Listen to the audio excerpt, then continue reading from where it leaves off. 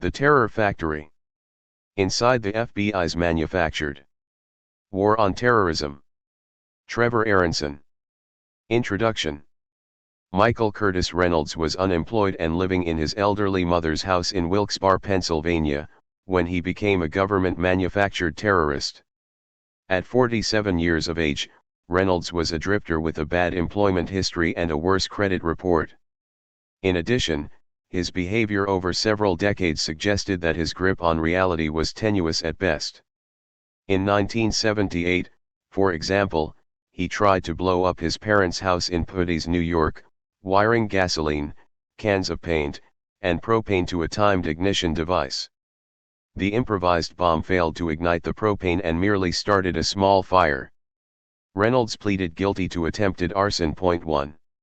Reynolds got married in 1982 and fathered 3 children. His father-in-law, Richard Danis, despite not approving of the marriage, tried to help his daughter Tammy and Reynolds start a life together, giving them an acre of land and signing for a mortgage to finance the construction of a home. But Reynolds couldn't reconcile the reality of his average life with the fantasy of his outsized ideas. He literally wanted to build a castle with turrets and everything else. Danis remembered. 2 The house was never built, and Tammy divorced Reynolds, getting full custody of their children. Reynolds was a man on the margins, bouncing around from place to place, job to job.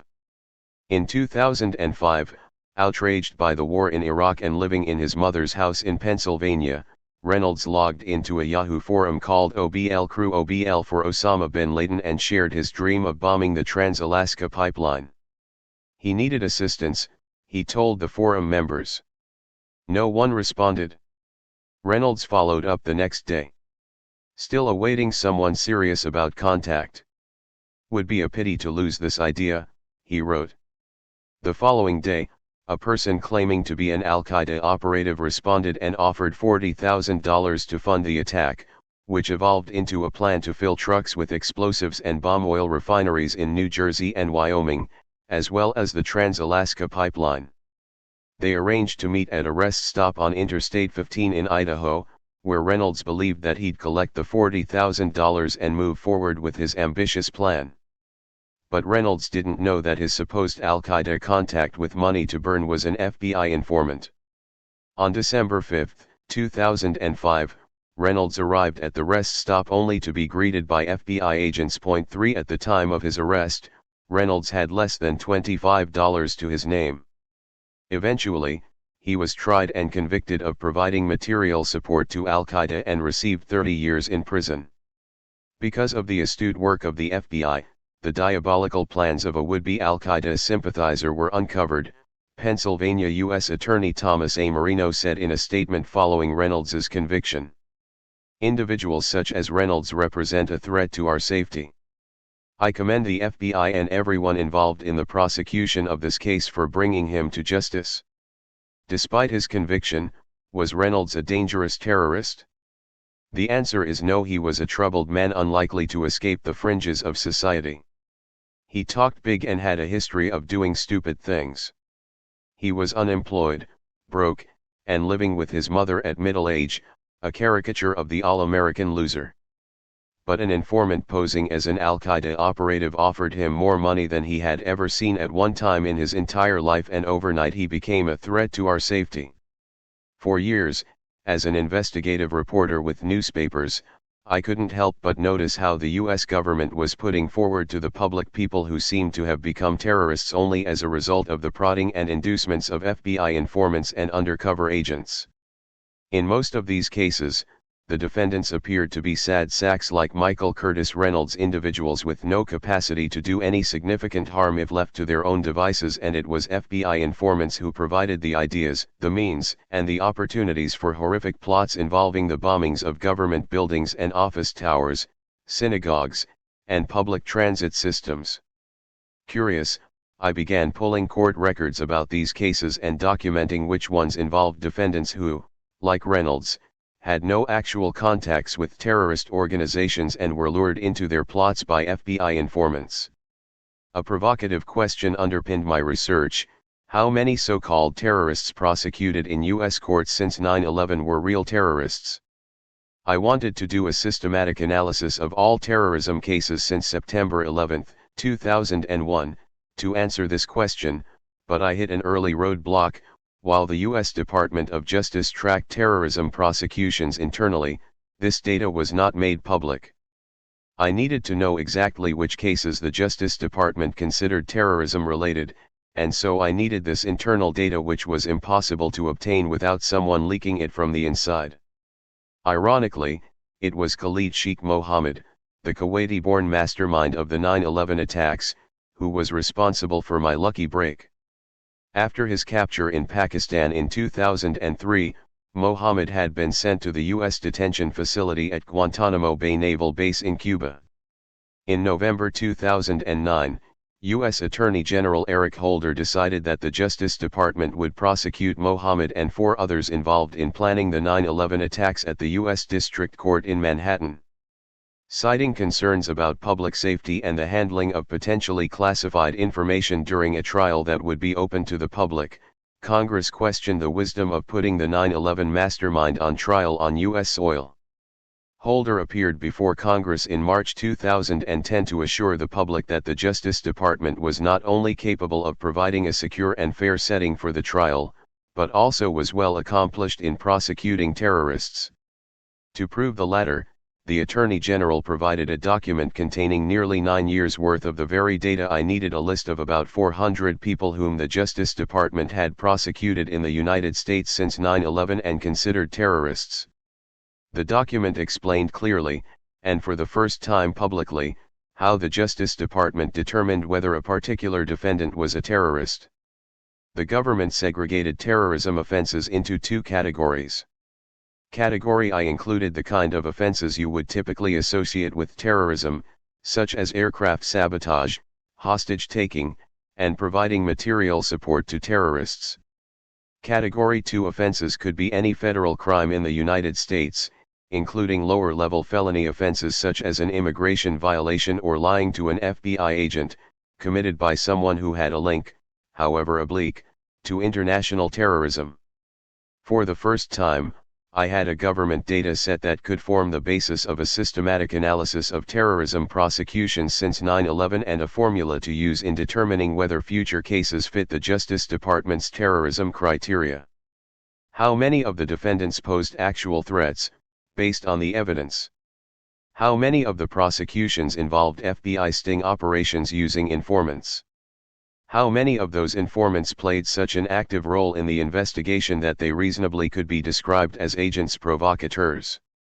Those were just some of the questions I wanted to answer, and the data Attorney General Holder and the Justice Department provided represented only the beginning. For every case, I would need to pore over hundreds, if not thousands, of pages of court records to answer those questions. I would also need to add and analyze defendants whose cases met the Justice Department's criteria for terrorism but were announced after Holder released his document in March 2010. The cost of and time needed for this type of investigation seemed staggering, and I had about as much capacity to do it on my own as Michael Curtis Reynolds had on his own of bombing the Trans-Alaska Pipeline. While I had some early research funding from the Carnegie Legal Reporting Fellowship at Syracuse University and the Fund for Investigative Journalism, I knew I needed about a year to build and analyze the database and then meet with enough current and former FBI officials to help me understand what the data meant. I pitched this ambitious project to the University of California, Berkeley's investigative reporting program, run by Lowell Bergman, a Pulitzer Prize-winning journalist and former 60 Minutes producer. Bergman's IRP had funded ambitious projects that examined in recent years, among other things, death investigations in the United States and the connections between U.S.-based casino companies and organized crime in Macau. Bergman took a gamble on my project in the fall of 2010. For several months inside an office across the street from the Berkeley Graduate School of Journalism, I worked with a research assistant, Lauren Ellis, to examine closely court records from every case on the Justice Department's list as well as from every subsequent case that fit the government's criteria for terrorism. From these examinations we built a database that provided fields for whether an informant was used, the name of the informant, the role of the informant, and notes to explain how cases were connected, particularly through the use of the same informant. It was painstaking, time-consuming work. While the Justice Department discloses when the FBI uses informants, it doesn't advertise their use.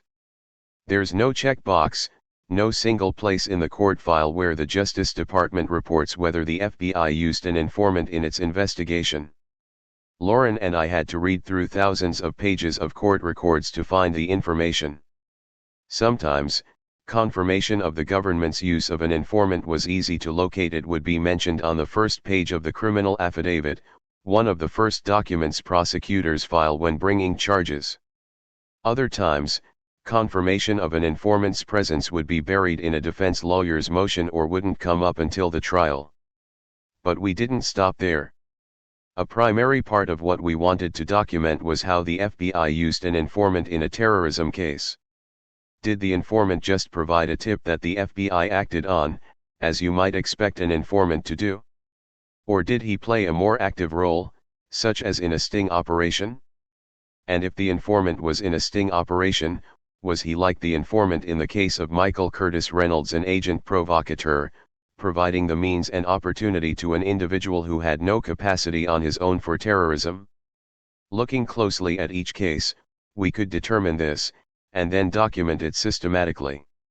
By August 2011, with nearly 10 years of terrorism prosecutions since 9/11, we had a database of 508 defendants whom the U.S. government considered terrorists. The way the data broke down was illuminating. Of the 508 defendants, 243 had been targeted through an FBI informant, 158 had been caught in an FBI terrorism sting, and 49 had encountered an agent provocateur. Most of the people who didn't face off against an informant weren't directly involved with terrorism at all, but were instead Category 2 offenders, small-time criminals with distant links to terrorists overseas. 72 of these Category 2 offenders had been charged with making false statements, while 121 had been prosecuted for immigration violations. Of the 508 cases, I could count on one hand the number of actual terrorists, such as failed New York City subway bomber Najib al-Azazi, who posed a direct and immediate threat to the United States. While building the terrorism database, I spent a lot of time in New York and Washington, D.C., interviewing current and former FBI agents in an effort to understand what was going on at the Bureau and what the story was behind the data.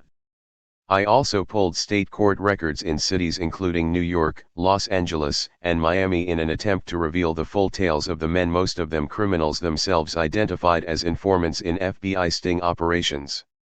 Lowell Bergman and I presented our findings to Mother Jones, which agreed to sign on as a full partner, devoting a cover story and substantial resources to make my database accessible and searchable online, as well as providing the fact-checking manpower to make sure that everything, from the data to the story, was correct and confirmed. What became clear from my reporting is that in the decade since 9/11, the FBI has built the largest network of spies ever to exist in the United States, with 10 times as many informants on the streets today as there were during the infamous COINTELPRO operations under FBI Director J. Edgar Hoover, with the majority of these spies focused on ferreting out terrorism in Muslim communities. The Mother Jones story revealed for the first time the inner workings of the FBI's informant program and how agents provocateurs were behind most of the scary terrorist plots you've heard about since 9/11.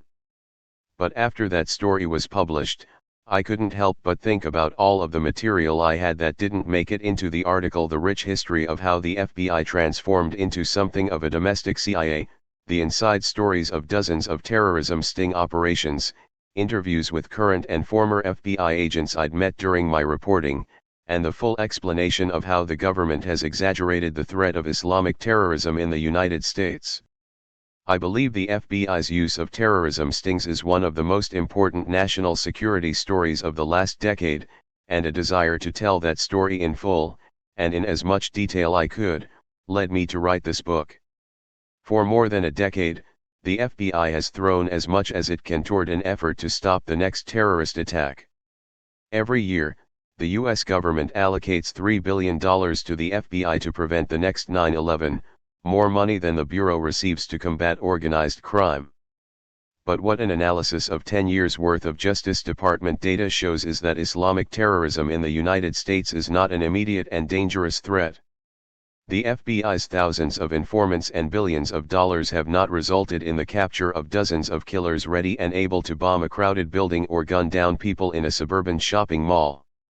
Instead, the FBI's trawling in Muslim communities has resulted largely in sting operations that target easily susceptible men on the margins of society, men like Michael Curtis Reynolds. Since 9/11, the FBI and the Justice Department have labeled as terrorists a mentally troubled man who worked at Walmart, a video game store clerk whose only valuable possession was a set of stereo speakers, a university student who was about to be evicted from his apartment, and a window washer who had dropped out of college, among others. All of these men were involved in FBI terrorism stings in which an informant came up with the idea and provided the necessary means and opportunity for the terrorist plot. While we have captured a few terrorists since 9/11, we have manufactured many more. 1. Terror traps. Antonio Martinez was a punk. The 22-year-old from Baltimore was chunky, with a wide nose and jet black hair pulled back close to his scalp and tied into long braids that hung past his shoulders. He preferred to be called Muhammad Hussein, the name he gave himself following his conversion to Islam. But his mother still called him Tony, and she couldn't understand her son's burning desire to be the Maryland Mujahideen. As a young man, Martinez had been angry and lost. He'd dropped out of Laurel High School, in Prince George's County, Maryland, and spent his teens as a small-time thief in the Washington, D.C. suburbs. By the age of 16, he'd been charged with armed robbery. In February 2008, at the age of 18, he tried to steal a car. Catholic University doctoral student Daniel Tobin was looking out of the window of his apartment one day when he saw a man driving off in his car. Tobin gave chase, running between apartment buildings and finally catching up to the stolen vehicle.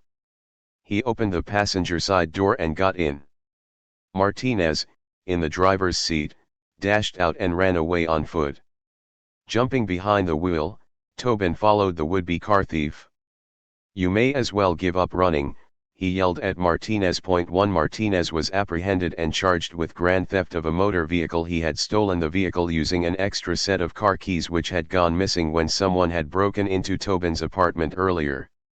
However, prosecutors dropped the charges against Martinez after Tobin failed to appear in court. Despite the close call, Martinez's petty crimes continued. 1 month after the car theft, he and a friend approached a cashier at a Safeway grocery store, acting as if they wanted to buy potato chips.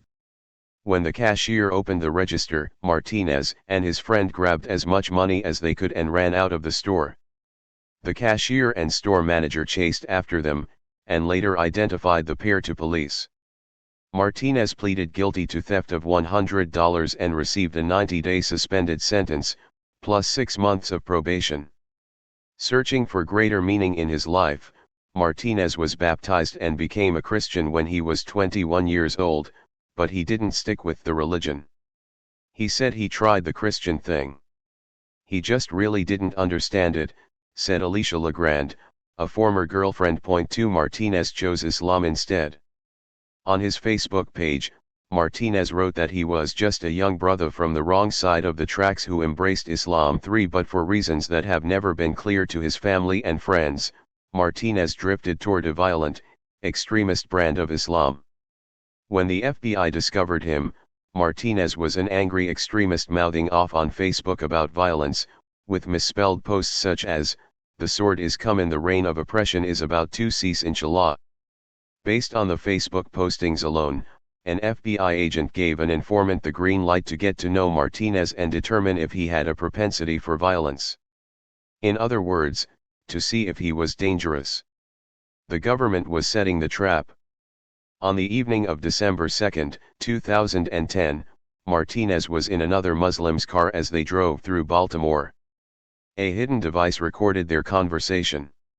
His mother had called, and Martinez had just finished talking to her on his cell phone. He was aggravated. "She wants me to be like everybody else, being in school, working," he told his friend. "For me, it's different. I have this zeal for Dean and she doesn't understand that." For Martinez's mother didn't know that her son had just left a meeting with a purported Afghan-born terrorist who had agreed to provide him with a car bomb. But she wasn't the only one in the dark that night. Martinez himself didn't know his new terrorist friend was an undercover agent with the Federal Bureau of Investigation, and that the man driving the car, a man he'd met only a few weeks earlier, was a paid informant for federal law enforcement. 5 days later, Martinez met again with the man he believed to be a terrorist. The informant was there, too.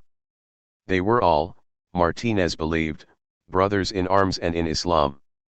In a parking lot near the Armed Forces Career Center on Baltimore National Pike, Martinez, the informant, and the undercover FBI agent piled into an SUV, where the undercover agent showed Martinez the device that would detonate the car bomb and how to use it. He then unveiled to the 22-year-old the bomb in the back of the SUV and demonstrated what he'd need to do to activate it. "I'm ready, man," Martinez said. "It ain't like you seein' it on the news. You gonna be there. You gonna hear the bomb go off.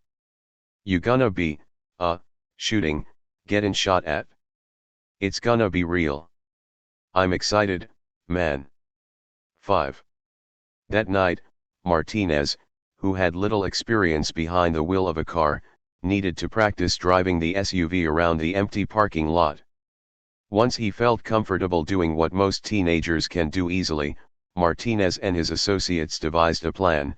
Martinez would park the bomb on wheels in the parking lot outside the military recruiting center. One of his associates would then pick him up, and they'd drive together to a vantage point where Martinez could detonate the bomb and delight in the resulting chaos and carnage. The next morning, the three men put their plan into action. Martinez hopped into the SUV and activated the bomb, as he'd been instructed, and then drove to the military recruiting station. He parked right in front. The informant, trailing in another car, picked up Martinez and drove him to the vantage point, just as planned. Everything was falling into place, and Martinez was about to launch his first attack in what he hoped would be for him a lifetime of jihad against the only nation he had ever known. Looking out at the military recruiting station, Martinez lifted the detonation device and triggered the bomb. Smiling, he watched expectantly. Nothing happened. Suddenly, FBI agents rushed in and arrested the man they'd later identify in court records as Antonio Martinez A/K/ Muhammad Hussein. Federal prosecutors in Maryland charged Martinez with attempted murder of federal officers and attempted use of a weapon of mass destruction. He faced at least 35 years in prison if convicted at trial. "This is not Tony," a woman identifying herself as Martinez's mother told a reporter after the arrest. "I think he was brainwashed with that Islam crap." Joseph Balter, a federal public defender, told the court during a detention hearing that FBI agents had entrapped Martinez, whom he referred to by his chosen name. "The terrorist plot was," Balter said, "the creation of the government, a creation which was implanted into Mr. Hussein's mind." He added, "There was nothing provided which showed that Mr. Hussein had any ability whatsoever to carry out any kind of Plan 7. Despite Balter's claims, a little more than a year after his indictment, Martinez chose not to challenge the government's charges in court. On January 26, 2012, Martinez dropped his entrapment defense and pleaded guilty to attempted use of a weapon of mass destruction under a deal that will require him to serve 25 years in prison, more years than he's been alive. Neither Martinez nor Balter would comment on the reasons they chose a plea agreement, though in a sentencing hearing, Balter told the judge he believed the entire case could have been avoided had the FBI counseled, rather than encouraged, Martinez. The U.S. Department of Justice touted the conviction as another example of the government keeping citizens safe from terrorists. "We are catching dangerous suspects before they strike, and we are investigating them in a way that maximizes the liberty and security of law-abiding citizens, U.S. Attorney for the District of Maryland Rod J. Rosenstein said in a statement announcing Martinez's plea agreement. That is what the American people expect of the Justice Department, and that is what we aim to deliver. Indeed, that is exactly what the Justice Department and the Federal Bureau of Investigation have been delivering throughout the decade since the attacks of September 11, 2001. But whether it's what the American people expect is questionable, because most Americans today have no idea that since 9/11, one single organization has been responsible for hatching and financing more terrorist plots in the United States than any other. That organization isn't Al-Qaeda, the terrorist network founded by Osama bin Laden and responsible for the spectacular 2001 attacks on New York's World Trade Center and the Pentagon in Washington, D.C. And it isn't Lashkar-e-Taiba, Jaish-e-Mohammed, Al-Shabaab, Hamas, Palestinian Islamic Jihad, or any of the other more than 40 U.S. designated foreign terrorist organizations. No, the organization responsible for more terrorist plots over the last decade than any other is the FBI. Through elaborate and expensive sting operations involving informants and undercover agents posing as terrorists, the FBI has arrested and the Justice Department has prosecuted dozens of men government officials say pose direct but by no means immediate or credible threats to the United States. Just as in the Martinez case, in terrorism sting after terrorism sting, FBI and DOJ officials have hosted high-profile press conferences to announce yet another foiled terrorist plot. But what isn't publicized during these press conferences is the fact that government-described terrorists such as Antonio Martinez were able to carry forward with their potentially lethal plots only because FBI informants and agents provided them with all of the means, in most cases delivering weapons and equipment, in some cases even paying for rent and doling out a little spending money to keep targets on the hook. In cities around the country where terrorism sting operations have occurred, among them New York City, Albany, Chicago, Miami, Baltimore, Portland, Tampa, Houston, and Dallas, a central question exists: is the FBI catching terrorists or creating them? In the years since the attacks of September 11, 2001, the federal law enforcement profile of a terrorist has changed dramatically. The men responsible for downing the World Trade Center were disciplined and patient. They were also living and training in the United States with money from an Al-Qaeda cell led by Kuwaiti-born Khalid Sheikh Mohammed. In the days and weeks following 9/11, federal officials anxiously awaited a second wave of attacks, which would be launched, they believed at the time, by several sleeper cells around the country. But the feared second wave never crashed ashore. Instead, the United States and allied nations invaded Afghanistan, Al-Qaeda's home base, and forced Osama bin Laden and his deputies into hiding.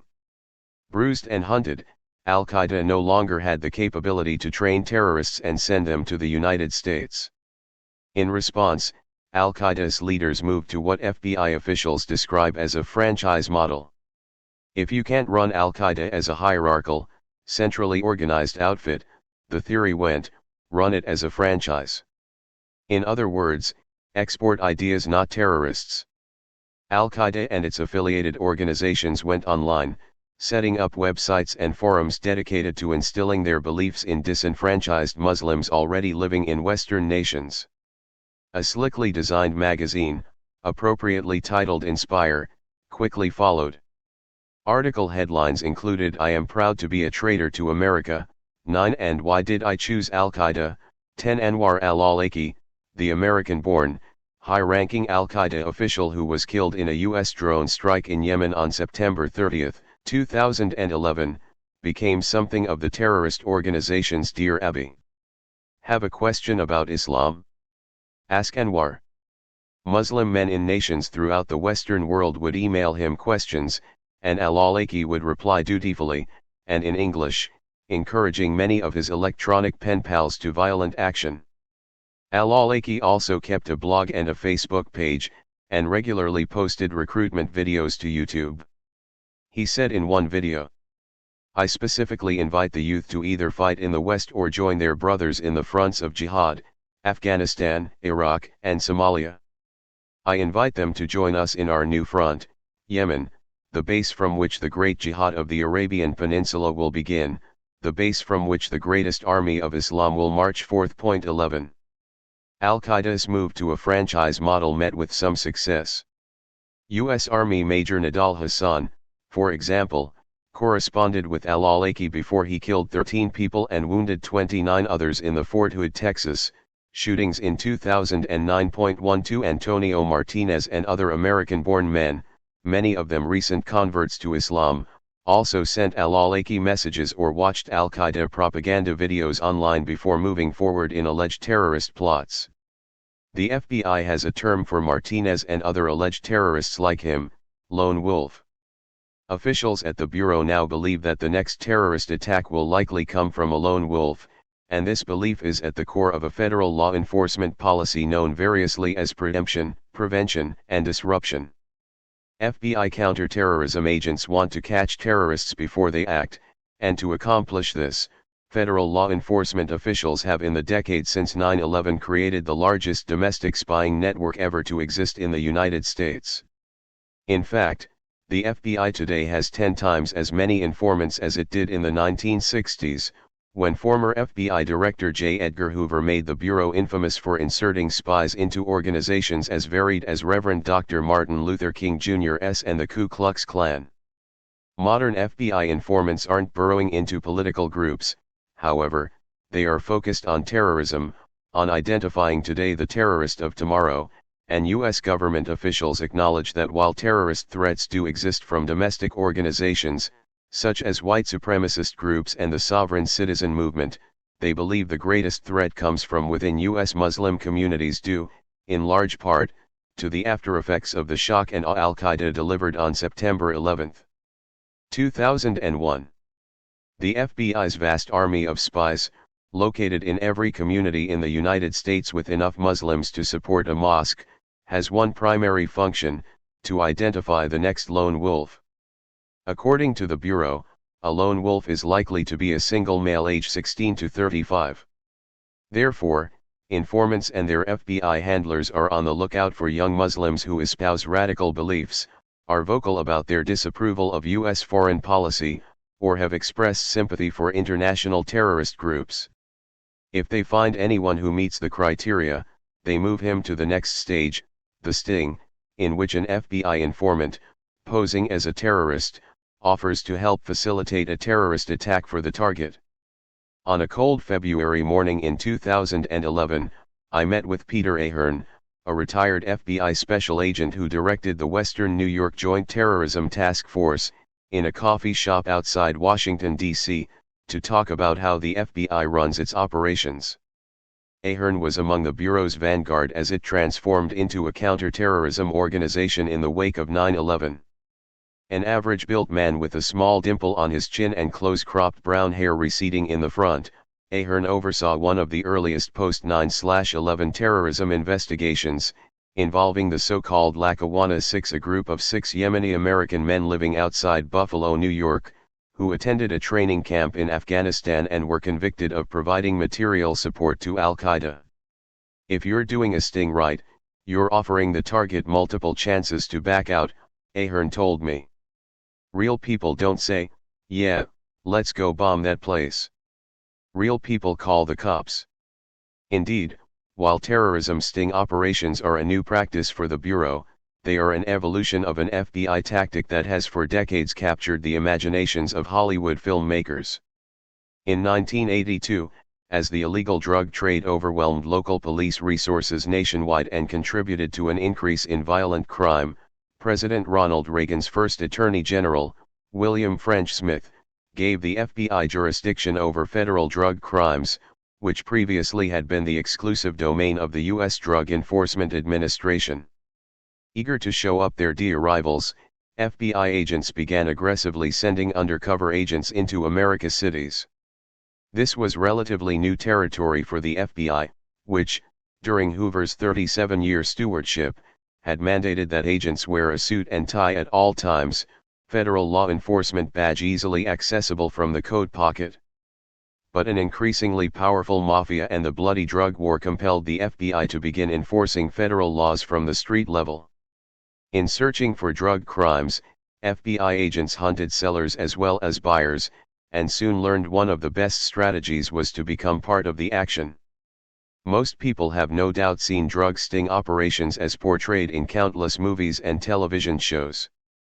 At its most cliché, the scene is set in a Miami high-rise apartment, its floor-to-ceiling windows overlooking the cresting waves of the Atlantic Ocean. There's a man seated at the dining table, he's long-haired, with a scruffy face, and he has a briefcase next to him. But that's not all. Hidden on the other side of the room is a camera making a grainy black and white recording of the entire scene.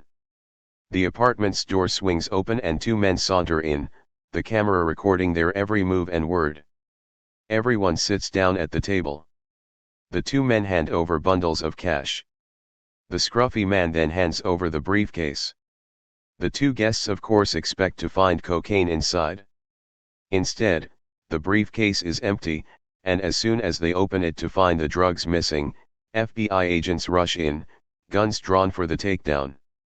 Federal law enforcement officials call this type of sting operation a no-dope bust, and it has been an effective tool for decades. It's also the direct predecessor to today's terrorism sting. Instead of empty briefcases, the FBI today uses inert bombs and disabled assault rifles, and now that counterterrorism is the Bureau's top priority, the investigation of major drug crimes has largely fallen back to the DEA. Just as no-dope busts resulted in the arrest and prosecution of those in the drug trade in the 20th century, terrorism sting operations are resulting in the arrest and prosecution of would-be terrorists in this century. While the assumptions behind drug stings and terrorism stings are similar, there is a fundamental flaw in the assumption underpinning the latter. In drug stings, federal law enforcement officials assume that any buyer caught in a sting would have been able to buy or sell drugs elsewhere had that buyer not fallen into the FBI trap. The numbers support this assumption.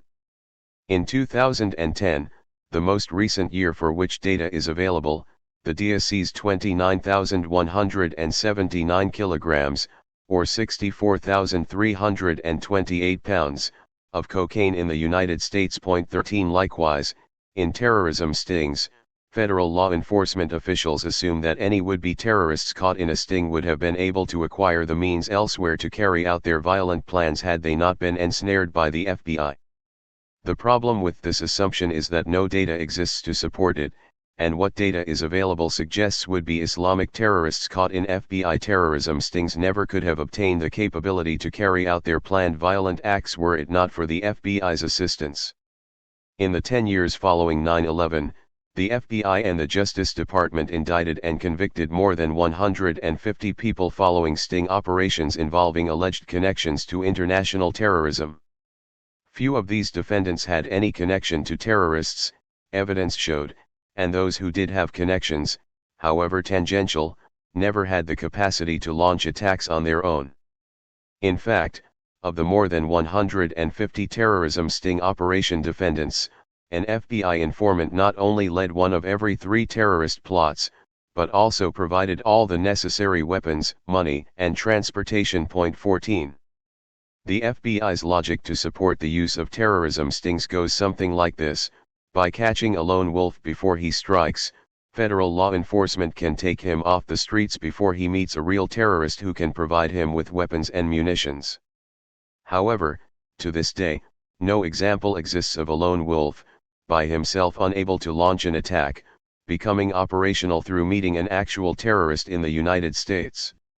In addition, in the dozens of terrorism sting operations since 9/11, the would-be terrorists are usually uneducated, unsophisticated, and economically desperate, not the attributes of someone likely to plan and launch a sophisticated, violent attack without significant help. This isn't to say there have not been deadly and potentially deadly terrorist attacks and threats in the United States since 9/11. Hasham Mohammed Hadayat, an Egyptian, opened fire on the El Al ticket counter at Los Angeles International Airport on July 4, 2002, killing 2 and wounding 4. 15 Afghan-American Najibullah Zaza, who trained with Al-Qaeda in Pakistan in 2008, came close to attacking the New York City subway in September 2009, with a plan to place backpack bombs on crowded trains going to and from Grand Central and Times Square stations. 16 Faisal Shahzad, who trained with terrorists in the tribal regions of Pakistan, attempted but failed to detonate a crude car bomb in Times Square on May 1, 2010.17. While all three were dangerous lone wolves, none fit the profile of would-be terrorists targeted today in FBI terrorism sting operations. Unlike those caught in FBI stings, these three terrorists had international connections and the ability to carry out attacks on their own, however unsuccessful those attacks might have been for Zazi and Shahzad. By contrast, consider another New York City terrorism conspiracy, the so-called Herald Square bomb plot. Shahawar Matan Siraj, a 22-year-old Pakistani-American, struck up a friendship with a seemingly elderly and knowledgeable Islamic scholar named Dawadi at his uncle's Islamic books and tapes shop in Brooklyn. Dawadi was an FBI informant, Osama el-Dawadi, who was put on the government payroll in September 2003 to stoke Siraj's extremist inclinations by claiming to have a degree in nuclear engineering, showing him pictures from Abu Ghraib, and bragging about his ties to the Brotherhood, which el-Dawadi said had connections to Omar Abdelrahman, the Egyptian commonly known as the Blind Sheikh, who is serving a life sentence for his role in the 1993 World Trade Center bombings. 18 Siraj asked if el-Dawadi could help him build a nuclear weapon and volunteered that he and a friend, James El-Shafi, wanted to detonate a car bomb on one of New York's bridges. He's a terrorist. He wants to harm the country and the people of the country. That's what I thought immediately, el-Dawadi said in court testimony.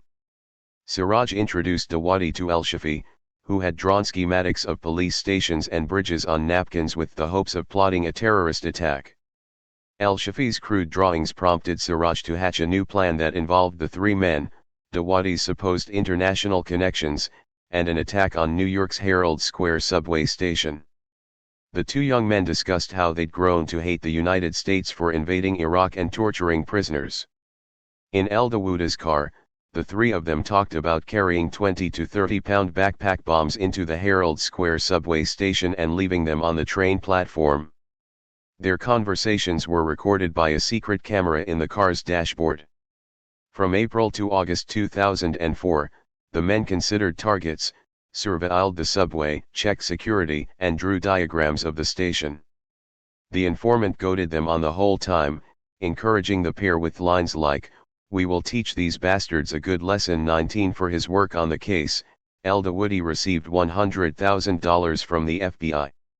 The evidence from the sting was enough to win convictions, and Siraj was sentenced to 30 years in prison and El-Shafi to 5 years.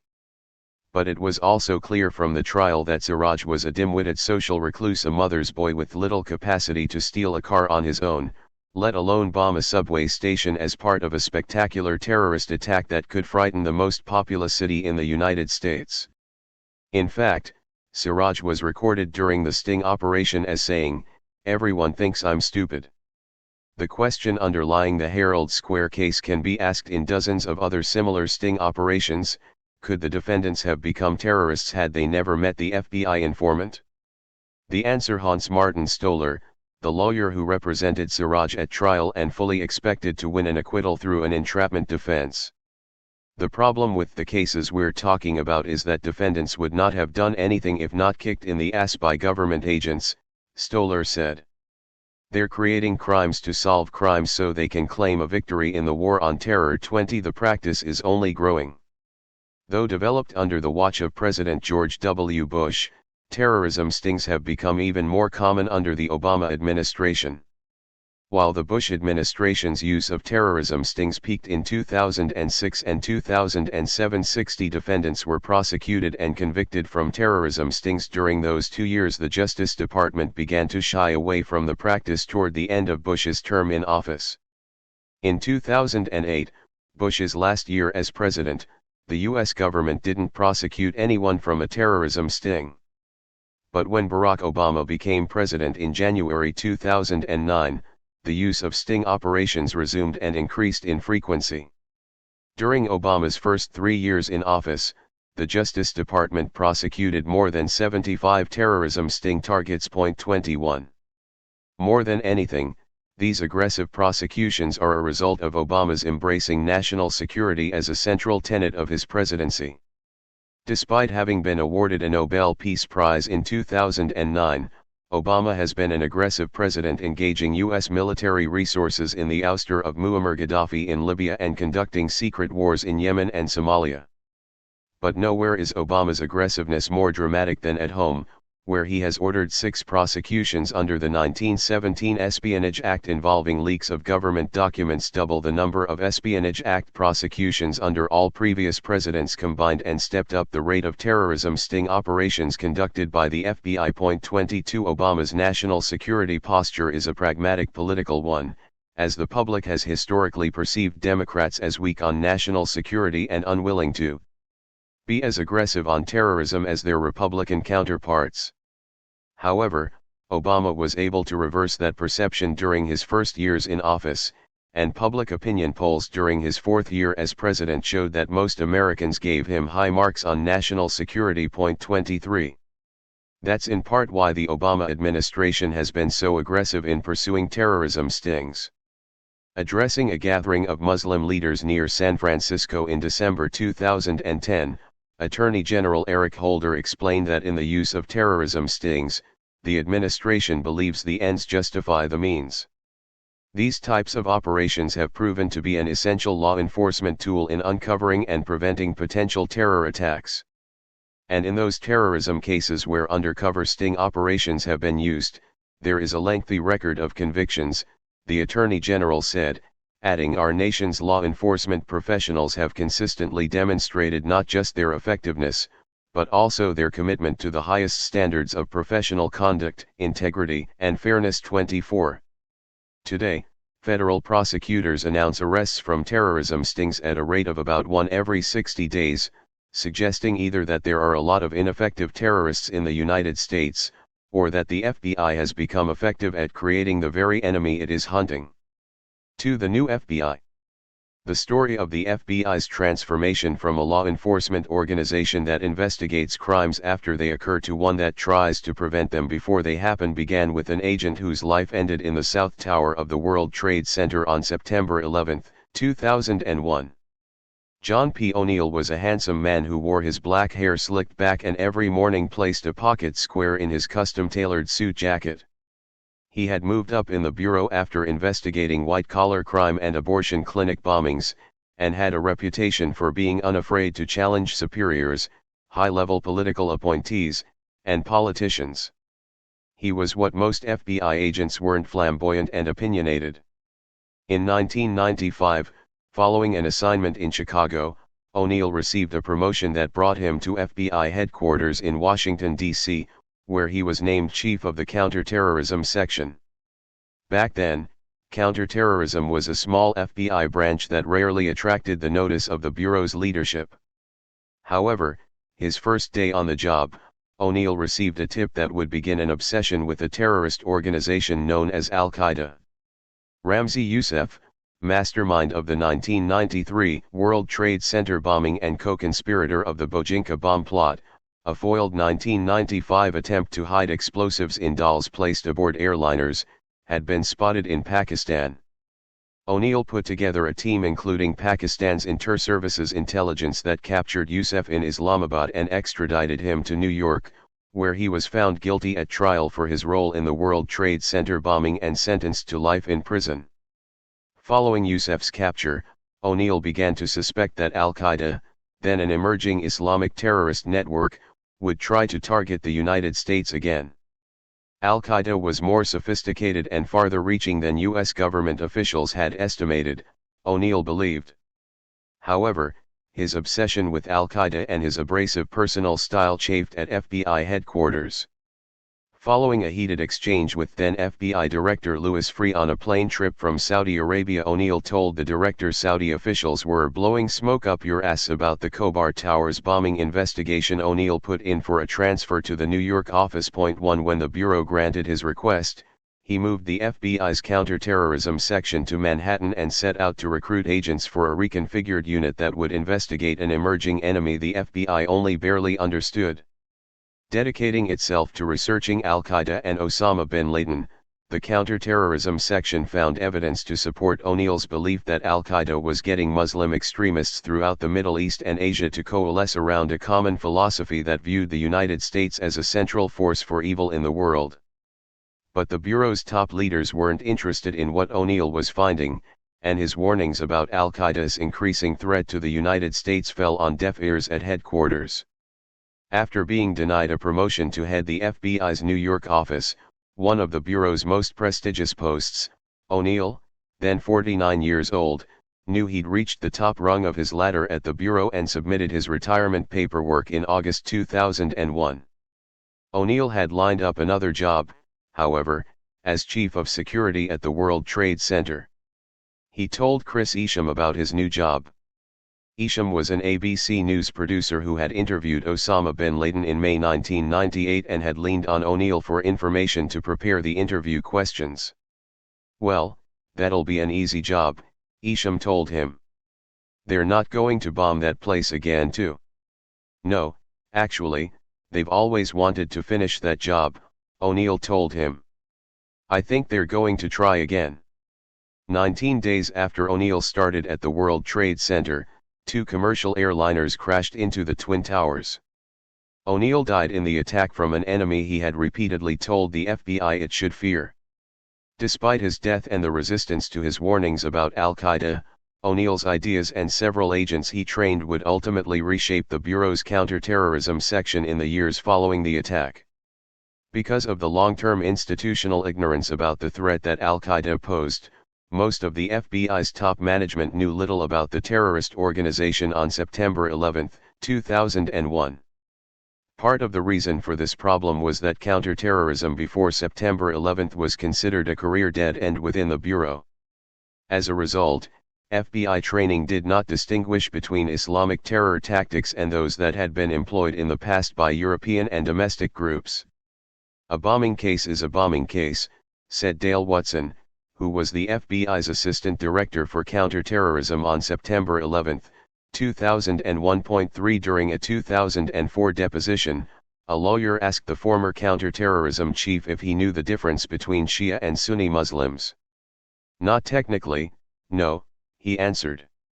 Watson's attitude reflected a belief in the Bureau that agents didn't need to understand Al-Qaeda in order to investigate the terrorist network. "I don't necessarily think you have to know everything about the Ku Klux Klan to investigate a church bombing," Watson said in the same deposition as a way of explaining this thinking. Point 4. The Bureau's ignorance of Al-Qaeda and Islamic terrorism in general was one of the reasons the FBI was caught flat-footed on September 11, 2001. But it wasn't the only reason. Despite his unsophisticated view of Islam, Watson had lobbied to increase the counterterrorism budget. With the help of outside consultants, and with the approval of President Bill Clinton's Attorney General, Janet Reno, Watson had authored a plan codenamed MaxCap 05, or Maximum Capacity by 2005, which called for a significant capacity increase in FBI counterterrorism operations. In the months before September 11, as intelligence suggested a terrorist attack could be imminent, Watson pushed Attorney General John Ashcroft to approve MaxCap 05. But Ashcroft and Robert Mueller, then the Attorney General's deputy at the Justice Department, rejected Watson's requests for budgetary reasons. Point 5. That left the FBI counterterrorism section poorly equipped to respond to the 9/11 attacks. As the U.S. government prepared for a feared second-wave attack, few agents were qualified to gather intelligence effectively and quickly on Islamic terrorism, in the United States or abroad. For example, on the day planes flew into the World Trade Center, the FBI had only 8 agents who could speak Arabic, and only one of those agents, Ali Sufan, an O'Neill protege, was based in New York. Point 6. FBI Director Robert Mueller had taken the top job at the Bureau only 1 week before September 11. After the World Trade Center towers fell, President George W. Bush called the new director into the Oval Office. He had a simple message for him: never again. The White House began to exert enormous pressure on the FBI to disrupt or preempt the feared next attack, forcing the Bureau to transform overnight into an intelligence-gathering agency capable of doing what international peer groups such as Britain's MI5 were able to achieve in terms of surveillance. To help accomplish this, the FBI recruited intelligence officers out of the National Security Agency and Central Intelligence Agency. Mueller's stewardship of the FBI's rapid transformation was among the reasons he received favorable reviews from the 9/11 Commission. 7. To lead the transformation into a counterintelligence and counterterrorism organization, Mueller turned to Pat Diamuro, who had researched Al-Qaeda while working under John O'Neill. In Diamuro, whose background was in investigating Russian organized crime, O'Neill had seen a talented manager who could help him run the counterterrorism section. "I can teach you the counterterrorism issues," O'Neill told Diamuro. 8 Mueller knew that O'Neill's former unit in New York was the most up to speed on Al-Qaeda, and that Diamuro, as O'Neill's former deputy, was best qualified to lead an investigation of 9/11. "I was down in Washington and the director saw me in the hallway and wanted to speak to me," Diamuro remembered. "So I went into his office the next day and that's when he asked me if I would come down to Washington as an inspector in place and run the events of 9/11 because of the involvement of New York into the investigations and the intelligence gathering into Al-Qaeda. 9 That post led to Diamuro's quick promotion to Executive Assistant Director for Counterintelligence and Counterterrorism.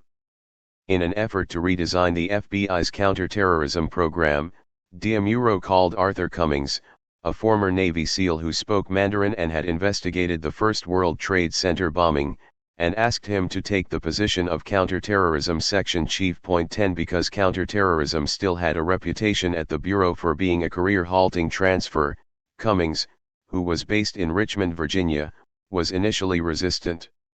He wanted to move up in the Bureau, and he knew some paths made upward movement easier than others. Counterterrorism wasn't one of those paths, Cummings and other FBI agents believed at the time. Cummings told Diamuro he didn't want the job, as he had put in to be Assistant Special Agent in Charge, or ASAC, of the FBI's office in Richmond. Diamuro asked FBI Director Mueller to call Cummings himself. He said that he understood that I wanted to be the ASAC in Richmond, and I said I did, Cummings recalled. I said that would be my preference because I needed to ensure my career progression, and the Bureau's a little tight on checking the boxes. I just needed to be an ASAC, or I thought I did. He said, "It's a different time. You've already displayed leadership traits. You don't need to be an ASAC. Don't worry about being an ASAC. I need you in this section chief job." 11 Diamuro added that Cummings was getting the terrorism post whether he wanted it or not. He basically said, "I need you in this job. It's very important right now in counterterrorism," Cummings said. And I said, "It doesn't make sense from a career progression standpoint." He said, "You can either put in for the job or I'm going to draft you for the job. But you're going to do this job." The Bureau, after September 11, stopped being an all-volunteer army. The director made it very clear that he needed the right people in the right jobs at the right time. He basically was making that happen. So I said okay. I'm not an idiot. I was going to be in the job. I was either going to go willingly or I was going to not, but I was going to be in the job. 12 While Cummings was rebuilding the counterterrorism section in Washington, D.C., FBI Associate Deputy Director Thomas J. Harrington sent him to Guantanamo Bay, Cuba, in January 2003 to help set up the FBI's operations on the island. Harrington saw it as an opportunity for Cummings and other counterterrorism agents and analysts to get in the box with terrorists and build their confidence in dealing one-on-one with Islamic extremists. 13 When he returned from Cuba, Cummings had orders to devise the Department of Homeland Security's new threat-level matrix, the now famous red, orange, and blue color scheme. 14 They started off with the red, orange, green, Cummings said. "I've got some great stories about that whole disaster. What are colorblind people going to do? I mean, the questions that came."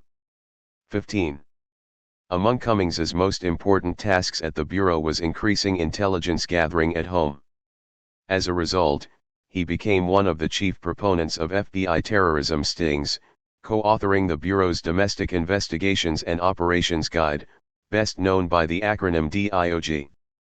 The 258-page document created the policy framework for the FBI's domestic intelligence network in U.S. Muslim communities and elsewhere, and allowed the Bureau to open quick investigations, known as threat assessments, without having the criminal predicate, or probable cause, necessary to justify a full investigation. 16 Before September 11, investigating anyone without having credible information to support the belief that the target was involved in a crime was illegal and unthinkable at the FBI.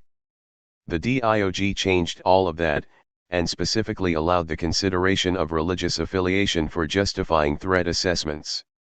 If a known or suspected terrorist had attended a particular mosque, for example, the FBI had authority under the DIOG to investigate any of the mosque's other attendees for up to 48 hours. Once 48 hours had passed, according to the DIOG, agents needed an established predicate to continue the investigation. The current version of the DIOG, adopted in October 2011, goes even further than the one Cummings co-wrote, allowing for, among other tactics, trash covers, which is Bureau parlance for when agents rifle through someone's garbage to search for information that could be used to recruit informants. 17.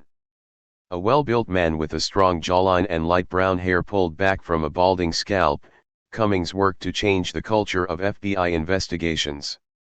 Instead of arresting a would-be terrorist as soon as agents had sufficient evidence, as was the protocol before September 11, FBI men and women under Cummings left targets in the wild longer to be monitored and tracked.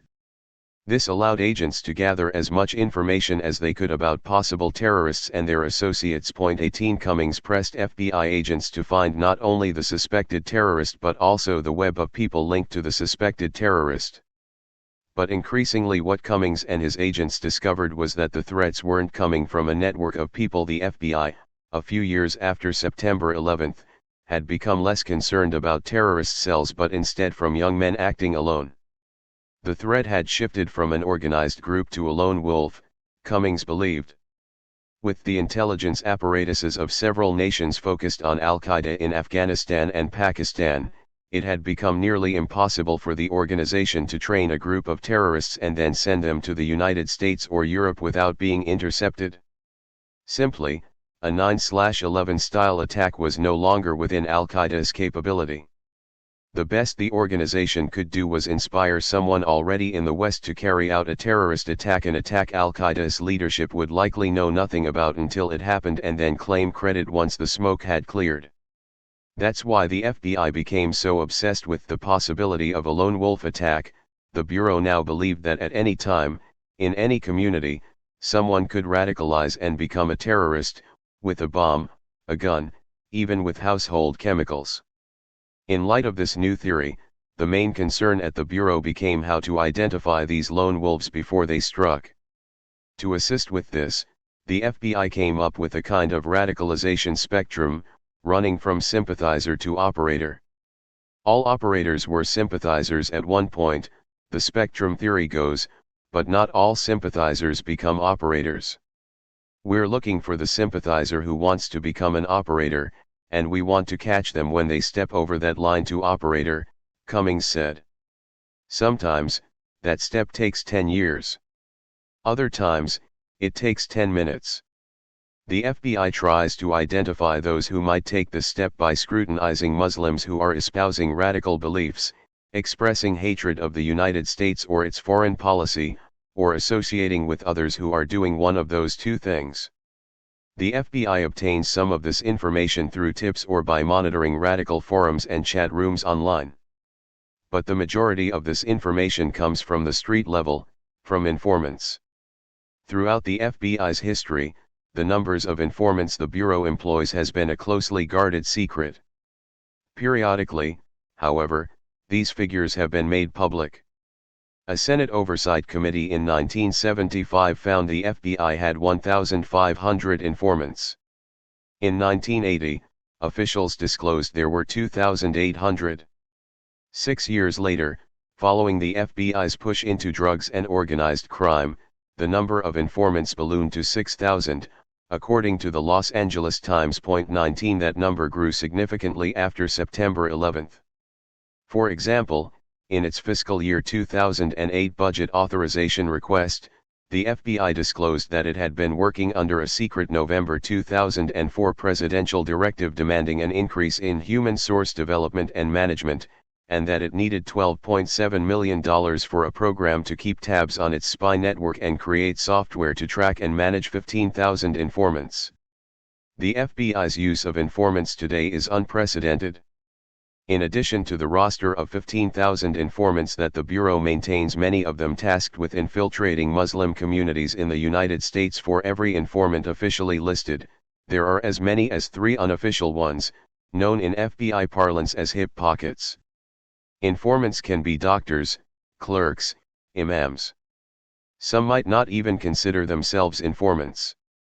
But the FBI regularly taps all of them as part of a domestic intelligence apparatus whose only historical peer might be COINTELPRO, the program the Bureau ran from the 1950s to the 1970s to discredit and marginalize groups ranging from the Ku Klux Klan to the Communist Party to the Reverend Martin Luther King Jr.'s civil rights organization. To manage this comprehensive system, the FBI uses a computer program known as Delta, which allows agents to search the ranks of informants using specific parameters, among them age, ethnicity, nation of origin, and languages spoken. The idea behind Delta was to make it more efficient not only to document information, but to manage information and incorporate elements of oversight. Wayne Murphy, the FBI's Assistant Director of Intelligence, told the news media when Delta was first announced to the public in July 2007. 20 Effective informants today move around the country doing the FBI's bidding, and Delta has made this fluent movement possible. An FBI informant who can look and speak the terrorist part can move from case to case, jurisdiction to jurisdiction, state to state, earning tens of thousands of dollars at every stop. It's not uncommon for informants to make $100,000 or more on a case, plus a performance incentive of potentially tens of thousands of dollars if the case results in convictions, and then move across the country to do it all over again in some other city. Delta streamlines the horse trading of informants among FBI handlers by cataloging them and providing detailed information about their case histories. Using Delta, FBI agents who need an informant can search the database and find candidates just as a corporate recruiter might use LinkedIn while searching for software engineers to hire. In addition to dramatically changing the way the FBI tracks and uses informants, Delta also put a stop to an older, rampant practice of agents hoarding the best informants for job security. Peter Ahern, the retired FBI special agent who oversaw the Joint Terrorism Task Force in Western New York, explained to me how after Delta was implemented, agents could no longer guard their informants. In the past, agents had treated informants like their personal pets, to be let out of their cages only when necessary and never to be shared with other agents because there was now a digital clearinghouse of snitches. If agents in a particular city needed an informant for a certain task, all they had to do was load Delta and see which informants might be available for transfer. I could sit down in front of a computer and type in one-legged Somali, and I'd find we've got one in Kansas City, and I could call up the handler and ask if I could borrow the guy, Ahern told me, exaggerating for humor. 21. The FBI's extensive and better organized use of informants represents one great change for the Bureau in the post-9/11 era. But another and perhaps more jarring change involves data mining.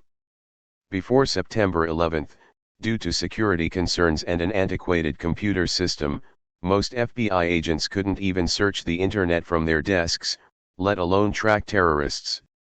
In fact, on September 11, 2001, FBI agents were forced to send photographs of the hijackers by express mail because the Bureau's computer system didn't allow them to email images. Former FBI Director Louis Freeh, who retired in June 2001, was so technology-averse that he refused to use email.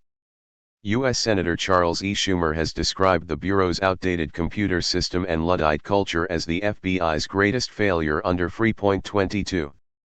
That the FBI was behind the times technologically is an understatement, and so using data for intelligence purposes represented a giant leap forward for the Bureau. To assist in taking that leap, in 2005, FBI Director Mueller tapped Philip Mudd, a former CIA analyst and top-level briefer under CIA Director George Tenet.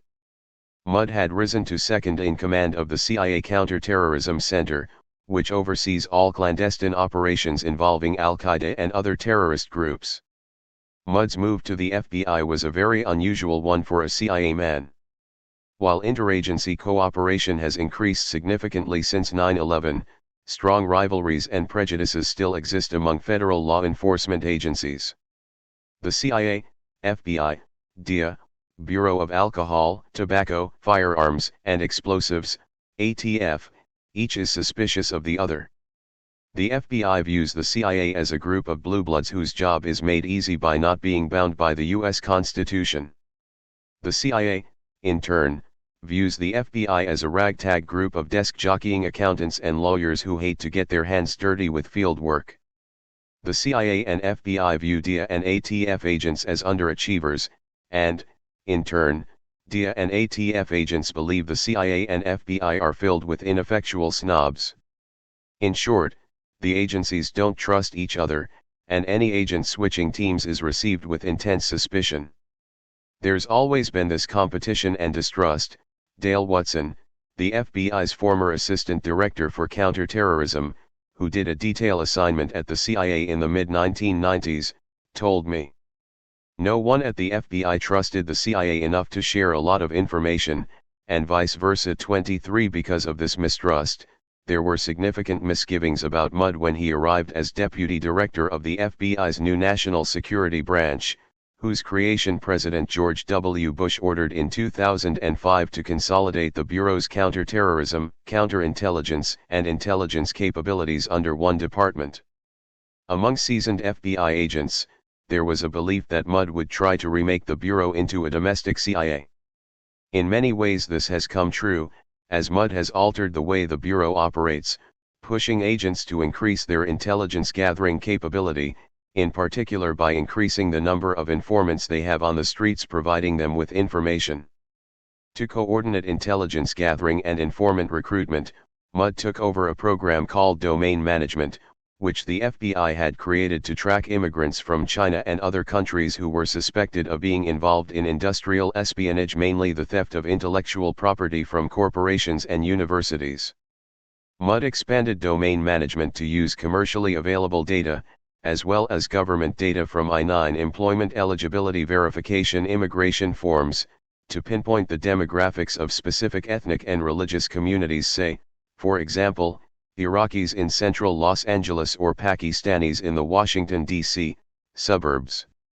In February 2006, shortly after taking his position at the FBI, Mudd demonstrated domain management to high-ranking agents.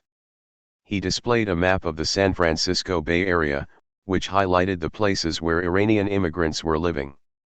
That was where, Mudd said, the FBI was hunting. 24 Domain management could tell FBI agents with precision where Muslims lived in San Francisco as well as nationwide, allowing them to direct resources and informant recruitment to specific neighborhoods. The FBI officially denies that domain management works this way. Its purpose, Bureau spokespeople have said, is simply to help allocate resources according to threats. But FBI agents have told me that with counterterrorism as the Bureau's top priority, agents often look for those threats in Muslim communities, and domain management allows agents to understand those communities' locations and demographics. One former FBI official jokingly referred to domain management as battlefield management. Some FBI veterans have criticized domain management as unproductive and intrusive. One agent told Mudd during a high-level meeting that the program pushed the Bureau to the dark side. This tension has its roots in the stark difference between the FBI and the CIA.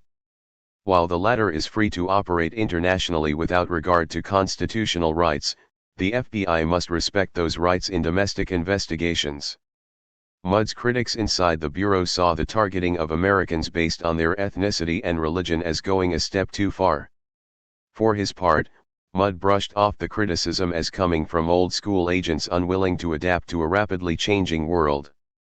"There's 31,000 employees in this organization and we're undergoing a sea change," he told the New York Times during his first year at the FBI.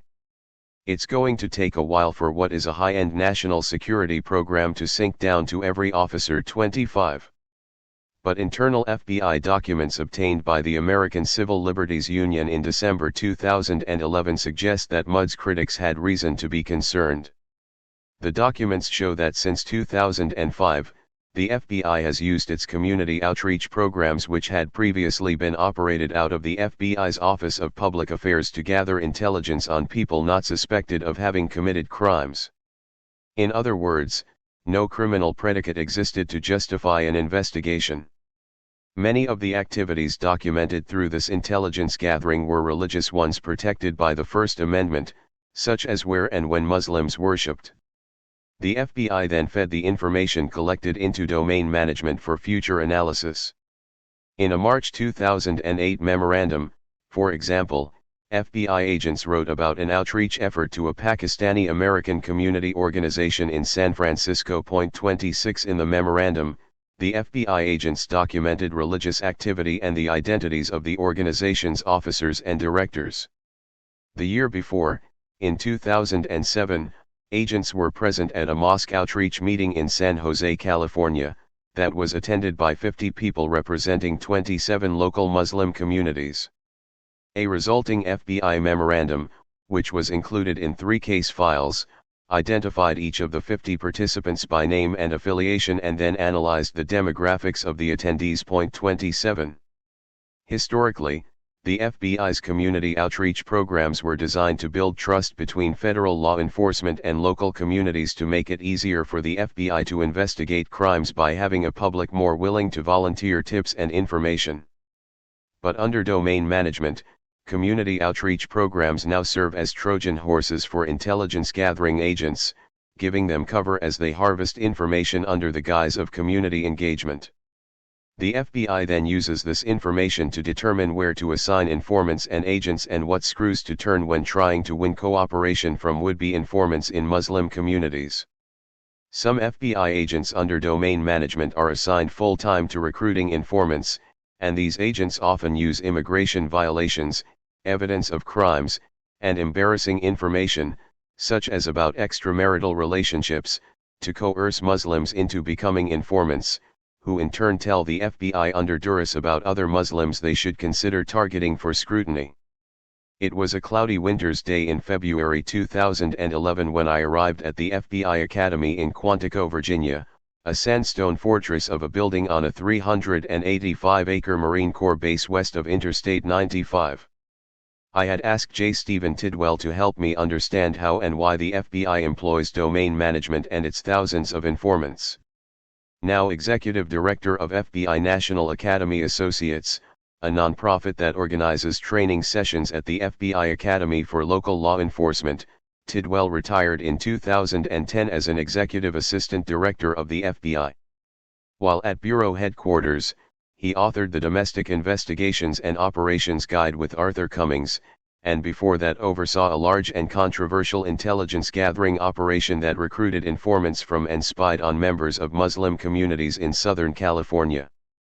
Tidwell arguably knows as much about FBI counterterrorism operations as anyone, and on that February afternoon, he drove me in his black Ford F-350 through Hogan's Alley, a 10-acre recreation of a town at the FBI Academy crowded with houses, bars, stores, and a hotel, which the Bureau uses as a realistic training ground for its new agents. 28 The FBI jokingly refers to Hogan's Alley, which gets its name from a 19th-century comic strip, as a hotbed of terrorist and criminal activity, and agents who work sting operations learn their craft here. At one end of the town is the Biograph Theater, named for the Chicago movie house where FBI agents gunned down John Dillinger in 1934. Tidwell pointed to the model cinema and laughed. "Dillinger, Biograph Theater, Chicago," he said. See, the FBI has a sense of humor. A former West Texas cop, Tidwell is a barrel-chested man with close-cropped brown hair that is slowly graying. Wearing khakis, a blue sweater, and an Oxford shirt. He drove me back to the main FBI Academy building and continued the nickel tour. In one of the hallways, he stopped at and pointed to a plaque hanging on the wall, which commemorated John O'Neill. John understood the threat Al-Qaeda posed long before anyone else at the Bureau did, Tidwell said. We then walked to the office of FBI National Academy Associates, which is tucked into a corner of the FBI Academy's main building. Not far from Tidwell's neatly kept, windowed office is a place where visitors can buy FBI Academy souvenirs such as t-shirts and coffee mugs. Many current and former FBI agents I've spoken to have offered negative comments about domain management and its creator, Philip Mudd, drawing a caricature of the former CIA analyst as a soulless purveyor of the dark arts whose evils have infected the Bureau. Tidwell isn't one of them. In fact, he's one of Mudd's most vocal supporters. I asked him whether he believed domain management's obvious intrusion into minority communities, with maps created according to demographic and religious data, was worth whatever benefits could be achieved for criminal investigations and intelligence gathering. Tidwell leaned back in his chair and crossed his legs, placing his left foot on top of his right knee, as he thought about how to answer the question. I don't think it's useful to think of domain management strictly in the way you are, he told me. Let's imagine we're out in a field to investigate a report that there's been a murder. We're looking for the body, and it's all woods and brush except for a large barn in the middle of the property. One person suggests that we divide up the property into sections and have agents walk it inch by inch until we find the body. Another suggests that we get up on the roof of the barn and look for the body from that vantage point. But a third person says neither of those plans is the most effective way to find the body. He instead points to the sky, where birds are circling. He says, let's search the ground those birds are flying over. That's what domain management does. However, there's a significant difference between Tidwell's analogy and domain management. In Tidwell's analogy, the birds provide an independent third-party analysis of sorts. Their presence in the sky suggests that a body could be below, no matter what preconceived ideas FBI agents might have about the location of the reported murder victim. But with domain management, the data provides suggestions that bolster, rather than challenge, the FBI's preconceived ideas. The program is able to say with certainty and exactness where Muslims live in a particular city, but the belief that a danger exists in that part of the city as a result of the Muslim population requires the preconceived belief that Muslim communities represent a threat to public safety and national security. This belief and a generalized Islamophobia pervade all levels of the Bureau. In recent years, FBI counterterrorism training has made little to no distinction between the Al-Qaeda terrorist network whose members are religious radicals and Islam in general. FBI counterterrorism training documents in circulation in 2011 described Mohammed as a cult leader and labeled charity among Muslims as a funding mechanism for combat. The more devout a Muslim was, according to FBI training literature first made public by Wired magazine, the more likely he was to be violent. 29. Tidwell understands better than most at the FBI the repercussions of focusing investigative resources on Muslims. He is a named defendant in a class action lawsuit filed by the ACLU and Council on American Islamic Relations in 2011 alleging illegal spying on Muslim communities in California, but he doesn't believe that knowing, for example, where Lebanese live in a city means that the FBI is necessarily spying on or targeting Lebanese Americans. 30 Anything we do is going to be interpreted as monitoring Muslims, Tidwell said. I would tell Muslim community leaders, do you really think I have the time and money to monitor all the mosques and Arab American organizations? We don't, and I don't want to. The flip side with what the Bureau does is that we're also responsible nationally for protecting civil rights. That's something I always said in dealing with the Muslim communities. My first responsibility is to protect you. If a mosque had stuff painted on it, just like with a synagogue, we'd help clean it up. Our first responsibility to you is civil rights. Our second responsibility is making sure someone isn't hiding among you, taking advantage of what you represent. Yet that second responsibility is the reason the FBI developed domain management, has agents who are assigned full-time to recruiting informants, and now needs sophisticated software to track its thousands of informants nationwide. The use of domain management and the explosive growth of the FBI informant ranks are the primary reasons why today we have so many terrorism sting cases. While the cases involve plots that sound dangerous about bombing skyscrapers and synagogues and crowded public squares, if you dig deeper, you see that many of the government's alleged terrorists seem hopeless. They are almost always young and down on their luck, penniless, without much promise in their lives, easily susceptible to a strong-willed informant's influence. They're often blustery punks, I told Tidwell, and I wondered if most would mature past their big-talking ways if left alone. And if they don't mature? Tidwell countered. Or if they hook up with someone of a like mind that has the capacity? You and I could sit here, go online, and by tonight have a decent bomb built.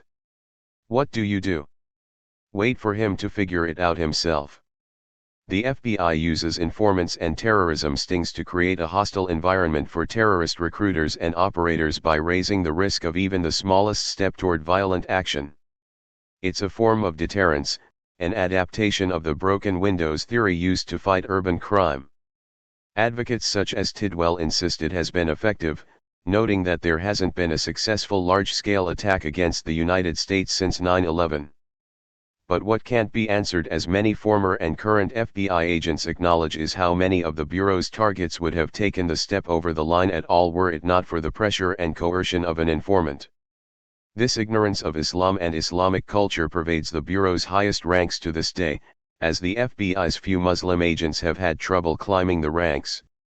In one of several examples of alleged discrimination, the FBI denied the promotion of one Muslim agent, Bassem Youssef, due in part to confusing him with another Muslim agent, Gamal Abdel Hafiz, who was fired, but later reinstated, after refusing to wear a wire during the controversial investigation of Sami Al-Arian, a computer engineering professor at the University of South Florida in Tampa, who pleaded guilty to conspiring to provide services to the Palestinian Islamic Jihad following years of FBI scrutiny. The commercial data that the FBI feeds into domain management has been a matter of some debate. Congressional Quarterly reported that consumer data used in domain management once included grocery store sales of Middle Eastern food. The FBI denied that it was data mining falafel transactions, calling the report too ridiculous to be true, but Congressional Quarterly stood by its story. 3. Mohammed and Howard. Informants have always been an integral part of the FBI, providing the eyes and ears on everything from the Prohibition-era mafia, when informants furnished information about organized crime figures such as Al Capone, to the civil rights movement, when the FBI used, among other informants, African-American freelance photographer Ernest Withers to infiltrate the organization of Dr. Martin Luther King Jr. One under longtime director J. Edgar Hoover. However, informants never played an active role in FBI investigations. Instead, they just watched and listened, and then reported what they saw and heard to their handlers at the Bureau. This fly-on-the-wall approach metamorphosed during the war on drugs in the 1980s, when the FBI adopted a street-level approach to fighting crime. As part of this new approach, informants became active players in investigations, often posing as either drug dealers or buyers and saying and doing things that pushed plots forward or drew in additional targets. The terrorism informants of today are evolved versions of those drug war-era agents provocateurs. The very first of this new breed of informants sprung up in Miami just before September 11, putting together the kind of sting that would be replicated dozens of times over the next decade.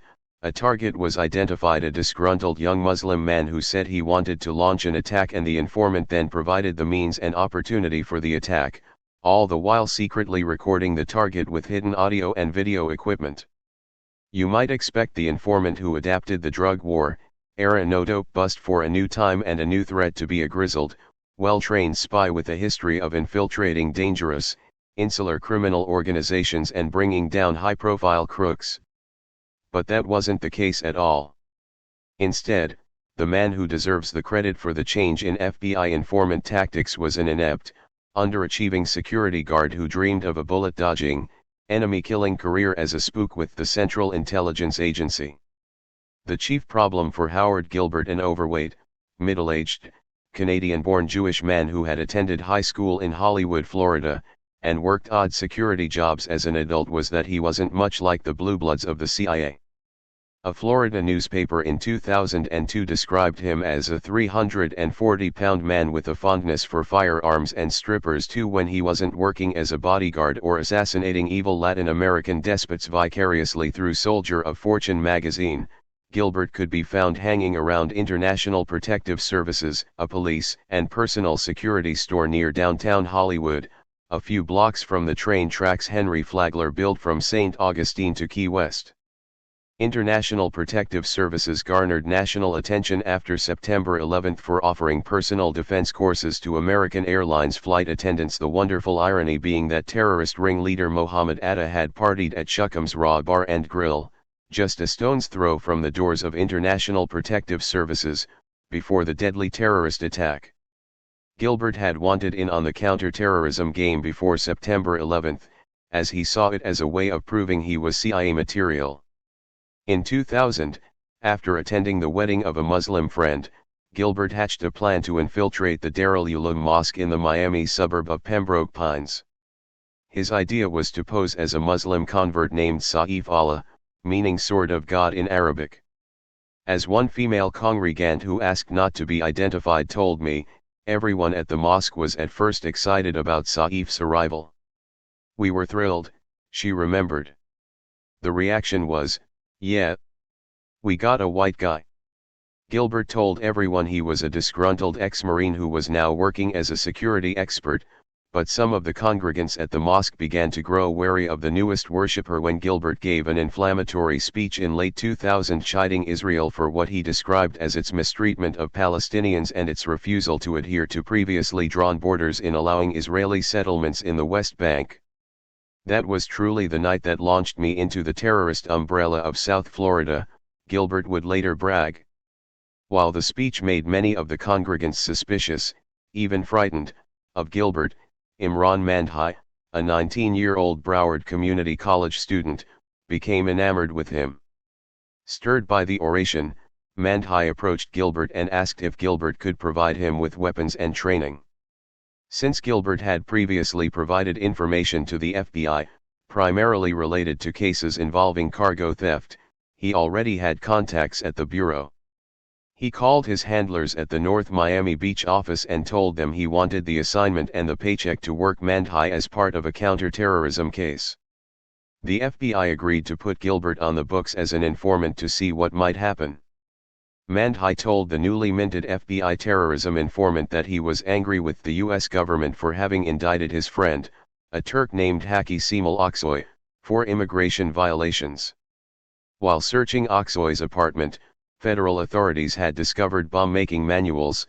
It's never been clear from available evidence whether Aksoy was on his way to becoming a terrorist or was just another immature young man fascinated with bombs and explosives.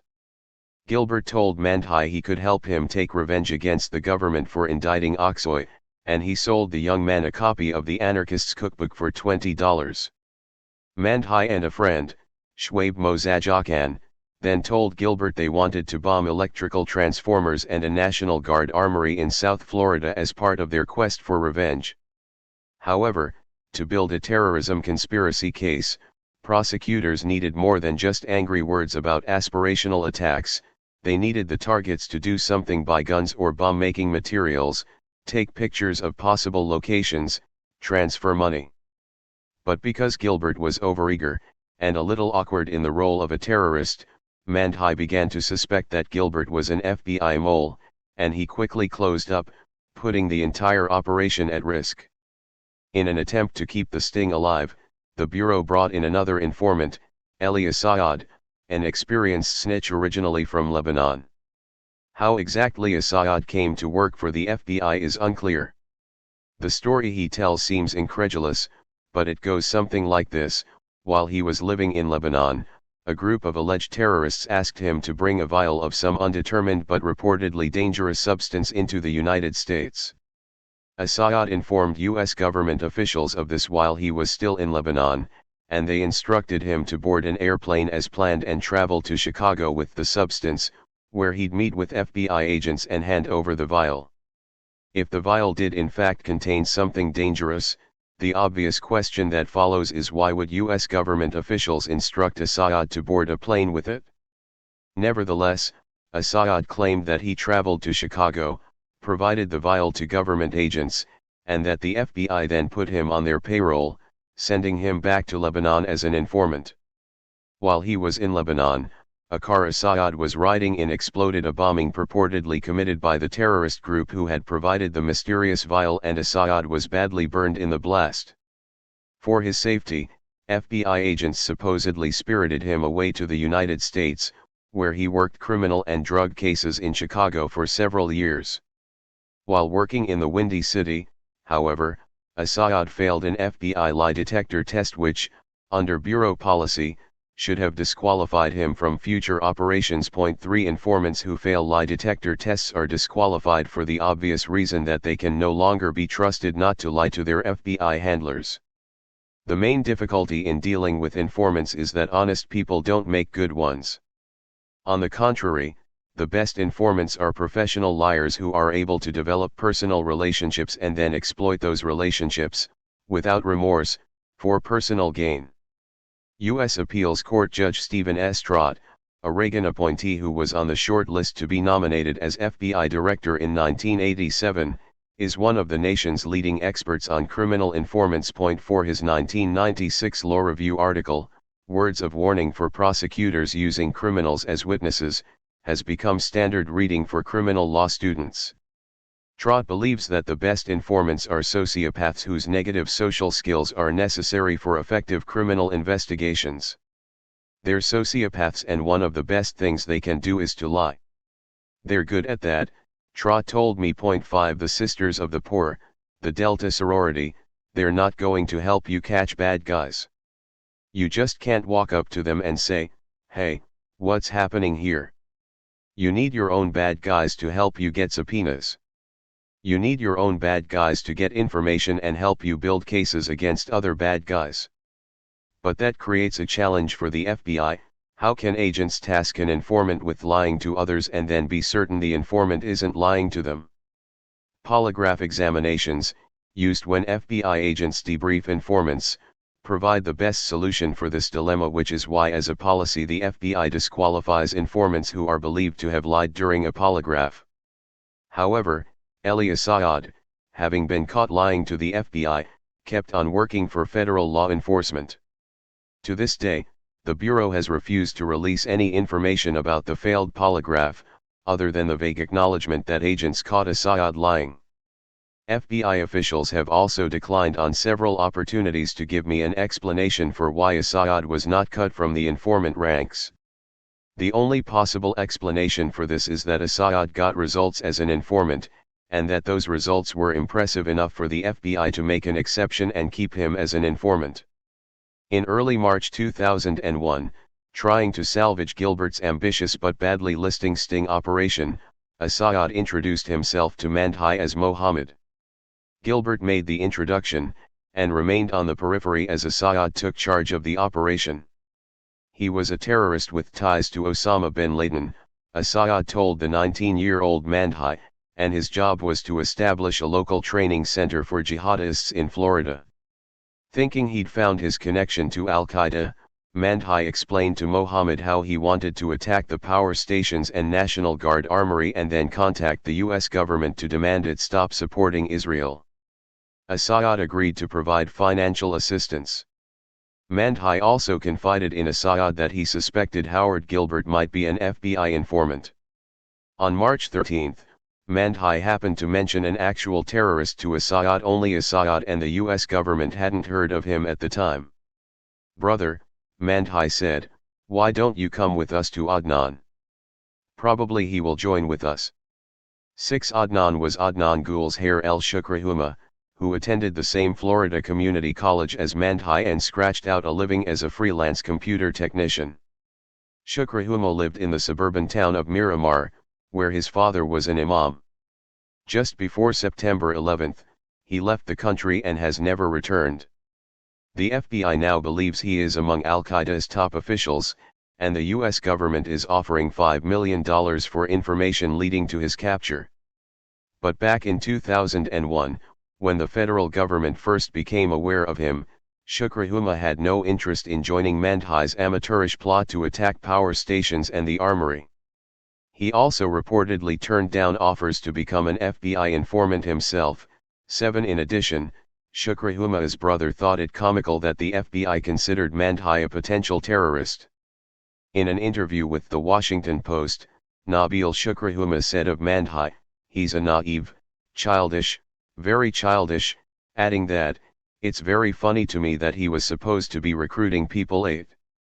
3 days after mentioning Shukri Huma, and after having confessed to Mohammed that he believed Howard Gilbert was an FBI informant, Mandhai changed his story. He now told the FBI informants that he wasn't the leader of the bomb plot, and was in charge only of recruiting and operations for an idea and plan that had originated with Gilbert. The next day, Mandhai told Assayad and Gilbert that he was unwilling to move forward in the bomb plot. The FBI quickly severed Gilbert from the investigation, paying him $6,000 for his undercover work, since it appeared that Mandhai couldn't get past his suspicion that Gilbert was a snitch for the feds. But Mandhai's mistrust of Mohammed didn't last. Once the FBI cut Gilbert from the sting, Mandhai contacted Assayad and asked for help in freeing Aksoy, the friend indicted for immigration violations. Aksoy could help with the bomb plot, Mandhai told Assayad, and he'd recruit 25 to 30 people to be trained at the Al-Qaeda training camp. Assayad in turn presented Mandhai with an assortment of weapons and explosives as examples of what he could provide. Assayad, Mandhai and his friend Shwaib Mozajakan then moved forward in the plot, first attending a gun show where they tried but failed to buy a gun. Jakan's credit card was declined. However, the whole operation came to a halt on April 6, 2001 when Miami-Dade police arrested Assayad at his apartment after his pregnant girlfriend called 911. When officers arrived, Maria Granados told them Assayad had beaten and choked her, and she had called authorities when she became fearful for the safety of her unborn child. 9 During questioning, Assayad told the police that he was unemployed. Granados ultimately spared Assayad by having prosecutors drop the felony aggravated battery charges against him. 1 month after Assayad's arrest, FBI agents interviewed Imran Mandhai, and he admitted that he was planning to blow up electrical transformers and demand changes to U.S. foreign policy. 1 year later, after September 11, federal prosecutors finally indicted Mandhai on 2 charges: conspiring to damage and destroy electrical power stations and a National Guard armory by means of fire and explosives, and inducing Jakan to damage the property of an energy facility. Mandhai pleaded guilty to the first charge and received a sentence of 140 months. He is scheduled to be released in December 2014.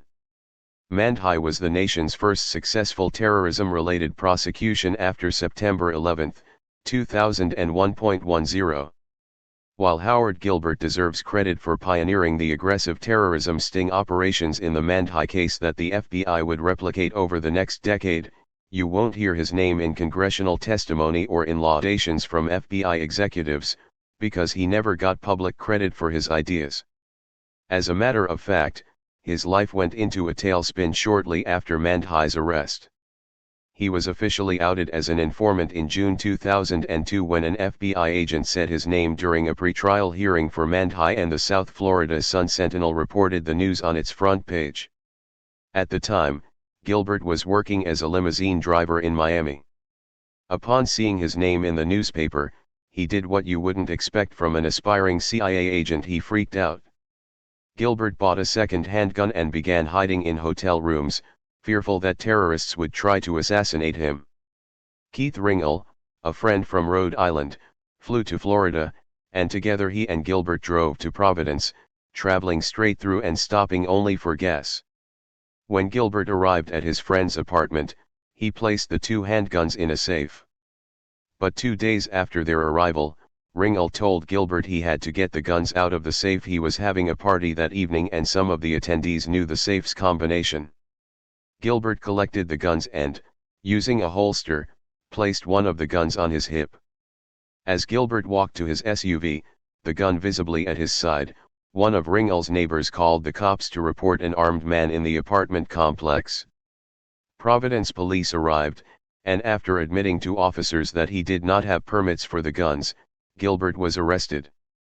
State prosecutors charged him with 2 counts of carrying a pistol without a license, punishable by up to 10 years in prison. Broke and living out of his SUV in the parking lot of a Marriott hotel, Gilbert was assigned public defenders Michael A. DeLauro and Anthony Caprero to help him fight the charges. Their defense was that Gilbert was under duress because he believed his life was in danger after being exposed as an FBI terrorism informant. DeLauro and Caprero subpoenaed records from the FBI which failed to respond to the subpoenas.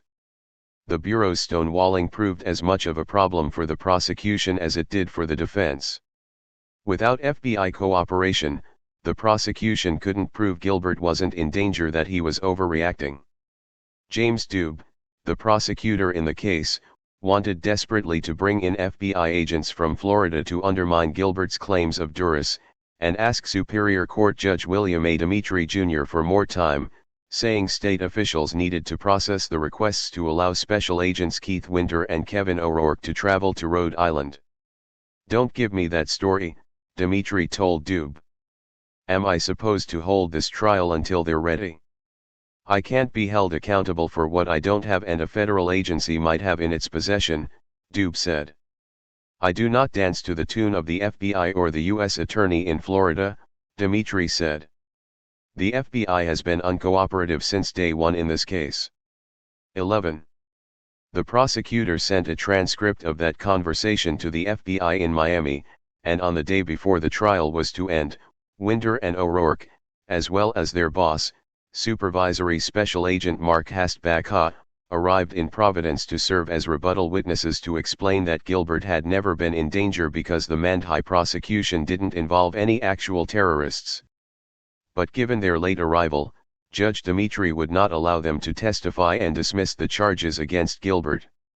The informant hugged his lawyers and promised to name his children after them, declaring them, with a nod to the O.J. Simpson murder trial, better than any $1 Million Dream Team 12. But Gilbert would never have any children. In the winter of 2003, he returned to South Florida, working as bodyguard and a limousine driver and hanging around International Protective Services, just as he had before he became a terrorism informant. He was in a rut, and certainly not on a road leading to a future with the CIA, as he had once dreamed. In 2004, Gilbert was found dead. He had killed himself in the middle of the night, a silencer-equipped handgun to the head. Gilbert would never see how the FBI ultimately adopted the terrorism sting techniques he had developed in the Mandhai investigation, and how Elias Saad, his fellow informant in that case, became a star snitch by refining those tactics in the case of the Liberty City 7. I was living in Miami on June 22, 2006, when the NBC affiliate interrupted regular television programming for a breaking news story.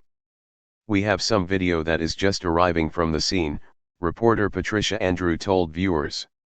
The video showed federal law enforcement officers wearing green uniforms and black boots as they walked in front of a ramshackle warehouse. "We're told that a terrorism-related investigation is underway," Andrew continued. "We're told that armed federal and local officials, there you see them right there, have set up a perimeter in the area. As you can see in this video that we just got into the NBC6 newsroom, several federal and local officials are on scene there, including the FBI. They're armed, as you can tell." The CBS affiliate quickly followed suit, posting a video on its website whose headline read, "Terror Suspects Detained by Agents in Projects." That afternoon, federal agents had arrested 7 alleged Al-Qaeda operatives: Narsil Batiste, Patrick Abraham, Stanley Fanner, Naudimar Herrera, Burson Augustin, Glenson Lemerin, and Rothschild Augustine, who had supposedly plotted to blow up the Sears Tower in Chicago and the North Miami Beach office of the FBI. Though the media in Florida and around the country quickly portrayed the 7 men as dangerous terrorists, immediate questions arose among people familiar with terrorism cases as to whether the charges were trumped up. I firmly believe there are public relations aspects to this case and other cases like it. Khurram Wahid, a Miami lawyer who has represented accused terrorists, told me the day after the arrests were announced. It's clear to me that the federal government used this case to try and send a message about the threat of terrorism in Miami and the rest of the country. The timing of the raid was suspicious as well, as the New York Times had just revealed on its website a secret Bush administration program that permitted, under the guise of counterterrorism, the CIA and the Treasury Department to review, without warrants or subpoenas, the financial transactions of U.S. citizens and others living in the United States. Yet another program that raised questions about whether the Bush administration was overstepping its legal authority in the hunt for terrorists. After 9/11.13, the Times story had been in the works for months, and the Bush administration knew it was coming, so the announcement of a terrorist cell bust in Florida pushed that important story below the fold in most major newspapers the following day. Max Rameau, a Haitian-born activist who led a project to monitor local police and another to seize vacant lots in Miami and build a shanty town for the homeless, and who knew personally the men the federal government charged as terrorists in the Liberty City case, believed that the arrests were specifically timed to coincide with the story in the New York Times.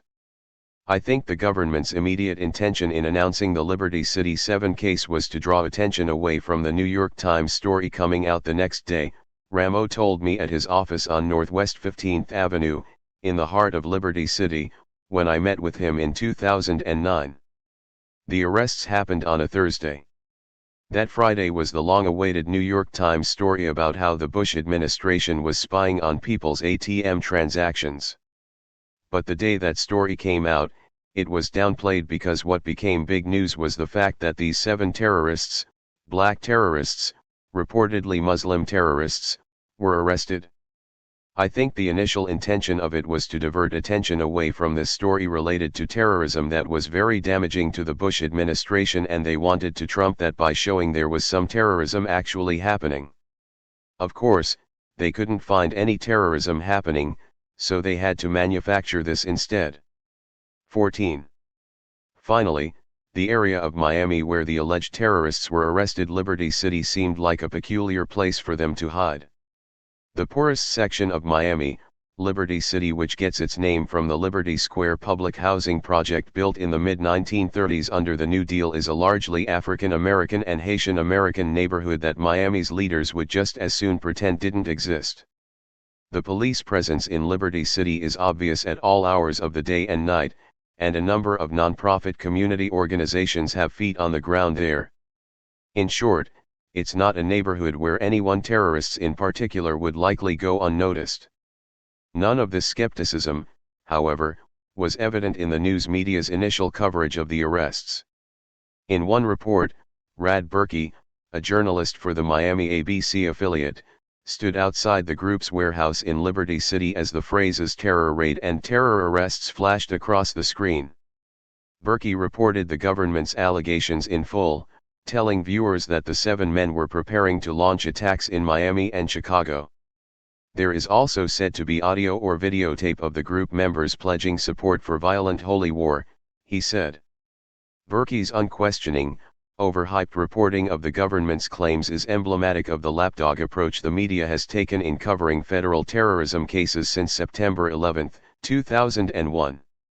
The main reason for this is cultural. After September 11, there was a nearly unanimous belief at the FBI that terrorists were hiding in the United States, preparing to launch a second wave of attacks. Every current and former FBI agent I interviewed in researching this book told me they were certain that terrorist cells were embedded in the United States after September 11, 2001, and that the World Trade Center and Pentagon attacks were just the beginning.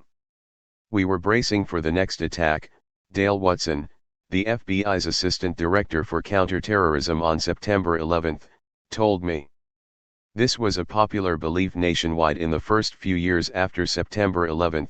The Showtime television series Sleeper Cell, about a Muslim FBI agent who infiltrates a terrorist cell in Los Angeles, exemplified this national assumption that deadly terrorists were out there and we needed to find them before time ran out and innocent people were killed. The government's story of 7 guys plotting to blow up a skyscraper and an FBI office fit perfectly with this widespread public assumption. If the media and the public believe terrorists are out there, they aren't likely to question the government about whether the men trotted out for the cameras are actual terrorists. This attitude, which is still prevalent today, provides the government with a public suspension of disbelief whenever officials announce terrorism-related arrests. During the first few days of any crime story, even those unrelated to terrorism, law enforcement has a unique ability to control the narrative. Whenever local, state, or federal police announce a high-profile indictment, they do so with the luxury of operating in an information vacuum, as most, if not all, of the initial information comes from the police or prosecutors' details of the crimes and the defendants' backgrounds and motivations. It can take weeks, even months, before journalists are able to interview people related to the defendants or uncover information that provides a more nuanced view than the one law enforcement hand-fed to the media. By then, the story is off the front pages of newspapers and no longer the lead on the broadcast news. In the Liberty City 7 case, for example, 4 months passed from the day of the indictment before the Miami media were able to interview the primary defendant's wife, who described a very different man from the one presented by the FBI and the Justice Department. 15. This lack of any immediate doubt on behalf of the media was clear when the Justice Department held a news conference in the U.S. Attorney's office in downtown Miami the day after the arrests of the Liberty City 7. More than 24 cameras were trained on a lectern crowded with microphones as media liaisons for the Justice Department passed out to reporters copies of a disc with photos of the accused terrorists. At 11:30 a.m. about 30 minutes after then Attorney General Alberto Gonzales had finished a news conference in Washington, D.C., in which he said the accused terrorists wanted to wage a full ground war against the United States. U.S. Attorney Alex Acosta stood behind the lectern. We believe that these defendants sought the support of Al-Qaeda to, in their own words, wage jihad and war against the United States. To kill all the devils that we can, Acosta told the gathered reporters. They hoped that their attacks would be, in their own words, just as good or greater than 9/11. Despite the statements of Acosta and Gonzales, reporters didn't have to look hard for information that suggested the Justice Department might be overselling their case. According to the 11-page indictment, the 7 men who supposedly wanted to wage war against the United States didn't have any weapons or explosives, and their only alleged Al-Qaeda connection was an FBI informant posing as a terrorist. Even the management company of the Sears Tower, one of the alleged targets, knew the building was never in danger. This group never got beyond talking about a workable plot. Barbara A. Carley, managing director of the Sears Tower, told the New York Times on the day of the press conference. Federal and local authorities continue to tell us they've never found evidence of a credible terrorism threat against Sears Tower that's ever gone beyond just talk. 16 Yet the reporters at the Miami news conference accepted unchallenged the government's claims that this was an active terrorist group that had sought support from Al-Qaeda, which prompted several follow-up questions that the U.S. attorney struggled to answer. Was Al-Qaeda on its way to responding? One reporter asked during the press conference. What kind of feedback did they get? I'm sorry, I don't understand, Acosta replied. They asked for money. They asked for weapons. What kind of feedback did they get from Al-Qaeda? Acosta had to admit reluctantly that the group had never made contact with Al-Qaeda. They were in contact with an FBI informant posing as Al-Qaeda. That was their crime. How did they get the $50,000? Another reporter asked. I'm sorry. Acosta replied. You mentioned $50,000, the reporter said, clarifying. Acosta conceded that while the group did ask for $50,000, they had asked the FBI informant for it, not Al-Qaeda, and in the end, they never received any money. The only terrorist involved in the case was an imaginary one on the FBI payroll, a man who called himself Mohammed, and whose real name was Elias Saad. The story of how Elias Saad, Howard Gilbert's fellow informant in the Imran Mandhai case, came to pose once more as an Al-Qaeda operative named Mohammed, begins with another untrustworthy informant, a 5'7", 190-pound, 21-year-old Yemeni man named Abbas al-Saidi. In 2006, al-Saidi ran a convenience store in North Miami, and one of his frequent customers was Narsil Batiste, a 32-year-old former preacher at a non-denominational Christian church, a father of 4, and a one-time guardian angel. Growing up, Batiste had split his time between Chicago and Marksville, a small town in Louisiana. He attended a Catholic high school, and his father, Narcisse, a preacher himself, had raised his son to be a Christian. Batiste met his wife, Minerva Vasquez, who was born in Estancia de Animas, a small town in Zacatecas, Mexico, in high school, and Narcisse married them shortly after Vasquez gave birth to her and Batiste's second child, a little girl named Narcisha. Batiste had moved to South Florida following a failed attempt to follow in his father's footsteps as a preacher in Chicago. He also saw Miami as a place to start a new life after his mother, Audrey Batiste, died in 2000 from surgery complications. The youngest of 5 boys and 1 girl, Batiste took his mother's sudden death hard. "All my kids took it so hard," remembered Narcisse. 17. As an adult, Batiste wasn't content in limiting his religious studies to Christian texts and Islam, and the Quran intrigued him particularly, something his father tried to dissuade. "I didn't agree with it, but he was a man by then and I didn't think I could argue with him about it," Narcisse Batiste said. 18. Despite this, Batiste never identified himself as a Muslim. By the time he and his family moved to Miami in 2001, Batiste considered himself a member of the Moorish Science Temple, a religious sect that blends Christianity, Judaism, and Islam. He'd preach to anyone who'd listen and offered martial arts training to disadvantaged, mostly black, kids in Liberty City. He wanted to help clean up Liberty City, and 6 men, Haitians and African Americans, joined him to form something of a group. Batiste also ran a drywall business, Azteca stucco and masonry, out of a rundown warehouse, and his followers were also his employees. Above all, however, Batiste was a natural-born bullshitter and hustler. That's how he came to strike up a friendship with the young al-Saidi at the convenience store in North Miami. Batiste, who was trying to keep his drywall business solvent while he and his family were living in a cramped 1-bedroom apartment, told al-Saidi he was looking for ways to make money. Al-Saidi said he knew people who could help. "You're always looking for money, and I have some people in Yemen I can introduce you to who would fund your organization, but you gotta spin it the right way, and I'll help you do that," al-Saidi said, according to the story Batiste told his lawyers. What happened next isn't entirely clear. What is known is that al-Saidi left the United States to visit his wife and family in Yemen and returned on a ticket paid for by the FBI. His task: to infiltrate a terrorist cell in Miami. Rory J. McMahon sat behind a conference table inside his office in North Fort Lauderdale. It was a fall afternoon in 2009, several years after he had been hired by defense lawyers to investigate Abbas al-Saidi. But the case still bothered him. A private investigator who had previously worked as a federal probation officer, McMahon was asked to piece together how exactly al-Saidi came to be an informant who identified a supposed terrorist cell in the poorest section of Miami. That investigation led McMahon to a public housing project in Brooklyn, New York, and a young woman named Stephanie Jennings, who was al-Saidi's girlfriend.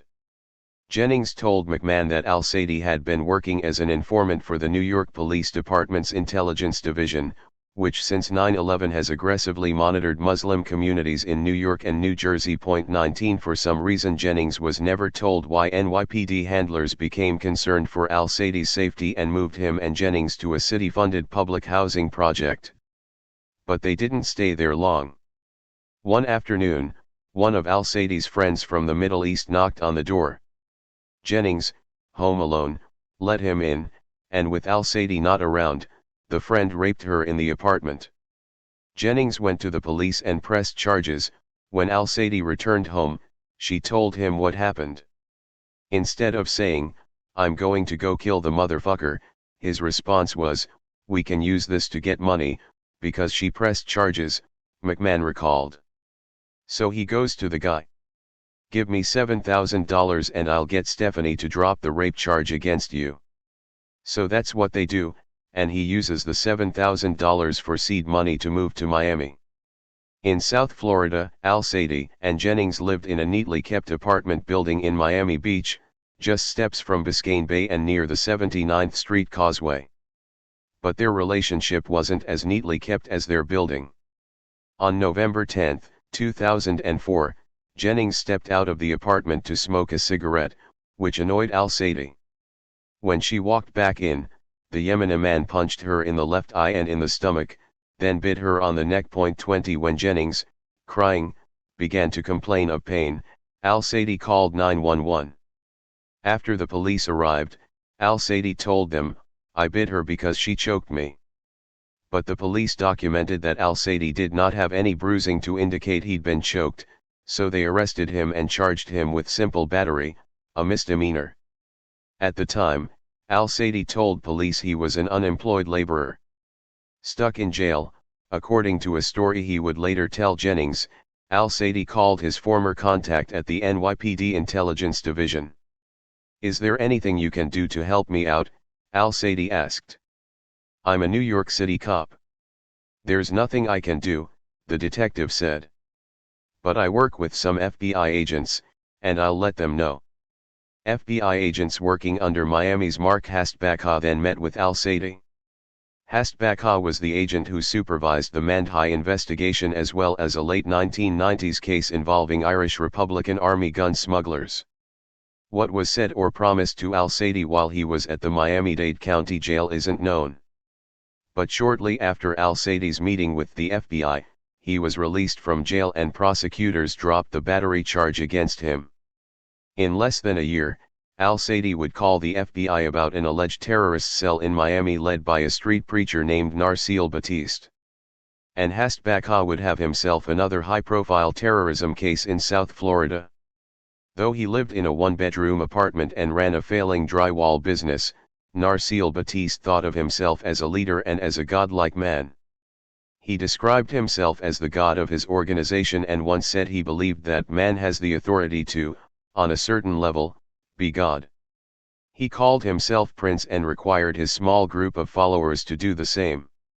Batiste's hero was Jeff Fort, a Chicago gang leader who co-founded the Almighty Black Peace Stone Nation, a Black Islam-influenced organization that was financed through criminal activity and maintained order in Chicago's South Side. 21. Fort and Batiste had a lot in common. Both were born in the South and raised in Chicago. Both called themselves Prince. While Fort worked to help disadvantaged Chicago communities, Batiste wanted to aid poor Miami neighborhoods. Both identified their religions as offshoots of the Moorish Science Temple, though neither was an official member.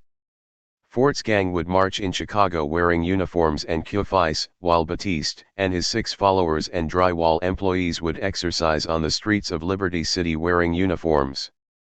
And there was one more startling similarity that prosecutors would ultimately use against Batiste to great effect: he and Fort were also both alleged terrorists. In 1987, Fort was convicted of conspiring with Libya to perform acts of terrorism in the United States.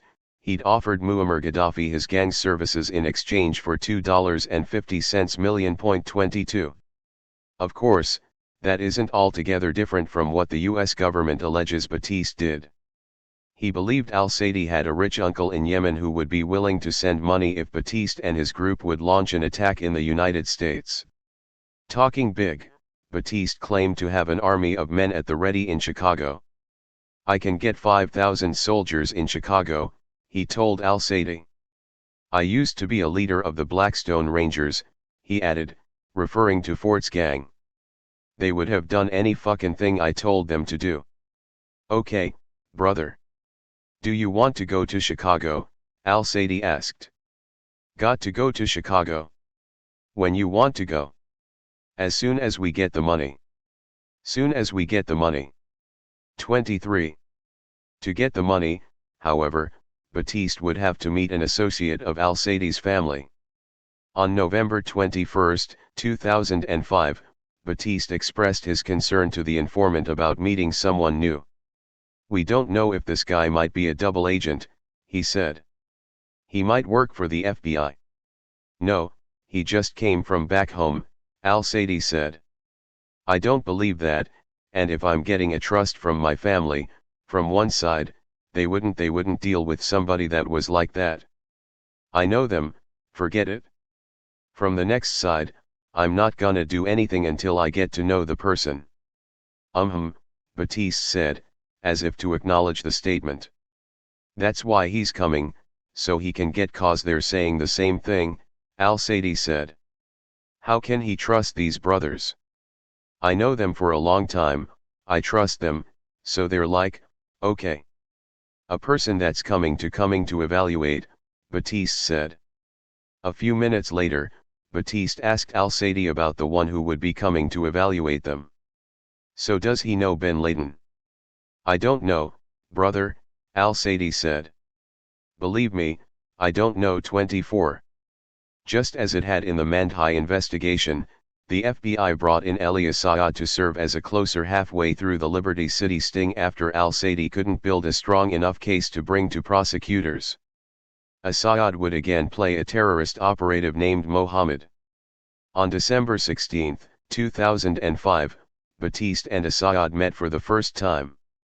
At the meeting, Batiste compared himself to Jeff Ford. Saad asked Batiste what he needed. In block letters, Batiste scribbled down the following on a Radisson Hotel notepad. Boots knee-high ankle boots. Uniforms black security guard type. Machine guns automatic hand pistols type. Radio communication. Nextel, Motorola cell phones. Squad cars SUV truck black color 25. The following week, in a conversation on December 21, 2005, Batiste's bragging continued. He told al-Sadi that with some financial help he and his men could launch attacks on buildings throughout the country, including in Chicago. "We need to have the gangs go crazy in the streets," Batiste said. "You see what I'm saying? That will cause a massive confusion." "But you know, brother," al-Sadi started. "Let me tell you something," Batiste continued. "There's two major buildings that blow up. The Empire State Building and the Sears Tower. Sears Tower, it's the tallest building in the world. It used to be the Empire State Building. Then you gotta get the buildings right here in Miami, California, some in Texas. That sounds impossible, but it can be done. It can be done because they can be put on fire. Burn them to the ground. But whatever they take to burn them, whatever they take to destroy them, they gonna have to be destroyed." Not only were Batiste's ideas to take down skyscrapers with his ragtag group of 6 guys far beyond his capability, but they also suggested his grip on reality wasn't particularly firm. For example, he also told the FBI informant that he believed they could topple the Sears Tower in such a way that it would fall into Lake Michigan and create a tsunami that would destroy parts of Chicago. 26. Over the next 3 months, Saad built up a level of trust with Batiste. But oddly, during this time, Batiste never seemed to know which terrorist organization the informant represented. In a March 16, 2006, conversation, Saad mentioned that he worked for Osama bin Laden, a fact that surprised Batiste. "I did not know that. Osama bin Laden was your leader." "The great Sheikh," Batiste said. Saad started, before being interrupted by Batiste. "I did not know that." "You didn't know," Saad followed. "I didn't know that, really," Batiste said. "So because I know you send after Al-Qaeda. You send." "Well," Batiste interjected. "You send the message," Saad said. I just told Abbas that you know what I was trying to do, and I told them I needed some help. He told me that he knew some people that was fighting in jihad and but there's so many different types of groups that's fighting in jihad, like Hamas and all of them. I thought maybe it was probably one of those. Assad also told Batiste that day that he and his men needed to take a bayat, a pledge of allegiance to Al-Qaeda. As the group's leader, Batiste would need to take the pledge first. But the pledge, recorded and entered into evidence at trial, bore a certain who's on first flavor. God's pledge is upon me, and so is his compact, Assad said as he and Batiste sat in his car. Repeat after me. Okay. Allah's pledge is upon you. No, you have to repeat exactly. God's pledge is upon me, and so is his compact. You have to repeat. Well, I can't say Allah. Batiste asked. Yeah, but this is an English version because Allah, you can say whatever you want, but... Okay. Of course. Okay. Allah's pledge is upon me. And so is his compact, Batiste said, adding, that means his angels, right? To commit myself, Assad continued. To commit myself. Brother. Brother, Batiste repeated. That's, what's your name, brother? Brother Naz. Okay. To commit myself, the informant repeated. To commit myself. Brother. Brother. You're not, you have to say your name. Assad cried. Naz. Naz. To commit myself. I am brother Naz. You can say, to commit myself. To commit myself, brother Naz. Things then went smoothly for a while until Assad came to a reference to being protective of the secrecy of the oath and to the directive of Al-Qaeda. Here Batiste stopped. And to, what is the directive of? Directive of Al-Qaeda, the informant answered. So now let me ask you this part here. That means that Al-Qaeda will be over us. No, no, no, no, no, Assad said. It's an alliance. Oh. Well, Batiste said, sounding resigned. It's an alliance, but it's like a commitment, we respect your rules. You respect our rules, Assad explained. Batiste mumbled. And to the directive of Al-Qaeda, Assad said, waiting for Batiste to repeat. Okay, can I say an alliance? Batiste asked. And to the alliance of Al-Qaeda. Of the alliance, of the directive, Assad said, catching himself. You know what you can say? And to the directive and the alliance of Al-Qaeda. Okay, directive and alliance of Al-Qaeda, Batiste said. Okay, the informant said. Now officially you have commitment and we have alliance between each other. And welcome, brother Naz, to Al-Qaeda. 27 Assad then administered the oath to 5 of Batiste's 6 followers: Patrick Abraham, Stanley Fanner, Rothschild Augustine, Burson Augustin, and Naudimar Herrera. By then, the 6th follower, Glenson Lemerin, had left the group. After administering the oath, Assad spoke in front of the group about a secret message from Osama bin Laden. Al-Qaeda, Assad told the men, was planning to blow up 5 FBI buildings around the country, including the one in Miami, and needed assistance in obtaining videos and photographs of these buildings. Batiste, in turn, requested a van for the surveillance and a memory chip for his personal camera. On March 24, 2006, Batiste and Patrick Abraham drove Assad to a Circuit City, where he bought a memory chip. They then drove by and identified the FBI building in North Miami Beach, the National Guard Armory and a Jewish synagogue. Throughout all of this, how dedicated Batiste really was to committing an act of terrorism remains questionable. The FBI's undercover recordings suggested that Batiste, who was having trouble paying the rent on his warehouse, was mostly trying to shake down his terrorist friend. After first asking the informant for $50,000, Batiste is recorded in conversation after conversation asking how soon he'll have the cash. "Let me ask you a question," he said in one exchange. "Once I give you an account number, how long do you think it's gonna take to get me something in? So you is scratching my back, I'm scratching your back, we're like this." Assayad dodged. "Right," Batiste said. Point 28. To prove that he had connections in Chicago, Batiste suggested that they fly Charles James Stewart to Miami. Stewart, also known as Sultan Khan Bey, was a convicted rapist and a leader of the Moorish Science Temple in Chicago. He also was affiliated with Jeff Fort's gang, the Almighty Black Pea Stone Nation. Assayad gave Batiste $3,500 to fly Stewart and his wife from Chicago. Batiste was able to convince Stewart to come down by saying that they needed him to help them start a Moorish Science Temple in Miami. In meetings recorded by the FBI, Batiste and Stewart smoked marijuana as they discussed absurd plans, such as opening a shop to sell drugs and building a Moorish nation in the United States. But Stewart's visit to Miami ultimately backfired on Batiste and the FBI as the two men began to disagree about the direction of the Miami organization.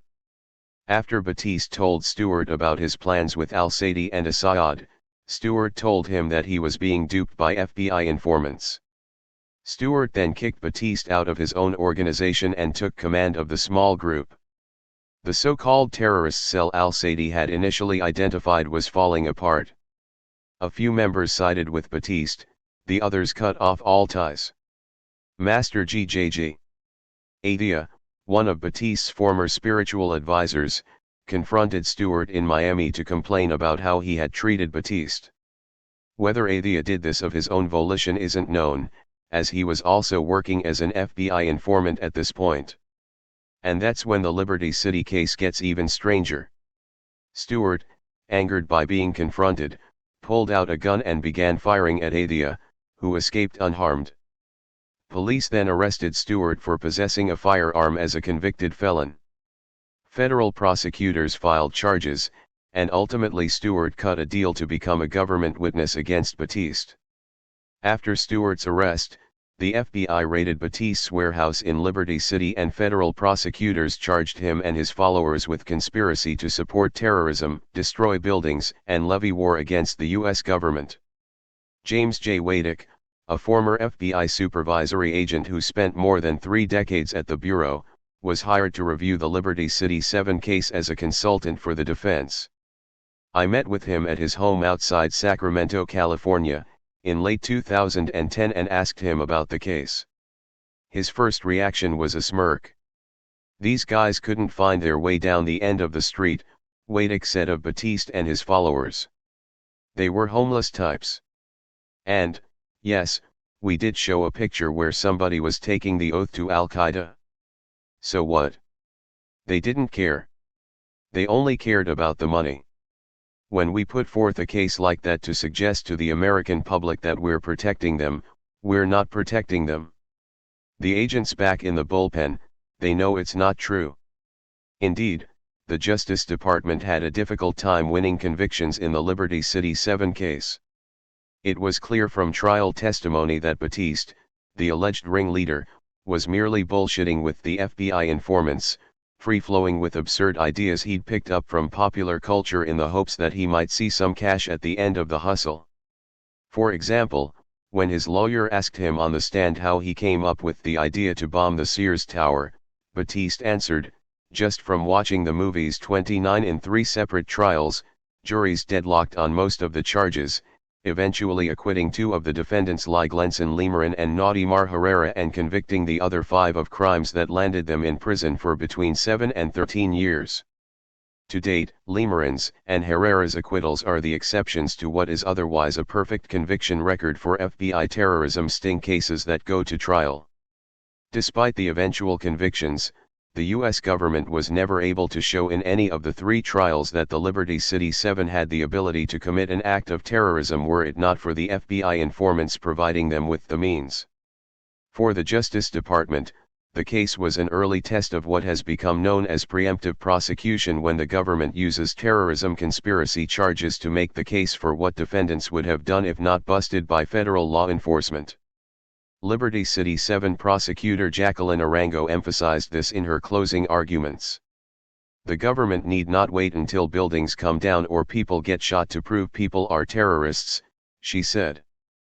But if the government doesn't need to show that defendants committed the crime, Batiste's lawyer asked the jury in her closing argument, how can we be sure that they would have committed the crime without the prodding of government informants? This is not a terrorism case, Anna Jones told the jury. This is a manufactured crime. 30. The Liberty City 7 case, however, proved to be quite lucrative for the informants involved in it. Elias Saad earned $85,000 for his work on the case, while Abbas al-Saidi received $21,000.31. Several years later, Elias Saad resurfaced in El Paso, Texas, where he was running a low-rent modeling agency on the Mexico border. In March 2011, El Paso police attempted to pull over Assad's black SUV on the interstate. Instead of stopping, Assad led the police on a high-speed chase through the city and onto the campus of the University of Texas at El Paso, where he drove into a dead end, reversed, and backed into a police officer whose gun was drawn. The officer fired several times. Assad later rolled his SUV on a nearby street as he tried to get away. 32.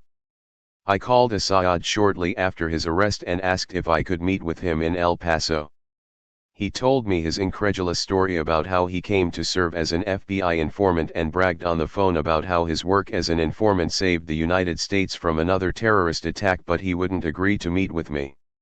He's saving his story, he said, for his own book. He's still looking for a publisher. Since the 9/11 hijackers spent the days before their attack in hot and balmy Florida, it's fitting that terrorism sting operations were born in the Sunshine State. Starting as an idea from a security guard named Howard Gilbert with big dreams, these stings would have their greatest test in court with the Liberty City 7 case, which proved to the government that it could win terrorism prosecutions even when no evidence linked the defendants to actual terrorists. J. Stephen Tidwell, the FBI's executive assistant director who supports the use of terrorism sting operations, and James J. Wadick, the former FBI supervisory agent who is opposed to them, both told me that the FBI and the Justice Department viewed the Liberty City 7 case as a test of what the law and juries would allow in terrorism cases in a post-9/11 United States. Winning the case, even if it did take 3 trials, strengthened the government's position in using terrorism sting operations. It also sent a message to defense lawyers that the Justice Department can win these cases at trial, and this likely has played a role in the high rate of guilty pleas we see today following terrorism stings. But that doesn't mean that the government treated the members of the Liberty City 7 like dangerous terrorists after their trial and conviction. One of the convicted men, Burson Augustin, has already been released from prison, and he's back in Florida. While the government portrayed him as a dangerous killer who wanted to bomb buildings in June 2006, when authorities released him in September 2012, they never even bothered to warn the community that a convicted terrorist was living among them, suggesting either that the U.S. government believes terrorists can be fully rehabilitated after short prison sentences, or that those convicted as terrorists weren't really dangerous in the first place. Augustin is the first man convicted in a post-9/11 terrorism sting operation to be released from prison. During the 6 years he was incarcerated, the FBI has dramatically stepped up its use of terrorism sting operations. To do that, the Bureau has had to recruit thousands of informants to perform the job of agent provocateur that Howard Gilbert and Elias Saad helped pioneer. But not every informant has hooked up with the FBI in the hopes of becoming a secret agent man, as Howard Gilbert did, or of becoming a federal snitch for the money, as Elias Saad did. Many spy for the government because FBI agents have coerced them into doing so. Just as agents have targeted Muslim communities to find terrorists, they have also targeted those same communities to recruit informants, using any means necessary. Lemerin, who had left the group before it engaged in an alleged terrorist plot with an FBI informant, was acquitted in the first trial due to lack of evidence and later deported to Haiti. Herrera was unexplainably acquitted in the third trial when the evidence against him was similar to the evidence against the 5 men in the plot who were convicted. Herrera's not guilty verdict was an anomaly, something none of the jurors has come forward to explain, since his actions weren't significantly different from those of the other defendants. 4. Leverage. Bush Cheney and Kerry Edwards' campaign signs littered the lawns in his North Miami Beach neighborhood as Imam Fouad Farahi walked from his mosque to his apartment a few blocks away. It was 5 o'clock in the afternoon on November 1, 2004, the day before George W. Bush would win a second term in office, but Farahi, an influential South Florida Islamic religious leader, had been too busy fasting and praying Ramadan to pay much attention to the presidential election. As he neared his apartment, he saw two men standing outside. "We're from the FBI," one of the men said. They wanted to know about Jose Padilla and Adnan al-Shukrahuma, two men linked to the al-Qaeda terrorist network. Padilla, the so-called dirty bomber, had been arrested in May 2002 and given enemy combatant status. He stood trial in Miami and was convicted in 2008 on terrorism charges and sentenced to 17 years in prison. Currently on the FBI's most wanted terrorist list, Shukrahuma is a senior al-Qaeda member who came to the Bureau's attention in the Imran Mandhi case. "I know Jose Padilla, but I don't know Adnan," Farahi told the agents. 1 As Imam of the Shamsuddin Islamic Center in North Miami Beach, Farahi was in a unique position to know about local Muslims. While he had met Shukrahuma, the son of a local Islamic religious leader, on one occasion in 2000, he had had no contact with him since then. "I don't know anything about his activities," Farahi said. Padilla had prayed at Farahi's mosque and had once been among his Arabic students.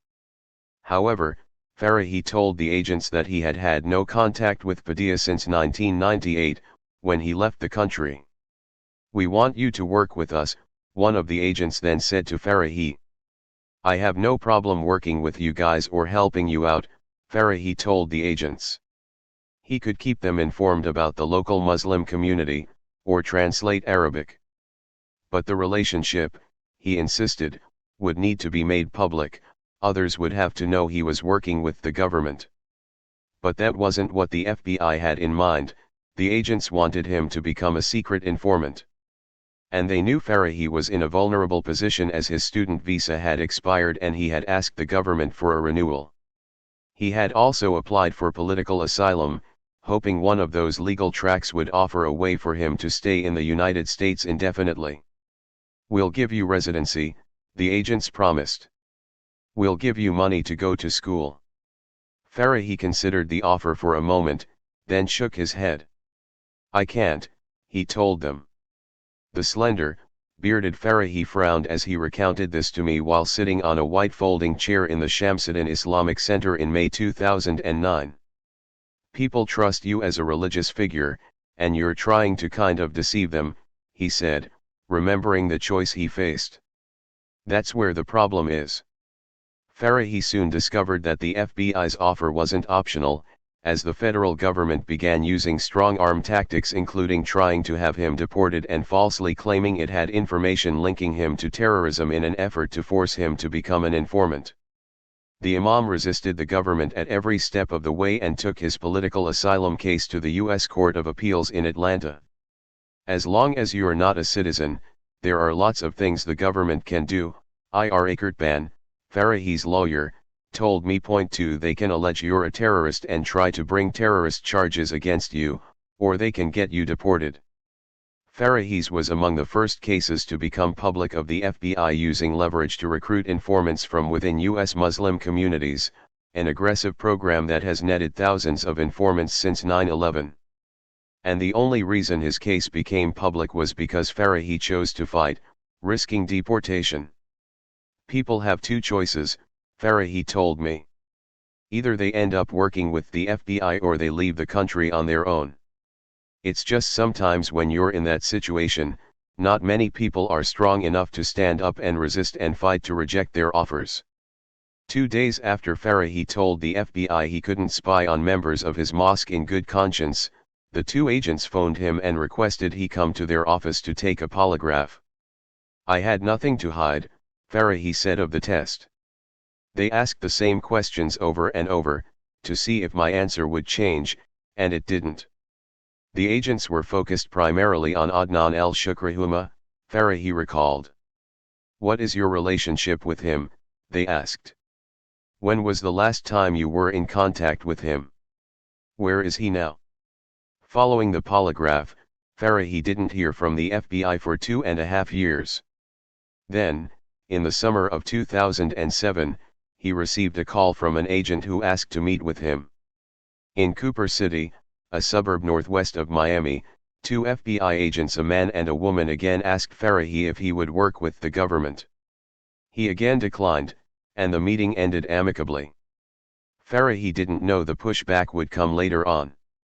Though he has never set foot in the country, Fouad Farahi is technically an Iranian. He was born in Kuwait, but under Middle Eastern law, he is considered an Iranian citizen because his father was from there. Farahi grew up in Kuwait City, where his father operated a currency exchange business. His mother, a Syrian, raised him and his younger sister to speak Arabic and worship as Sunnis, an Islamic sect that is persecuted in Iran. But he knew his future would never be secure in Kuwait. "Even if I married a Kuwaiti woman, I wouldn't become a citizen," Farahi said. "Kuwait could deport me to Iran at any time for any reason." At the age of 19, Farahi applied for and received a student visa to study in the United States.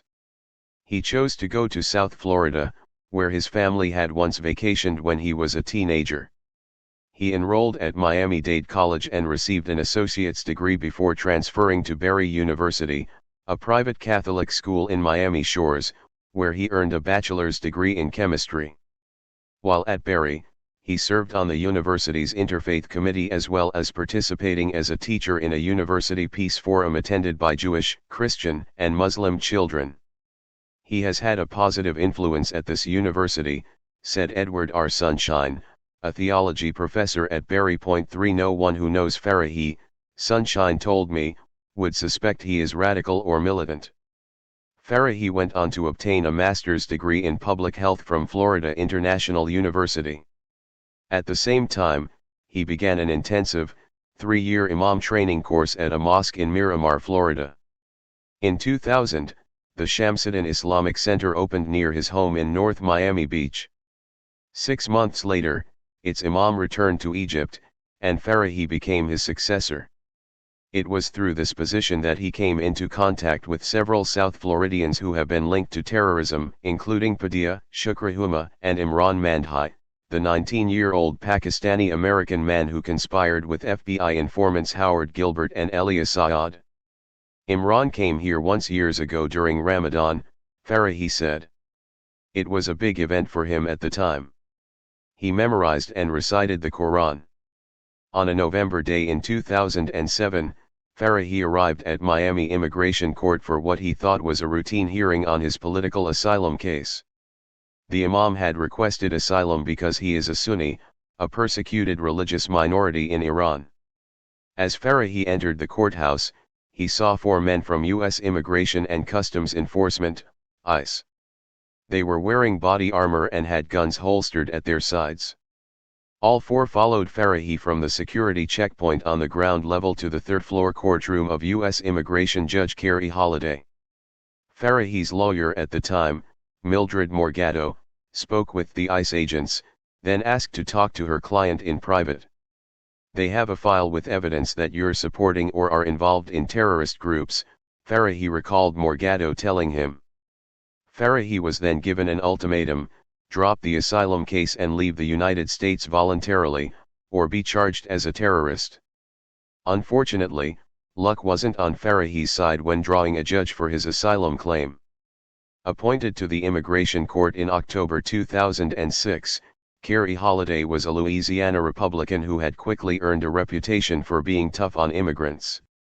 In one case, he declined to hear arguments from an Ecuadorian couple who alleged they were targeted for deportation because their daughter, Miami-Dade College student Gabby Pacheco, was a well-known activist for immigration reform.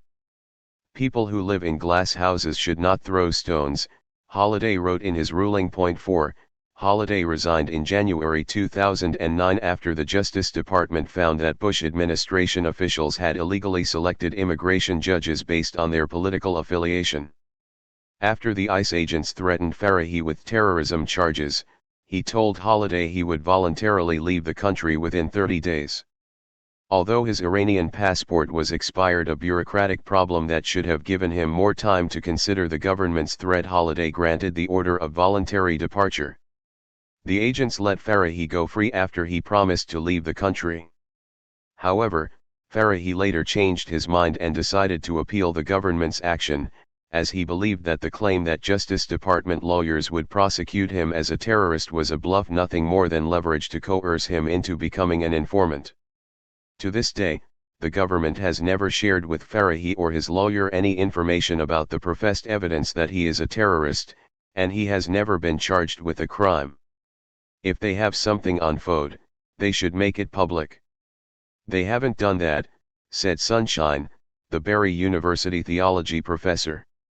They are intimidating and bullying, and I resent that type of behavior being paid for by my tax dollars. Farahi's assertion that the government tried to coerce him to become an informant could not be verified independently because the FBI won't comment on his case. It is a matter of policy that we do not confirm or deny who we have asked to be a source, Miami FBI Special Agent Judy Orihula told me. However, other individuals whom the FBI wanted to use as informants have been targeted in a similar manner as Farahi. In November 2005, for example, immigration officials questioned Yassine Wassif, a 24-year-old Moroccan, as he crossed into New York State from Canada. The officials confiscated his green card and instructed him to meet an FBI agent in Oakland, California. The Bureau's offer: become an informant or be deported. Wassif refused to spy and won his deportation case with the help of the National Legal Sanctuary for Community Advancement, a nonprofit that advocates for civil rights on behalf of Muslims and immigrants from the Middle East and South Asia. Another case involves Brooklyn religious leader Sheikh Tarek Saleh, who has been fighting deportation since refusing to become an informant against his estranged cousin, Mustafa Abu al-Yazid, the Egyptian-born man the 9/11 Commission identified as al-Qaeda's chief financial manager. Even after al-Yazid was killed in a Predator drone strike in Pakistan in early 2010, the government continued to press for Saleh's deportation, alleging that the religious leader had lied on his visa application about never having been part of a terrorist group. 5 Saleh had once been a member of the Egyptian Islamic Jihad, but his membership had been years before the US government had designated the group as a terrorist organization. Saleh has alleged in court documents that the government is retaliating against him for refusing to be an informant. The Council on American Islamic Relations suspects there are hundreds of similar cases in which the government has used deportation or criminal charges to force cooperation from informants. Unlike Farahi's, Wassif's, and Saleh's, most of these cases will never be made public. For his part, Fouad Farahi continues to maintain that he is not affiliated with any terrorist groups, and that he would report any Muslim who was supporting terrorism to the authorities. From the Islamic perspective, it's your duty to respect the law, and if there's anything going on, any crime about to be committed, or any kind of harm to be caused to people or property, it should be reported to the police, he said. Ira Kurtban's law office is a mile from the alfresco restaurants of Miami's Coconut Grove. It was a hot day in late August 2009 when I met with him, and he was wearing a white guayabera and looking disheveled gray hairs. Kurtban is a well-known advocate for immigrants' rights, having argued 3 immigration-related cases before the U.S. Supreme Court.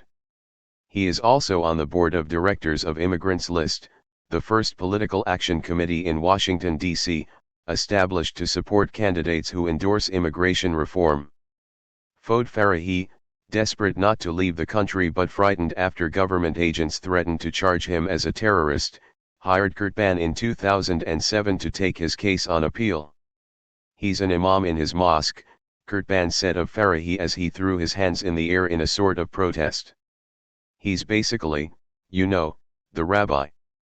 In November 2007, Kurtban asked the Board of Immigration Appeals to throw out Farahi's voluntary departure order and reopen his political asylum case, arguing that the imam had been illegally intimidated by the government. The board denied the request, so Kurtban petitioned the U.S. Court of Appeals in Atlanta, which agreed that Farahi's case should be reopened. The government has many weapons in its arsenal in terms of seeking to remove somebody from the country, and in his case, they were using it, in my view, as leverage to try to get him to cooperate with them or be an informant for them, and when he wouldn't do it, they applied the penalty, Kurtban said. When it looked like, well, even if he doesn't cooperate with us, he may be able to get away with seeking political asylum, they show up at the hearing and say, if you do that, we're going to arrest you now. We just want you out of the country. I think the real issue is, does the government have the right to do that, to pressure people in that way to make them informants? But I think that's what's going on, Kurtban continued. It's clearly the modus operandi of the FBI to, A. recruit people who are going to be informants and, B. to use whatever leverage they can to get them to be informants. The end of Ramadan in September 2009 signaled the 5-year anniversary since the FBI had first approached Fouad Farahi. Dressed in khaki pants and a white button-down shirt, Farahi walked barefoot through his mosque as members began to arrange food on folding banquet tables. After sundown, everyone would eat and drink together to break the fast. Farahi was distracted as he waved to attendees and hugged others entering the mosque. I asked him if his legal fight with the US government had made him bitter. I'm not bitter, he answered. I wouldn't say I'm bitter at all. But I'm tired. I want to live my life in this country. I want to stay here. That's all. Farahi's political asylum case has so far been unsuccessful, and in late 2012, he applied for residency based on his recent marriage to a U.SC citizen. To coerce people into becoming informants, the FBI must exploit vulnerabilities, and the greatest vulnerability in U.S. Muslim communities today, as the Farahi case shows, is immigration. 63% of Muslims in the United States are first-generation immigrants, and 45% of all Muslims in the country have immigrated here since 1990.6 through increased interagency coordination. The FBI has access to officials at U.S. Immigration and Customs Enforcement. Therefore, when an agent has someone who is reluctant to become an informant, he or she can turn to colleagues at ICE and inquire about that person's immigration status. Together, they can comb through the individual's personal information as they search for any kind of immigration violation, such as, in the case of Fouad Farahi, how he was 3 credit hours shy of being a full-time student when his visa required him to carry 9 graduate credit hours per semester and then use that violation as leverage to force cooperation. If the immigrant chooses to cooperate, the FBI will tell the court that he is a valuable asset, averting deportation.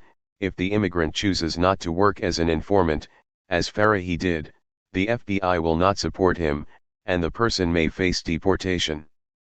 Officially, the FBI denies that it uses the threat of deportation as leverage against possible informants. We are prohibited from using threats or coercion, FBI spokesperson Kathleen Wright told me when I asked her about this form of pressure. But the FBI does acknowledge that it assists helpful informants when they appear in U.S. immigration court.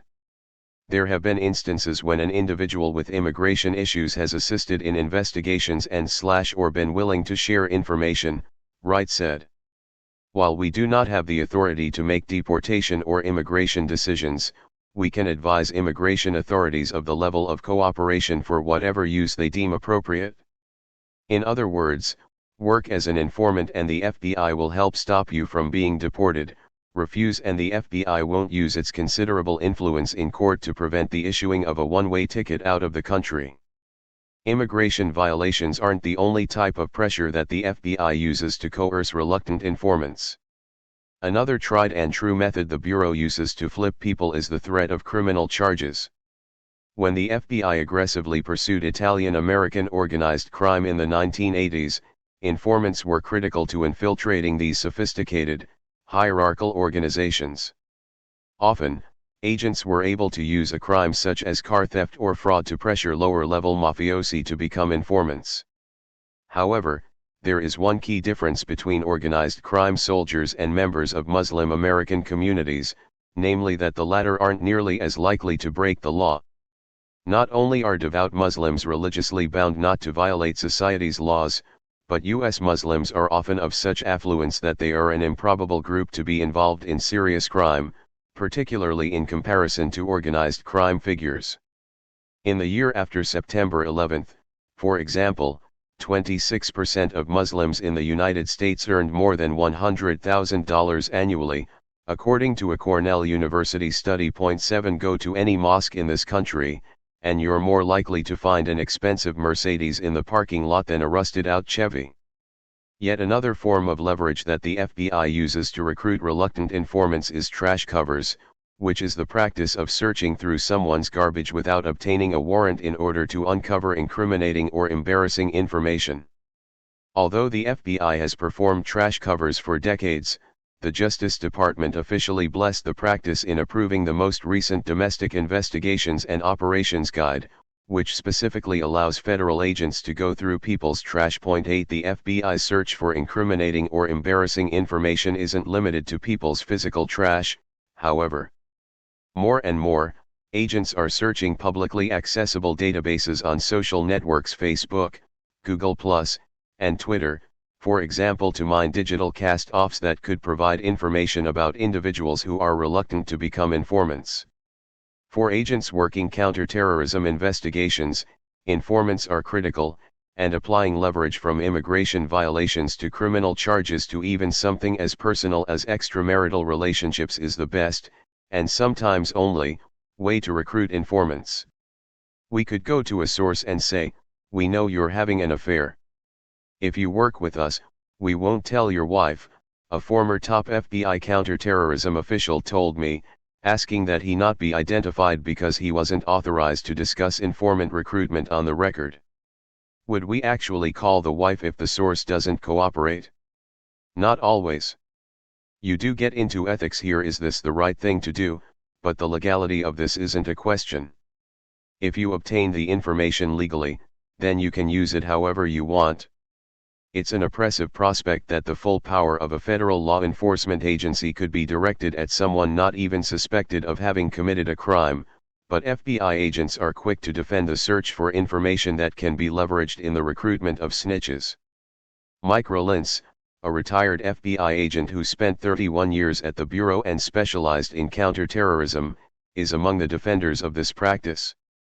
I asked Rollins if he thought the Bureau was going too far today in trying to leverage cooperation from informants in Muslim American communities. He told me that he didn't think the fact that the FBI applied pressure to informants was a problem by itself.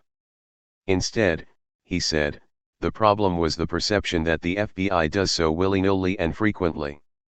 The reality at the end of the day is that these tactics are used sparingly, Rollins told me. Maybe Italian Americans felt offended we went after John Gotti and recruited informants in Italian communities. But we needed to do that then, just as we need to recruit informants in Muslim communities today. While the threat of deportation is the prime weapon the FBI uses to coerce would-be informants, that tactic has its limitations, as it cannot be used against people who are already U.S. citizens. In those situations, the Bureau relies on other pressure points, the most prominent of which is putting someone on the government's no-fly list. Maintained by the Terrorist Screening Center, an FBI group charged with identifying suspected or potential terrorists, the no-fly list prevents an individual from boarding a flight in the United States. Created after September 11, the list has an infamous history of false positives. The late Senator Edward Kennedy of Massachusetts was repeatedly stopped at airports, for example, because the vague name T. Kennedy was on the list, and at one point even Nobel Peace Prize winner and former South African President Nelson Mandela made the list, a problem then Secretary of State Condoleezza Rice described to a 2008 Senate committee as frankly a rather embarrassing matter. 9. In spite of these high-profile incidents, since at least 2010, The FBI has used the no-fly list as a tool for coercing cooperation from would-be Muslim informants who are American citizens. As an example, one of the FBI's informant recruitment efforts focused on Ibrahim Abe Mashal, a 31-year-old living in St. Charles, Illinois, with his wife and 3 children. Mashal, who was honorably discharged from the U.S. Marine Corps in 2003, was working as a dog trainer with clients in 23 states when he received a call from a woman in Spokane, Washington, asking him to come work with her dog. The woman agreed to pay for an airplane ticket, hotel, and fee for Mashal, a typical arrangement for him. On April 20, 2010, Mashal arrived at Chicago's Midway Airport for a flight to Spokane, only to be turned away by the ticketing agent, who told him he was on the no-fly list. FBI agents later arranged to interview Mashal, and he assumed the embarrassing affair was a mix-up that the agents would sort out. But that didn't happen. Instead, on June 23, 2010, Mashal received a call from an FBI agent. "We've got good news," Mashal remembered being told. "Point 10, meet us at Embassy Suites." The hotel wasn't far from his home, and when he arrived at the room, Mashal found 2 FBI agents sitting in chairs, with a spread of cold cuts and cheese on the table. The agents explained to Mashal that he'd come to their attention after sending emails to a religious cleric in the Middle East whom they were monitoring. "So you guys were in my email?" Mashal asked the agents. "We cannot confirm or deny," one of them responded. Mashal told the agents he knew exactly what they were referring to and was upfront about what he had written in the emails. Mashal, whose wife is Christian, had sought an imam's advice on raising children in an interfaith home. "You obviously read the emails," he told the agents. "It was about stuff that has nothing to do with terrorism at all." The agents didn't respond to the fact that the emails were innocuous, Mashal said. Instead, they asked him if he would like to help them out by providing information about a large suburban Chicago mosque. If he would work as a paid informant for the FBI, the agents told him, the government would remove his name from the no-fly list. "We have informants in your mosque. We have informants in Ann Arbor mosques. We have informants all over the Midwest," Mashal remembered one of the FBI agents telling him. "Even if I wanted a position like that, I don't have the time. I don't even speak Arabic," Mashal told the agents in response. He then asked to have a lawyer present, and the FBI agents ended the meeting. Mashal, who to his knowledge is still on the no-fly list, is now one of 15 plaintiffs in an ACLU lawsuit filed in Oregon against Attorney General Eric Holder and the directors of the FBI and the Terrorist Screening Center for misuse of the no-fly list. Thousands of people have been barred altogether from commercial air travel without any opportunity to confront or rebut the basis for their inclusion, or apparent inclusion, on a government watch list. The ACLU complaint alleges. 11 Some of them may be on the list as a result of mistaken identity, but for others, there seems to be this McCarthy-era naming of names going on. Nusrat Chaudhary, one of the ACLU lawyers working on the case, told me. "The problem is that there is no way to stand up for yourself, to petition to have your name removed from the list. For that reason, it's the perfect bargaining chip in FBI and law enforcement investigations." 12. In addition to the no-fly list, another way that the FBI coerces U.S. citizens to become informants is the threat of criminal prosecution. In what has become an embarrassing case for the FBI, the Justice Department in February 2009 charged Ahmadullah Sayas Nizar, a naturalized U.S. citizen from Afghanistan who was living in Orange County, California, with lying in order to obtain citizenship. Nizar, whose estranged brother-in-law was at one time Osama bin Laden's bodyguard in Afghanistan, came to the FBI's attention as part of an undercover operation codenamed Operation Flex, the purpose of which was to gather intelligence and recruit informants in Orange and Los Angeles counties. The main actor in the operation was a well-muscled 49-year-old informant with a shaved scalp named Craig Montiel, a convicted felon who had made his money ripping off cocaine dealers before becoming an asset for the DEA and later the FBI, for which he had posed in previous investigations as a white supremacist, a Russian hitman, and a Sicilian drug trafficker. 13. In Operation Flex, the FBI asked Montiel to pose as a French-Syrian Muslim named Farouk al-Aziz and search for information such as immigration problems, extramarital relationships, criminal activities, and drug use that might help the Bureau pressure local Muslims into becoming informants. They wanted information that they could use to blackmail people, Montiel told me in 2011.14. Montiel also claimed that the FBI encouraged him to use any means necessary, including engaging in sexual relationships with women, to engender trust in the communities he was tasked with infiltrating. During the course of the investigation, Montiel met Nisa, and once the FBI realized that the Orange County man had a distant connection to Osama bin Laden, they asked Montiel to get close to him. Montiel became so aggressive in talking about terrorism, however, that Nisa told the Los Angeles chapter of the Council on American Islamic Relations about the conversations. A representative from the organization, in turn, reported Montiel to the FBI as a possible terrorist. Just as Montiel was being exposed, police in Irvine, California, charged him with bilking 2 women out of $157,000 as part of an alleged scam. He had asked the women to front him money for human growth hormone, with the promise that he could double their money. But there were no drugs, and the women lost their cash to Montiel, who pleaded guilty to a grand theft charge and served 8 months in prison. Montiel claimed the human growth hormone transaction was part of an FBI investigation, and after the FBI failed to have the charges removed, as Montiel said he had been promised, the informant went public and exposed Operation Flex. He also filed a lawsuit against the FBI and began cooperating with the ACLU in a civil rights complaint against the U.S. government. After Montiel was sidelined, the FBI tried to recruit Nisi as an informant, threatening to charge him with lying in answers to a host of questions on his naturalization application, including, among other things, about whether he'd used other names or had connections to terrorist organizations. Once Nisa refused to be an informant, the Justice Department filed the charges. Ultimately, though, just as Operation Flex had, the prosecution against Nisa imploded primarily due to Montiel's poisoning of the case through comments he made to the press, and in October 2010, prosecutors dropped the charges against the Orange County man. Nisi has stated publicly that he believes his prosecution was in retaliation for his refusal to work with the government. Others who have refused to cooperate with the FBI haven't been so fortunate. Tarek Mehana is one of them. A resident of Sudbury, Massachusetts, Mehana has a doctorate from the Massachusetts College of Pharmacy and Health Sciences, and no criminal record.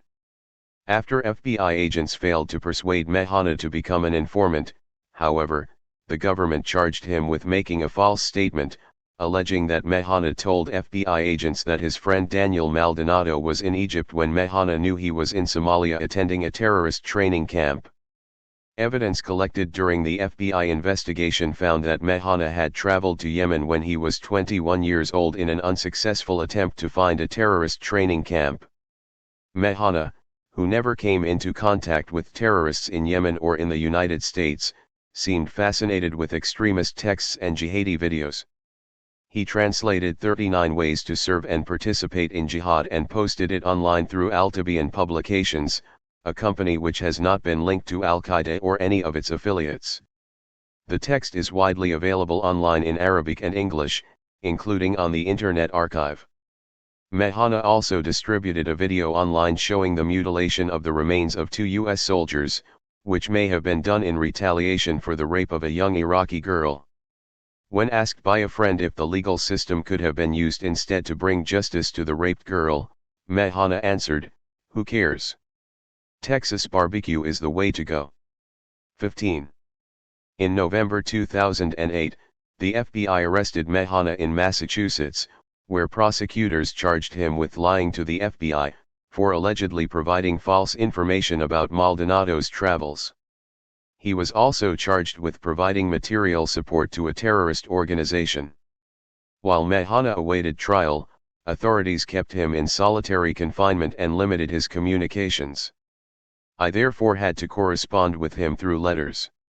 In one dated October 19, 2010, Mehana described to me how federal authorities tried to coerce him into becoming an informant. There were explicit threats that if I refused to work as a confidential informant, I would be charged with material support for terrorism. Essentially, everything I am going through now is an implementation of the threats they directed towards me that day. Their exact words were, "We can do this the easy way, i.e., I work for them, or we can see you in court. You have a lot to think about." Then they left. A few months later, I was arrested and charged not with terrorism, but with the false statement regarding Maldonado. I was allowed out on bail for that charge for the majority of 2009. Towards the middle of September 09, they approached me one more time through a friend, sending me the message that I had one last chance, or things would get worse. A month later, October 21, 2009, you know what happened. And here I am today. During his trial in late 2011, which included 31 days of testimony, federal prosecutors told the jury that Mehana had traveled to Yemen in 2004 to train with terrorists but failed to locate a training camp. After returning home, prosecutors said, Mehana conspired with Al-Qaeda to promote jihad on the internet. He was, they said, part of Al-Qaeda's media wing in spite of the fact that the government did not provide any evidence directly linking Mehana to the terrorist organization. Following 10 hours of deliberation, a jury found him guilty of conspiring to support Al-Qaeda, never specifying whether the jurors found him guilty of supporting terrorists by traveling to Yemen where he never located any terrorists or by posting extremist literature on the internet, material which wasn't even written by terrorists. Since most of the evidence prosecutors presented dealt with Mehana's watching jihadi videos, discussing suicide bombings, translating texts freely available on the web, and researching the 9/11 attackers, civil liberties groups characterized his conviction as a setback for the First Amendment. "It's official," wrote Nancy Murray, education director of the ACLU of Massachusetts, in a guest editorial in the Boston Globe. "There is a Muslim exemption to the First Amendment." 16 Andrew F. March, an associate professor of political science at Yale University who specializes in Islamic law, described the Mehana case in a New York Times opinion piece as one of the most important free speech cases we have seen since Brandenburg v. Ohio in 1969. 17 In that case, Clarence Brandenburg, a Ku Klux Klan leader in rural Ohio, gave an inflammatory speech that was recorded during a KKK rally in 1964. Ohio prosecutors charged him under a 1919 state law that prohibited advocating, among other acts, unlawful methods of terrorism as a means of accomplishing industrial or political reform. Brandenburg was convicted and sentenced to 1 year in prison. His appeal went to the U.S. Supreme Court in 1969, and in a landmark decision, the justices voted unanimously to overturn Brandenburg's conviction, writing that the government cannot punish speech unless it is intended and likely to result in imminent lawless action. The type of speech Mehana engaged in wasn't very different from Brandenburg's, but prosecutors in his trial were able to get around the Supreme Court precedent by claiming that Mehana's advocacy of Al-Qaeda and violence represented material support to the terrorist organization, which was involved in imminent lawless action, lending support to Nancy Murray's provocative claim that there is a Muslim exemption to the First Amendment. At his sentencing on April 12, 2012, Mehana addressed U.S. District Judge George A. O'Toole in an eloquent speech that emphasized his belief that he was not a terrorist but rather the victim of a vengeful prosecution for his refusal to be an FBI informant. "I was approached by 2 federal agents. They said that I had a choice to make. I could do things the easy way, or I could do them the hard way. The easy way, as they explained, was that I would become an informant for the government, and if I did so I would never see the inside of a courtroom or a prison cell. As for the hard way, this is it. Here I am, having spent the majority of the 4 years since then in a solitary cell the size of a small closet, in which I am locked down for 23 hours each day. The FBI and these prosecutors worked very hard, and the government spent millions of tax dollars to put me in that cell, keep me there, put me on trial, and finally to have me stand here before you today to be sentenced to even more time in a cell. 18. Judge O'Toole, unmoved by Mehana's statement, sentenced the 29-year-old to 17 years in prison. Mehana's lawyers have filed an appeal. For every Fode Farahi, Sheikh Tarek Saleh, Yassine Wasif, Ahmadullah Sayas Niza, or Tarek Mehana who resisted FBI pressure to become spies in their communities, there are hundreds of cases, most of which we will never hear about, in which the Bureau succeeded in exerting enough pressure to turn resistant Muslims into informants. Overall, these aggressive tactics have been very effective for the FBI, helping swell the informant ranks to more than 15,000, the largest number in the history of the Bureau. However, the FBI's actions have come with a heavy price, as they have alienated Muslims throughout the United States, with many reporting they are hesitant to talk to federal law enforcement for fear they might be targeted for recruitment as informants.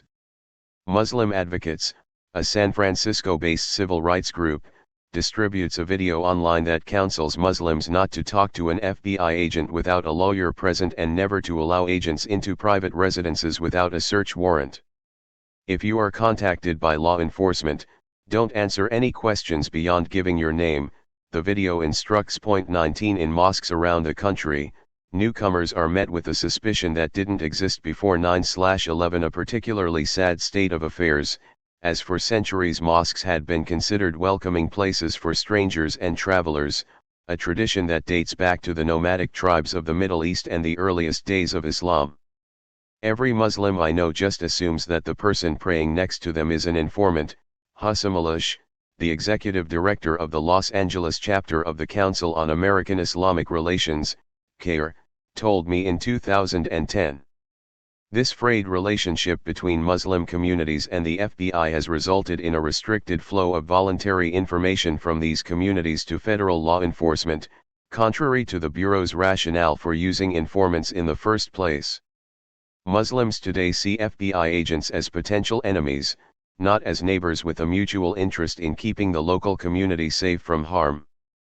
This means that credible and actionable tips from within Muslim communities from the people with the best vantage points to see early problems or threats are going unreported, as Muslim Americans are afraid that providing information to the FBI will make them the subjects of investigations or candidates for recruitment as informants. It has a chilling effect on our ability to work with the FBI, said Farhan Akra, Executive Director of Muslim Advocates and the National Association of Muslim Lawyers. 20 Instead of going directly to the FBI, Muslims today are more likely to pass on any information about threats in their communities through a third-party organization, such as CAIR.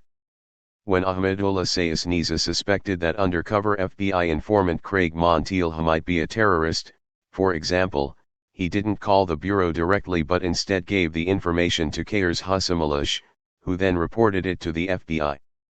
The irony in this is that, as a result of aggressively recruiting informants in Muslim communities when the goal of increasing the amount of information available to its agents, the FBI is receiving even fewer credible tips, since very little of the information flowing to federal law enforcement from Muslim communities today is of a non-coerced nature. This is in spite of the fact that data suggests that Muslim Americans would be valuable partners for law enforcement if they felt comfortable talking to agents, since the interests and values of Muslims in this country are nearly identical to those of the general U.S. population. A 2011 study by the Pew Research Center for People and the Press, which interviewed more than 1,000 Muslim Americans nationwide, found that Muslims in the United States reject religious extremism by large margins, that 70% of Muslim Americans who were born outside of the country become U.S. citizens, a much higher citizenship rate than in other immigrant groups, and that more than half believe Muslims come to the United States in order to adopt American customs and ways of life. 21 The Pew data also shows that Muslims would not tolerate violent extremists in their communities any more than, say, Christians or Jews would. Yet because of the FBI's dragnet approach in Muslim communities, there is less willingness among Muslims to report a tip to the FBI than there is in other religious communities, meaning that the Bureau's alienation of Muslim communities is stifling the very flow of information its agents are working to increase through their aggressive and widespread use of informants.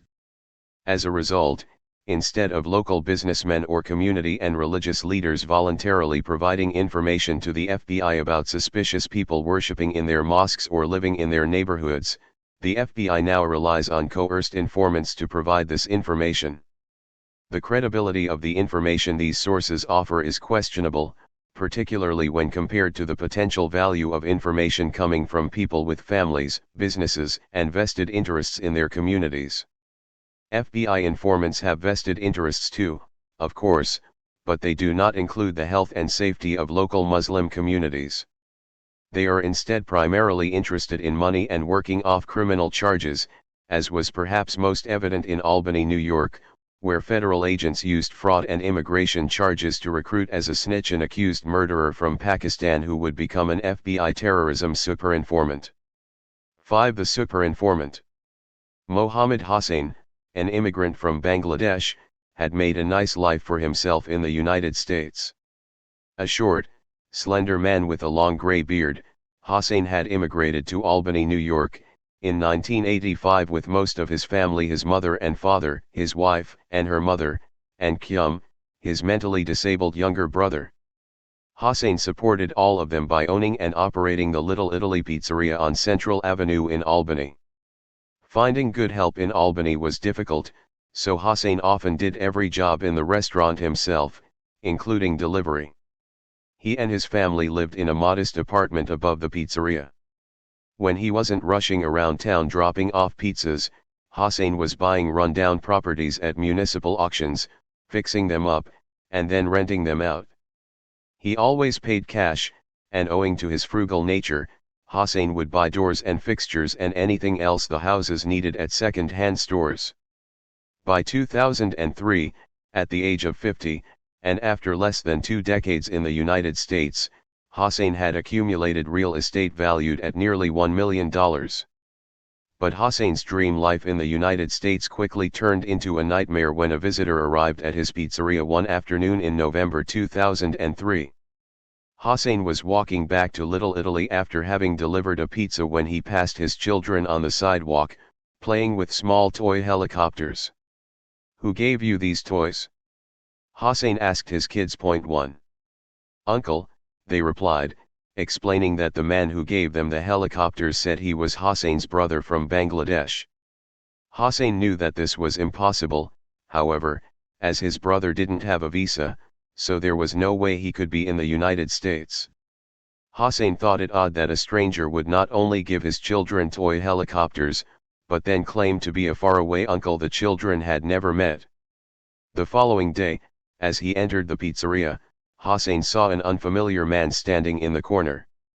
He was tall and slender, with a fair complexion, dark brown eyes, and neatly trimmed black hair. He was the person, Hossain would soon discover, who had given his children the toy helicopters.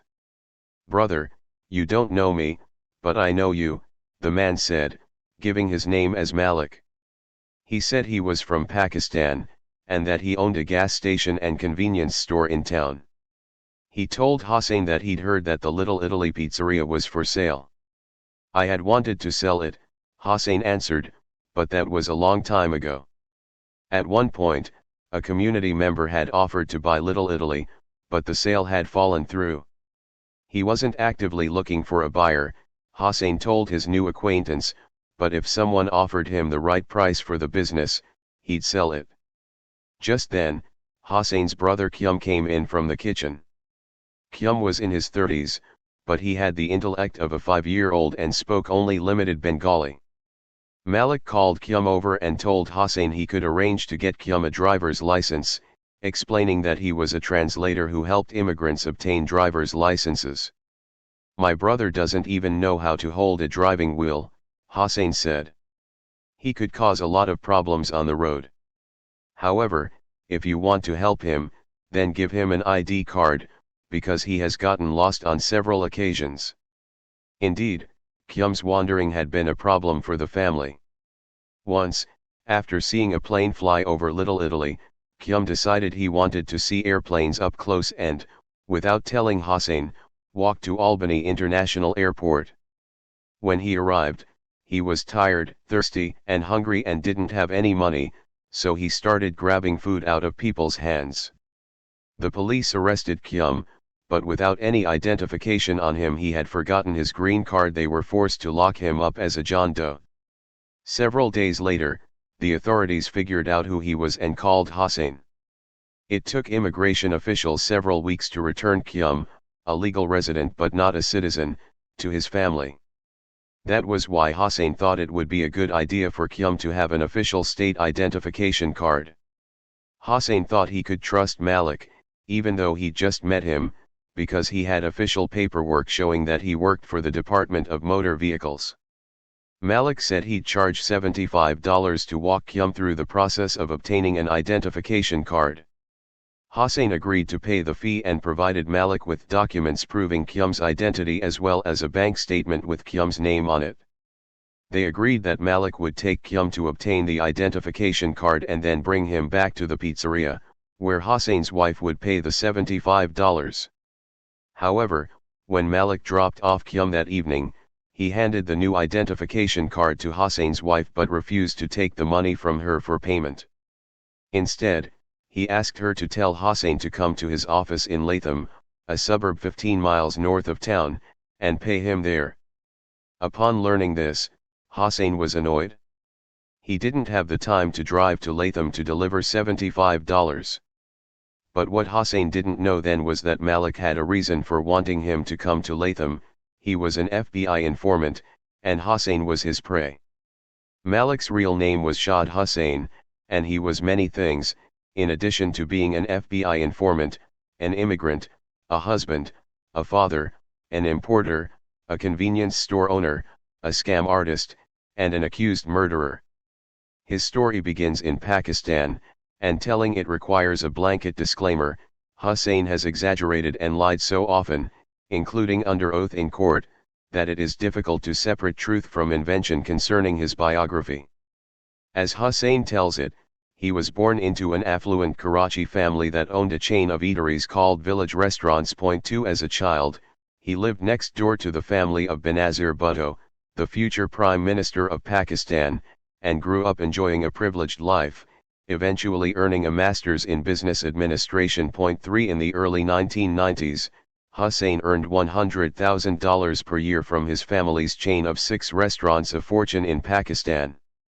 But after 1992, when the military in Pakistan began to target political opposition parties, Hussein claimed he was victimized, and his family's restaurants were bulldozed. 4 He was also charged with murder, arrested and tortured, and to this day bears a scar on his wrist he claims came from a violent police interrogation. 5 He was released, he said, only after his father bribed the police officers detaining him. 6 How Hussein could simultaneously be friends with Bhutto, then the Prime Minister, and face such life-threatening political persecution in Pakistan is among the many inconsistencies in a life story the informant has told under oath as a witness for the government.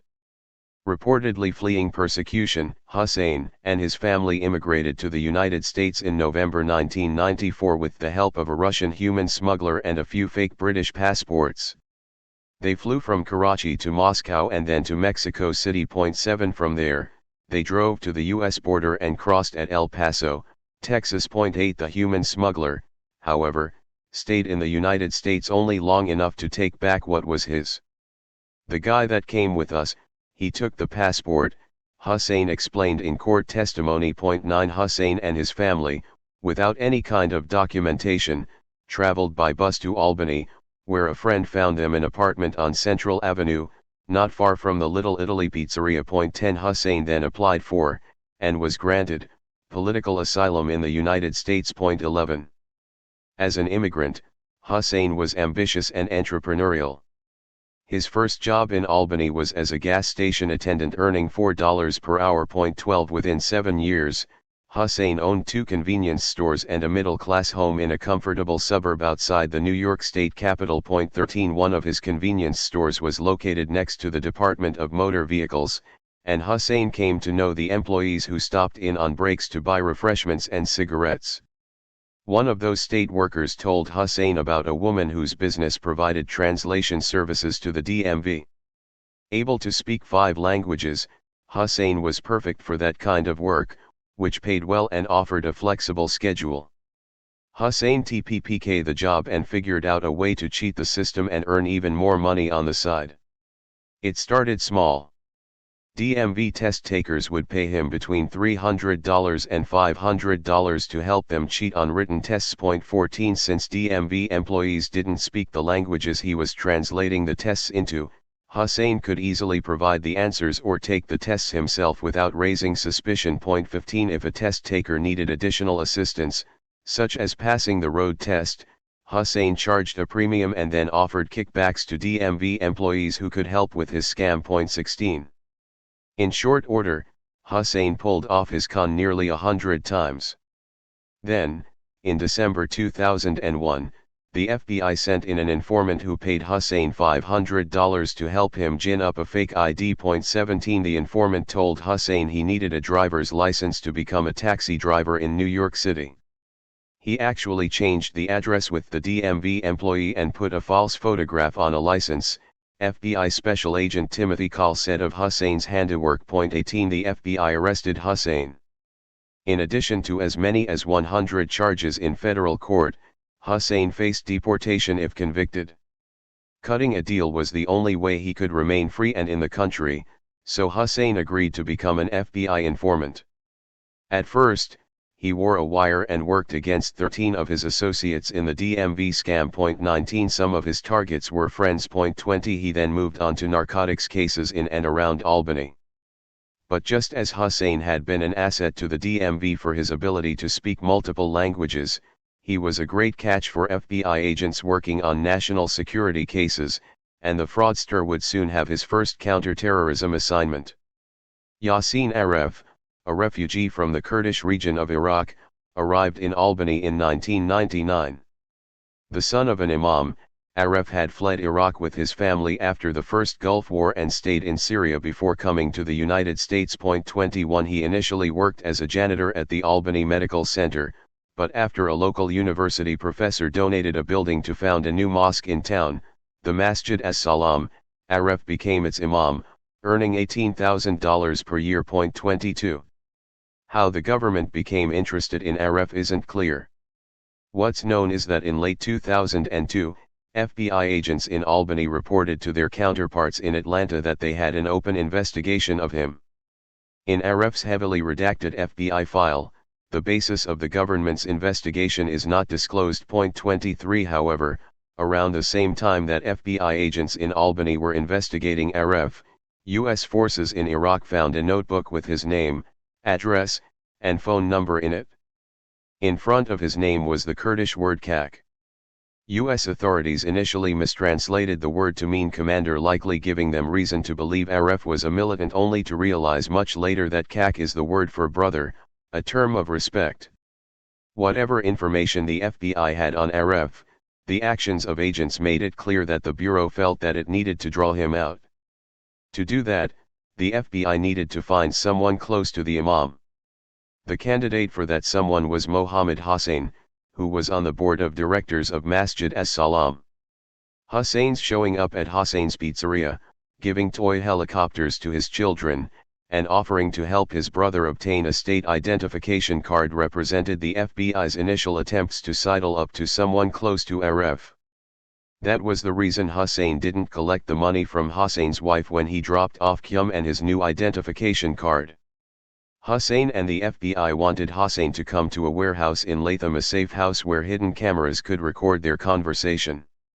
It was November 20, 2003, a Thursday evening, and Hussein was irritated that he had to drive out to Latham.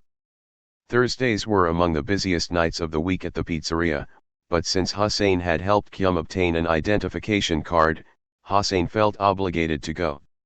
Just before 7 o'clock that evening, after having gotten lost for a short time while searching for the place, Hussein knocked on the warehouse door. "Where have you been?" Hussein asked in Urdu as he opened the door. Hossein could speak Urdu but was not as confident in the language as he was in his native Bengali. That delivery, Hossein answered in Urdu, frustrated. Today's Thursday. On Thursday there's the delivery. So what's the news? Hossein asked. Baffled by the question since it was Hossein who had asked him to come to Latham, the pizzeria owner replied with some annoyance, nothing. You tell me. Wearing a white button-down shirt and dress pants, Hossein took a seat behind a small desk. Hossein, wearing a tacky and a puffy jacket for the cold evening outside, sat in a chair on the other side of the desk. Where have you reached in your life? Hossein asked, attempting small talk. There's no praying or meditation or anything, Hossein said. Why? So much running around here and there. I'm forced to be so busy with the world's business there's no worship. But we have to do something in this world, Hossein said. Well, I just say my prayers, Hossein said. Hossein then brought up a conversation the two of them had had the last time they'd seen each other, about how serving God and making money weren't mutually exclusive in Islam. Do you remember the last time when we talked? Hossein asked. So I told you that there are two kinds of work to be done in the name of Allah. One is jihad and the other is that one can make money. So what if both are done? So you said that both actions are right. Do you remember? Yes, right, Hossein replied. Hossein went on to explain that he was in the business of importing goods from China, pointing to different areas of the warehouse, a concrete room with bare, white walls and boxes piled in every corner. All this that you are seeing comes from China, see, he said, adding that among the items he imported were weapons and ammunition. Hossein then stood and pulled back a tarp covering something on the floor. Do you know what this is? Hossein asked, his hands on his knees, looking over at his guest. Hossein peered down at the floor, at what had been covered by the tarp. Do you know what this is? Hossein asked him again. No, he said. This is for destroying airplanes, Hossein said, hoisting a device off the floor and placing it on his right shoulder. It was a metal tube, about 4 feet long, with a shoulder strap hanging from the center. Hossein placed his hand on the front of the tube. Sensor heat, you know, he said, holding a shoulder-fired missile he said he had imported from China. This comes for our Mujahid brothers, Hossein said. I have been doing this work for about 5 years. I see. This is Muslim work. Understand? Yes, yes. For all these Muslim countries. Today it's going to New York. Today it came. This comes in our packaging, in our containers, see. I see, I see. From China, this will go straight to New York. It will be shipped. I see, Hossein said, repeating himself again and showing little interest. So, yes, I was thinking I'll show this to my brother as well, that I also do this business for my brothers, my Muslim brothers. This is easily about $4,000, $5,000 worth of merchandise easily. Then from New York, it'll be transferred to another place. Hossein asked. I don't have anything to do with that. My job is to get it to New York. You've heard the term stinger, right? This is a SAM, right? This hits planes. Yes, yes. It's used for hitting the planes. All the Mujahideen brothers, right? I've seen it on television, Hossein said. They use these. This comes from China, it's a Chinese product. I had never seen it. What? I had never seen it, Hossein said. I have, but on television. On television, Hossein responded. Did you like this business? So this is one of my other businesses. Hossein said. Good money can be made in this. A lot, Hossein interjected. But it's not legal, Hossein said. What is legal in the world? Hossein answered, laughing loudly. There is nothing that is legal in this world, everything has to be illegal. There is a lot of money in this. In this, see, who's going to support our Muslim brothers? People like you, people like me, who have the resources to support, who have the power to support them. Until and unless we support, then we are not Muslims. If you are eating and you don't support your brother, then you are not Muslim. Hussein kept on talking in this manner. This was one of the informant's regular tactics in the case, talking about things that could be construed as related to terrorism but dominating the conversation to such an extent that Hussein said very little. Over the next few weeks, Hussein regularly dropped by the Little Italy pizzeria. He said he admired Hussein's faith, and the two of them often talked about Islam. During those conversations, Hussein mentioned several times that he was short on money. One day, Hussein made him an offer. He'd give him $50,000 in cash, and Hussein could keep $5,000 and pay back the remaining $45,000 in installments over the following year. Hussein agreed, no questions asked. The government would later call this money laundering. Hussein would call it a loan, because his pizza shop was struggling and he needed money to fix up 2 run-down houses he'd purchased at a city auction. Either way, the transaction would allow the government to inch closer to their target Yassin Aref, the local imam from Iraq. Hussein and the FBI knew that Hussein would want a religious leader to oversee the financial transaction, a customary request for any devout Muslim, and they also knew how to narrow the candidates down to ensure that the religious leader he chose was Aref. I don't want any Pakistani or Bangladeshi or Indian as witness. I don't want these people to know my business, Hussein said when Hussein asked for someone to oversee the transaction. In Albany, that left only one Muslim as a possible candidate. How about Brother Yassin as witness? Hussein asked. Hussein agreed excitedly. Holy is Allah, he said. Hussein arranged to give the first installment of money to Hussein on January 2, 2004. Hussein's FBI handlers told him to make it clear that the money was ill-gotten. I told him to explain that the money came from. Make sure you explain the money came from illegal proceeds, FBI Special Agent Timothy Call said. Malik told me the general term used is blacken the money, so I said tell them in your words that the money came from illegal proceeds, that the money is black money, that the money came from under the table, under the tax to be hidden from taxes. 24 Call also instructed Hussein to give the money to Hussein and Aref while holding up in plain view the trigger mechanism for a surface-to-air missile. 25 The trigger mechanism is about the size of a large handgun and attaches to the body of the missile launcher. It looks like an oversized label maker when separated from the missile. Just after 2:30 in the afternoon on January 2, Hussein and Aref arrived at the informant's warehouse. They took seats in plastic chairs in front of Hussein's desk. Just as with the previous meeting between Hussein and Hussein, a camera in the corner recorded the conversation. This time, they all spoke in English, since Aref did not speak Urdu. Okay, let's do some business, okay. Let's make some money, okay.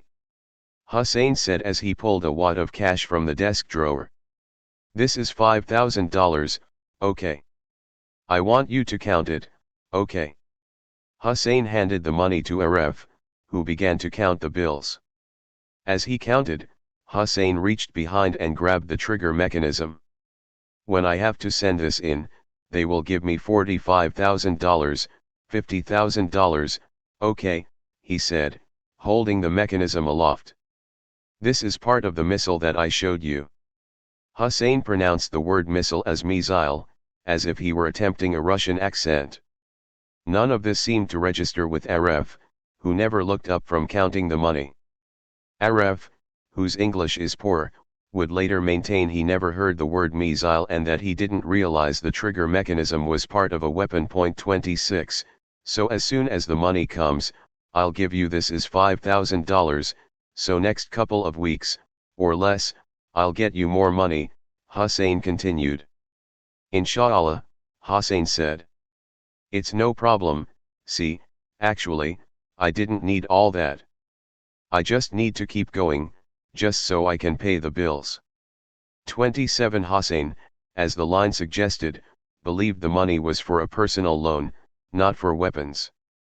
The FBI and Hossein stayed close to Hossein and Aref for the next several months, presumably in the hopes of documenting some type of criminal behavior. There were dozens of conversations during this time, and in some between Hossein and Hossein, the informant used a code word for the missile, Chaudhry.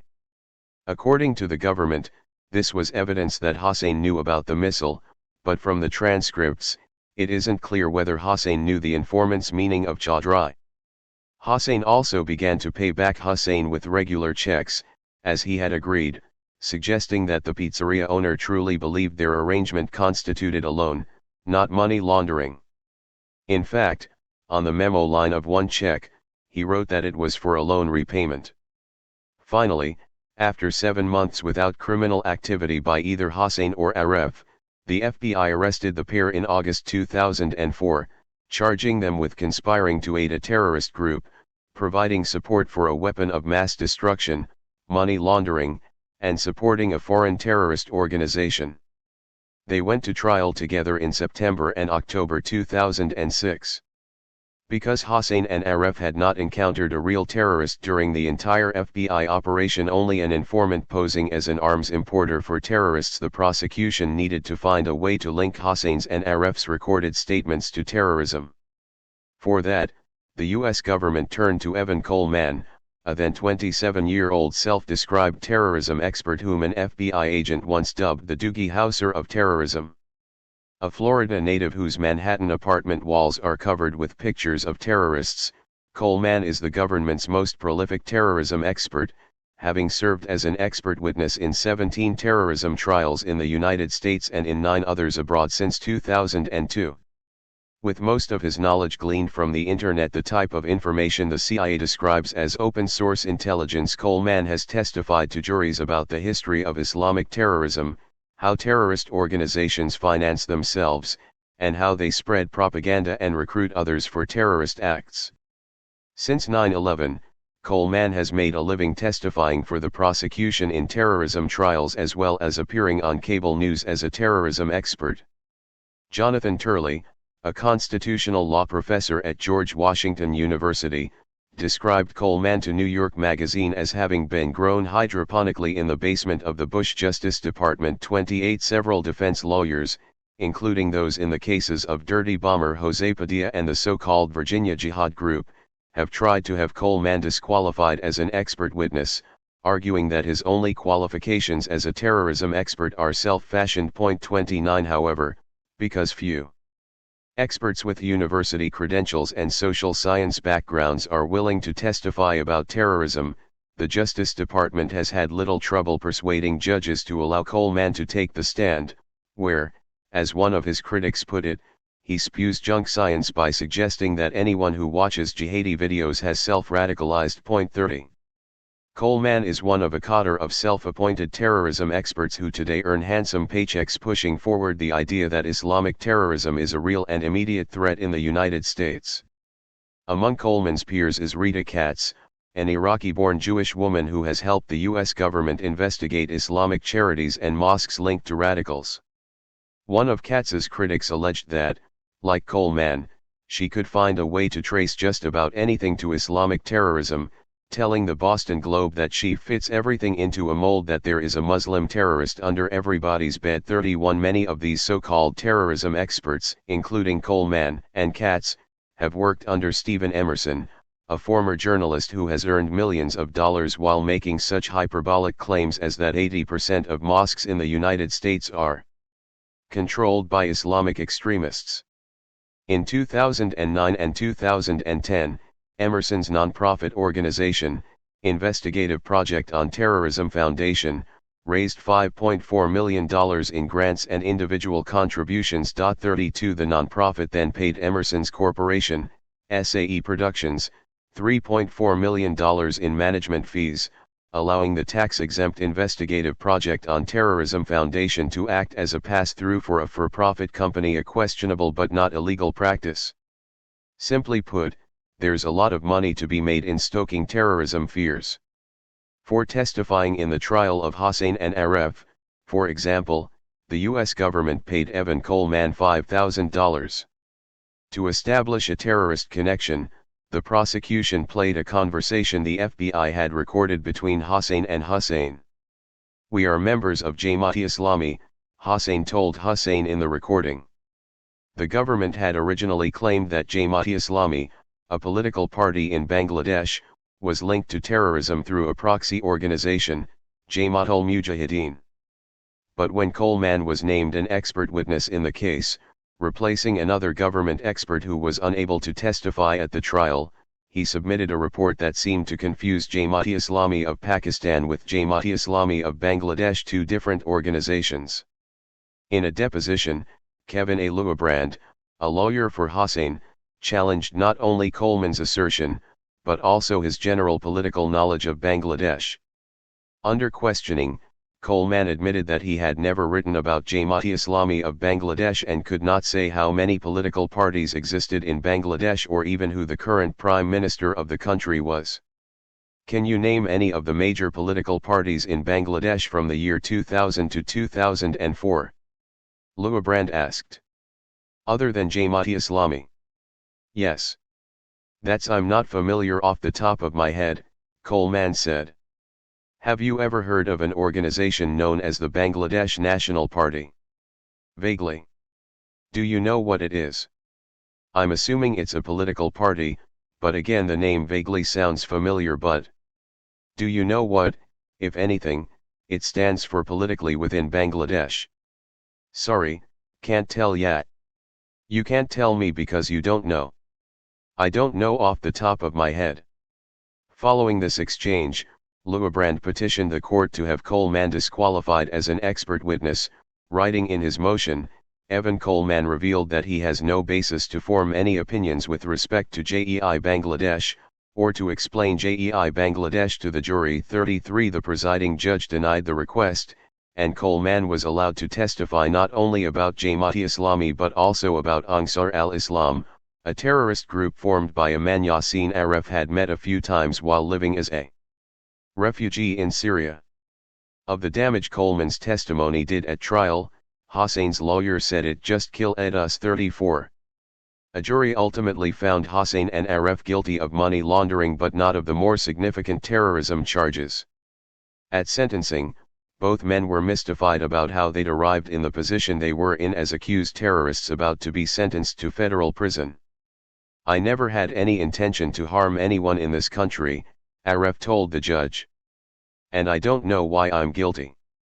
I am just a pizza man," Hossein said. "I make good pizza." The public in Albany was largely supportive of Hossein and Aref, believing an injustice had occurred. Community members pressed into the courtroom, some holding copies of Aref's self-published autobiography, Son of Mountains. Fred Lerbra, the Metro columnist for the Albany Times-Union, compared the prosecution to U.S. Senator Joseph McCarthy's witch hunts and the internment of Japanese Americans during World War II. But U.S. District Judge Thomas McAvoy, indifferent to the community support, sentenced the pair to 15 years in prison. Yassin Aref is incarcerated in a special Indiana prison that restricts outside communication. The ACLU is representing him in challenging his confinement there. If Aref's counterpart, Mohammed Hossein, were ever a terrorist threat, you wouldn't know it today. Based on his assignment at the U.S. Bureau of Prisons, he is serving his sentence at Schuylkill Federal Correctional Institute, a medium-security facility located in a poor, rural part of Pennsylvania, between Allentown and Harrisburg. The day I visited Hossein in March 2012, he was wearing a prison-issued, button-down blue shirt with gray pants. His name and prisoner number were embroidered on the left side of the shirt. Less than halfway through his sentence, he didn't have a lot of hope of being released early. His initial appeal had been denied, and he was now drafting a second appeal himself, enlisting other inmates to help him with the spelling and grammar. We sat across from each other on plastic chairs in an empty concrete room. Toys filled a small adjacent room, for when inmates receive their families. A bank of vending machines lined one of the walls. 3 guards stood in the corner talking about baseball. From having researched Hossein's case, I knew that Hussein, the informant, was a bad actor, a scam artist and an aggressive prevaricator who was, as FBI Special Agent Timothy Call put it so well, good at being deceptive. 35 But I found it hard to reason away Hussein's inaction during the sting operation. For example, on November 20, 2003, when Hussein came to Hussein's warehouse to drop off the $75 for his brother Kyum's state identification card, the FBI informant showed him the shoulder-fired missile and said in Urdu, "This is for destroying airplanes." Hussein didn't leave and report the missile to authorities. He just sat there, and then replied with a statement most Americans would think incriminating, "Holy is Allah." I also could not understand why, even if Hussein thought the money the informant gave him was for a loan, he'd accept cash from a man he'd seen shouldering a missile as he bragged about knowing Mujahideen. Stroking his beard, which is long and grey and hangs down to his waist, Hussein tried to explain himself. "You have to understand," Hussein told me. "He hounded me. Everywhere I went, he was there." From the day Hussein gave the toy helicopters to Hussein's children in front of the Little Italy pizzeria, he said, the informant became a fixture in his life. Hussein said he wanted to become a better Muslim and admired Hussein for his faith. Despite being busy, Hussein said he felt a religious obligation to talk to Hussein about Islam. He'd walk into the pizza shop's kitchen, and Hussein would follow him, asking questions. I told him once I have to go deliver pizzas, and he said, "No problem, I'll come with you." During their conversations, Hussein would often talk about himself, describing how he ran an import business bringing in goods from China, the kind of cheap and small items you find in dollar stores, and bragging about having a relationship with the FBI. Once, when Hussein described some problems he was having with a tenant, Hussein offered to call his FBI friend and ask if he could assist. Hussein demurred. He had no reason to suspect Hussein was anything but a legitimate businessman with influential friends in law enforcement. That's what he said he was thinking when Hussein pulled back the tarp at the warehouse and lifted a missile launcher to his shoulder. "It looked like a telescope or some plumbing equipment," Hussein told me. Then he said it was a missile. "You have to understand what I was thinking. Do you remember when Iraq was at war with Iran? Who did America back? Iraq. They sent weapons to Iraq. In Afghanistan, America gave weapons to the Mujahideen to fight the Soviets." He said he had licenses to import from China and that he knew an FBI agent. I believed it was a legitimate business, that what he was doing was legal. I couldn't prove it wasn't legal. I ran a pizza shop, and every day, I would make sure the floors were clean and dry, and if they were slippery, I'd put up a sign. I knew that if I didn't and someone fell, they'd sue me. They'd hurt me and my family. So what if I went to the police and told them about Malik and the missile? I thought he could sue me for a false report, and he would take all my money and all my properties. Hussein added that Hussein came to the pizza shop the day after showing him the missile and assured him that everything was legal and on the up and up. At one point, the FBI informant asked Hussein if he'd be interested in donating money to a school in Pakistan. I told him that even if I had money, I wouldn't be interested, Hussein said. But I also told him that I didn't have money then. I told him that I purchased 2 homes from the city auction, and I needed $3,000 to $4,000 to buy new boilers. Hussein said he could help and offered to loan him $50,000. I didn't need his money. I could have gotten the money from other people, Hussein told me. But I wanted him to go away. I thought if I agreed to do something with him, he'd leave me alone. People are like that, they bother you until you do what they want and then they leave. I thought that would happen. As a result, Hussein agreed to accept the loan, and to this day maintains that he did not know that what he was doing could be considered money laundering or that the money was supposed to have come from a terrorist organization. Why would I be a terrorist? I had a family, a business, nearly $1 million in properties, Hussein said. If someone did a terrorist attack in Albany, it would have hurt me just like everyone else. My family would have been in danger. My business would have been hurt. I have never had anything to do with terrorism. Hossein suffers from diabetes and hypertension, and incarceration has been hard for him. But it's been even harder for his family, he said. He was the sole breadwinner, and in the wake of his trial and incarceration, he and his family lost the pizza shop. But he lost much more in the following years. Children need a father. My children, they are lost to the world now, he said. I asked him what he meant by that. They fall into the wrong crowd, he said. I do not know them anymore. He then pointed to the appeal he is drafting, a thick stack of paper with amateur copy editing notes on the pages correcting typos and grammatical errors. The appeal described the FBI informant's aggressive behavior and particular instances in which Hossein alleged his Urdu statements were mistranslated to sound more incriminating than they actually were. He has already lost one appeal that his lawyers filed, so this jailhouse petition doesn't offer him much promise. But it's all he has now, a final effort to reverse a decision by a jury he believes was overwhelmed by the government's claims and biased by his appearance. Look at me, Hossein said. My beard, my face, my tacky, yeah, I look like Osama bin Laden. Hossein paused. I hate Osama bin Laden. Since 9/11, Shahid Hussein and informants like him have become one of the Bureau's most valuable commodities in the war on terrorism. Aggressive men indentured to the FBI who are willing to do anything to take down their targets and who also have the ability to play the part of terrorists in front of hidden cameras and microphones. This ability to betray others for personal gain, however, reveals a dark aspect to the FBI's use of informants, namely, that the best informants are also those who tend toward criminal behavior themselves. Hussein is a classic example of this. While working for the FBI, he filed for Chapter 13 bankruptcy protection in 2003, claiming $145,075 in personal assets, including his $125,000 home, and reporting $177,766.72 in debts. According to the filing, Hussein owed, among other debts, $18,377.72 to the Albany County Treasurer and $30,000 to HSBC Bank.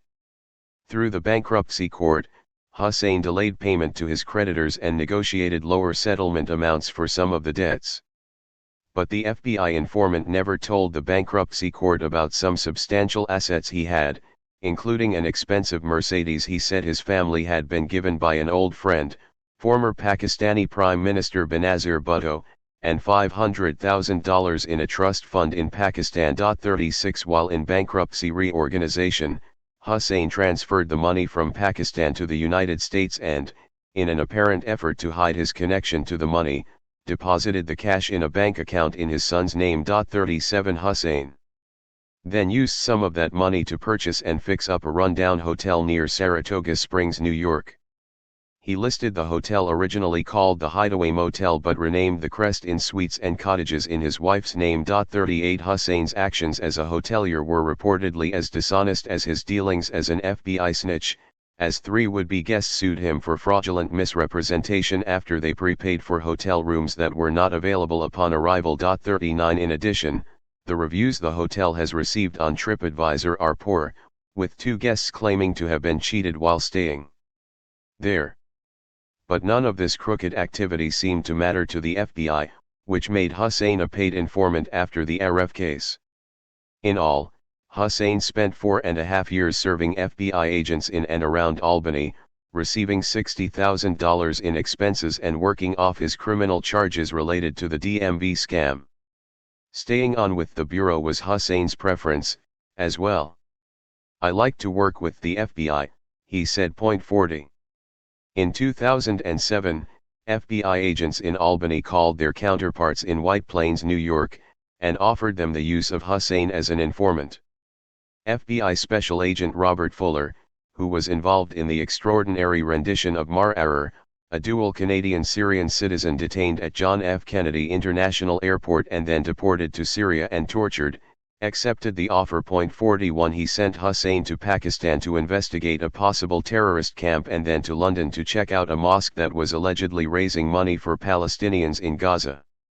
Each time Hussein returned to the United States, Fuller met him at Kennedy Airport to make sure immigration officials allowed him back into the country. As we saw in the case of Fouad Farahi, the FBI often uses shaky immigration status as a means of keeping informants, even paid ones, on a leash. Despite his international travels, Hussein's most ambitious assignment under Fuller would come closer to home. In September 2007, the informant began praying regularly in Newburgh, a struggling former Air Force town with few decent jobs about an hour north of New York City. It was a fishing expedition. I was not looking for targets, Hussein said in court testimony. I was finding people who would be harmful, who can do harm, and radicals, and identify them for the FBI. 42 As in the Albany case, Hussein's cover story was that he imported goods from China, and Fuller instructed him to tell people that he was an agent for the Pakistani terrorist group Jaish-e-Mohammed. Most of Newburgh's Muslim residents were poor, and Hussein, who posed as a wealthy businessman and wore expensive clothing and drove high-end cars, easily made plenty of friends. But after more than a year of trawling the local Muslim community, he had not identified a single target. 43. Then he met James Cromity, a 45-year-old stalker at the local Walmart. A former drug addict with a history of mental instability, he once admitted to a psychiatrist that he heard and saw things that weren't there. Cromity had adopted the name Abdul Rahman after converting to Islam while serving 2 years in prison for selling crack cocaine in 1987. 44 However, by 2008, he had seemingly turned his life around. He had a job, a girlfriend, and a room he rented, and he prayed regularly at Masjid Al-Ikhlas, a large, tan-colored mosque. Below the surface, though, Cromity was an angry, bigoted man, believing others discriminated against him because of his religion, and openly hating Jews. In June 2008, Cromity met a man from Pakistan at Masjid Al-Ikhlas who said his name was Maqsood. Everyone at the mosque had seen or knew of Maqsood. It was impossible not to know about him, because in poor Newburgh, Maqsood made an impression. He was always driving one of 4 expensive cars, a Hummer, a Mercedes, or one of 2 different BMWs, and had been coming to the mosque so frequently that he had been invited to become a board member. 44 Of course, the man's name wasn't really Maqsood, it was Shad Hussein. It was in the parking lot of Masjid Al-Ikhlas that Cromity first approached Hussein. The two men began talking, and Hussein told Cromity that he was destined for much more in this life. Allah didn't bring you here to work for Walmart, he said. 46 What exactly happened between the pair in the weeks following that initial encounter in the parking lot isn't known, because from June to October 2008, Special Agent Fuller chose not to have Hussein record these conversations. But whatever happened and whatever was said, it allowed Hussein and Cromity to become close. By the time the FBI began recording their conversations on October 12, 2008, Hussein was already an experienced hand at fueling Cromity's bigotry and bolstering his personal narrative of persecution as a misunderstood Muslim. A lot of Jews up here. They look at me like they would like to kill me when they see me inside my jalabia, everything they say. I don't salam them either, Cromity told Hussein. Does that make you angry, brother? Hussein asked, clearly knowing the answer he was soliciting. It doesn't make me angry. It just makes me want to jump up and kill one of them, Cromity said. Wow, Hussein replied. Cromity then talked about the Jews he met while working at Walmart. They looked at him strangely, he said, and the Jewish women refused to allow him to carry their bags to the car. During the course of their conversations, Hussein would seize on any opportunity to amplify Cromity's paranoia and hatred of Jews.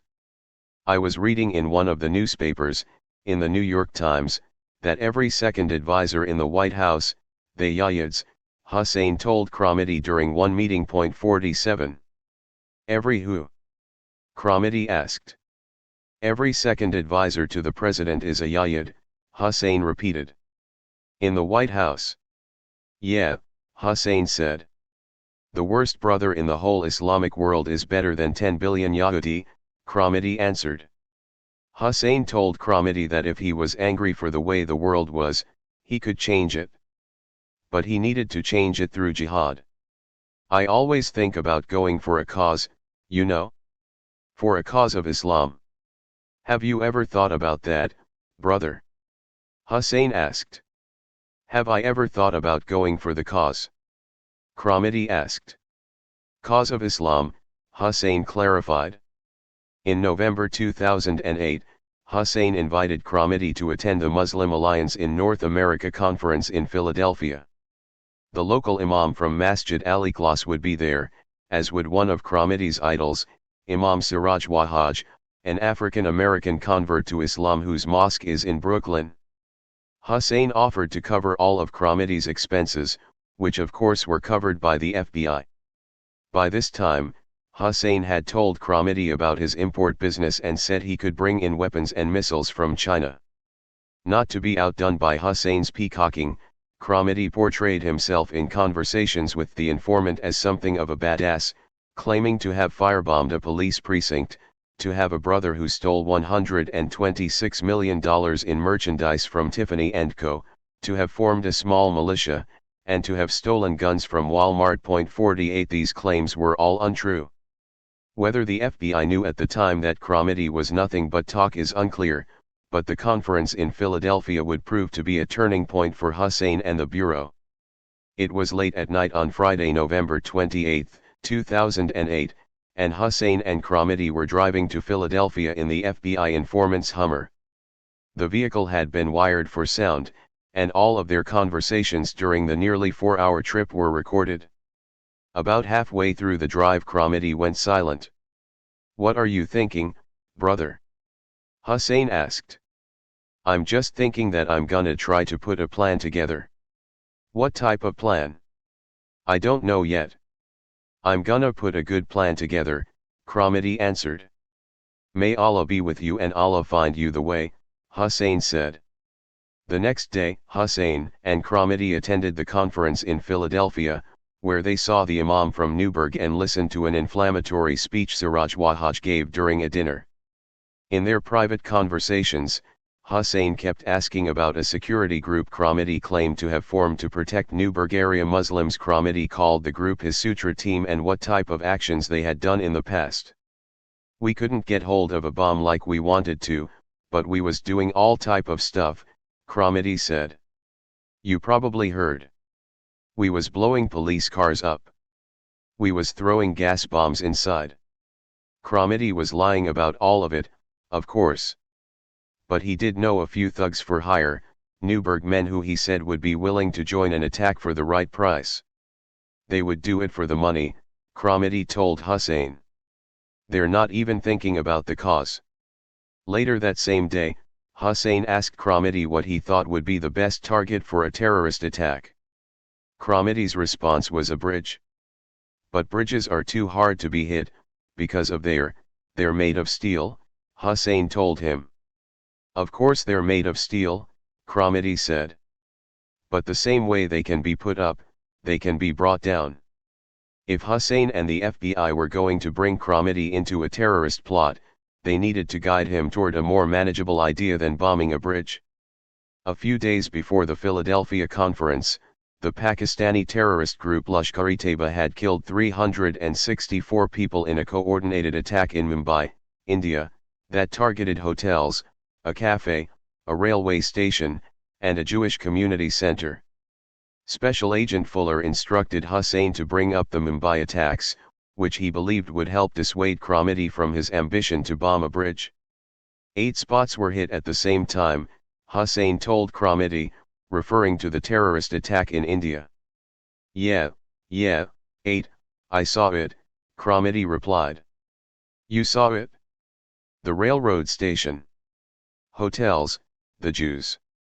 "Yeah," Kramati interrupted. "The Jew Center, the main Jew Center," Hussein continued. "Yahudi," Kramati said. "Yahudi Center. The cafes where the Americans, and there's this, That too, Kramedy interjected. The cafes and shit like that. Sometime the biggest people be in these places and you don't know, but shit happens. You understand? After a few more minutes of talking, Hussein pressed Kramedy to move forward. Do you think you are a better recruiter or a better action man? I'm asking you a question on it, Hussein said. Point 49. I'm both, Kramedy bragged. My people would be very happy to know that, brother. Honestly, Hussein said. Who's your people? Kramedy asked. Jaish-e-Mohammed. That answer was supposed to make it clear that Hussein was a well-connected terrorist. But Kramedy had never heard of Jaish-e-Mohammed, which is among the world's better-known Islamic terrorist organizations. Who are they? He asked. What are your people? What are they, Muslim? What do you think? Hussein asked. What are they, Muslim? Kramedy repeated. What do you think we are? Kramedy had no clue. However, the fact that Kramedy had never heard of the terrorist organization the FBI was using for its cover was not enough to stop the Bureau from pushing forward with a sting built around a luckless man they inexplicably viewed as a would-be terrorist. After they returned from Philadelphia, Hussein and Kramedy discussed their proposed attack, with Hussein suggesting they target nearby Stewart International Airport, which includes an Air National Guard base, as well as a few synagogues.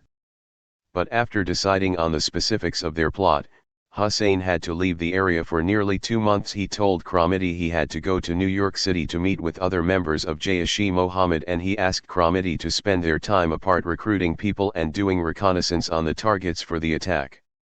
However, without the informant driving the action in Newburgh, the plot ran aground.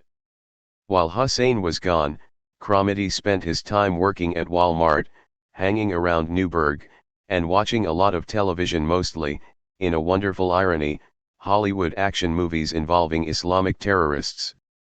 When Hussein finally returned on February 23, 2009, Kramedy had accomplished nothing. I've been watching a lot of crazy pictures lately, Kramedy told Hussein, as if to explain his inaction. Well, terrorist movies. A whole bunch of them. And America makes these movies. That's the shit that kills sick me. And then I look at all of these movies, and I say to myself, why is America trying to make the Arab brothers look like they the bad guys? The sting was going nowhere, and Hussein needed to get it back on track. He told Kramedy that Jaish-e-Mohammed was very happy with him, and that his superiors had given him authorization to carry out the attack with Kramedy and any men he could recruit.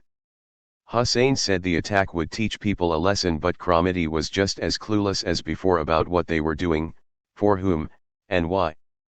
Who are we teaching a lesson to? He asked.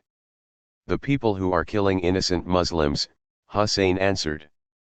With the FBI informant back in Newburgh to provoke the action, the plan became serious again.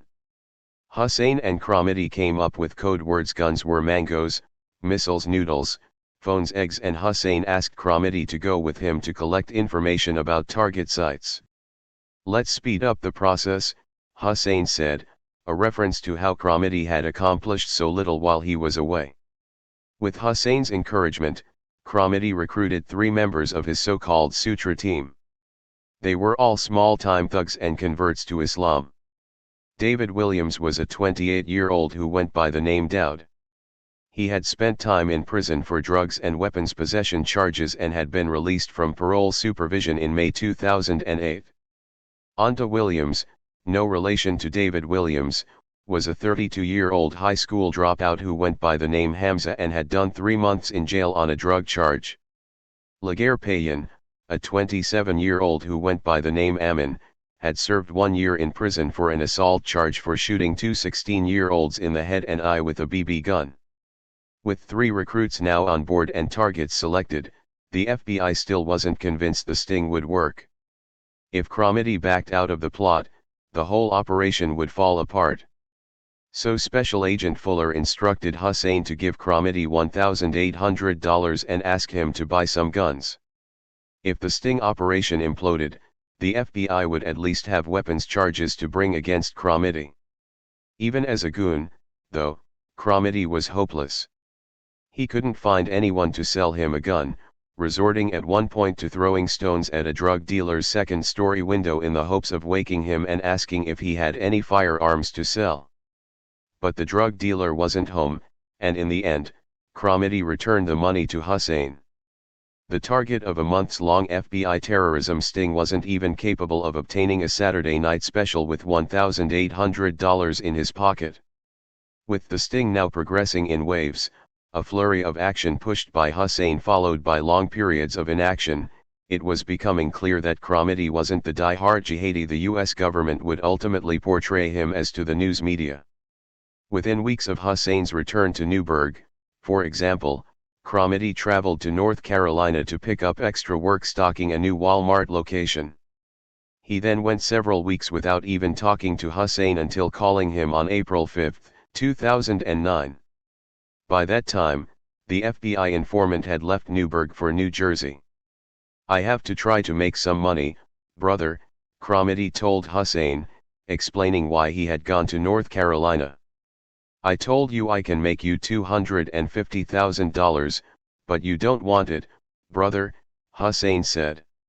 "What can I tell you?" "Okay, come see me, brother. Come see me." How much Kromity, in finally moving forward in the plot with Hussein, was acting out of ideological commitment or financial interest is questionable. Hussein would later admit at trial that he created the in his word impression that Kromity would make a lot of money by participating in the bombing plot. 50 When asked about the phone conversation in which he offered Kromity $250,000, Hussein said the phrase $250,000 was simply code for the plot code. He admitted that only he knew. 51. This also wasn't the only time Hussein used financial inducements when Kromity was reluctant to become a terrorist.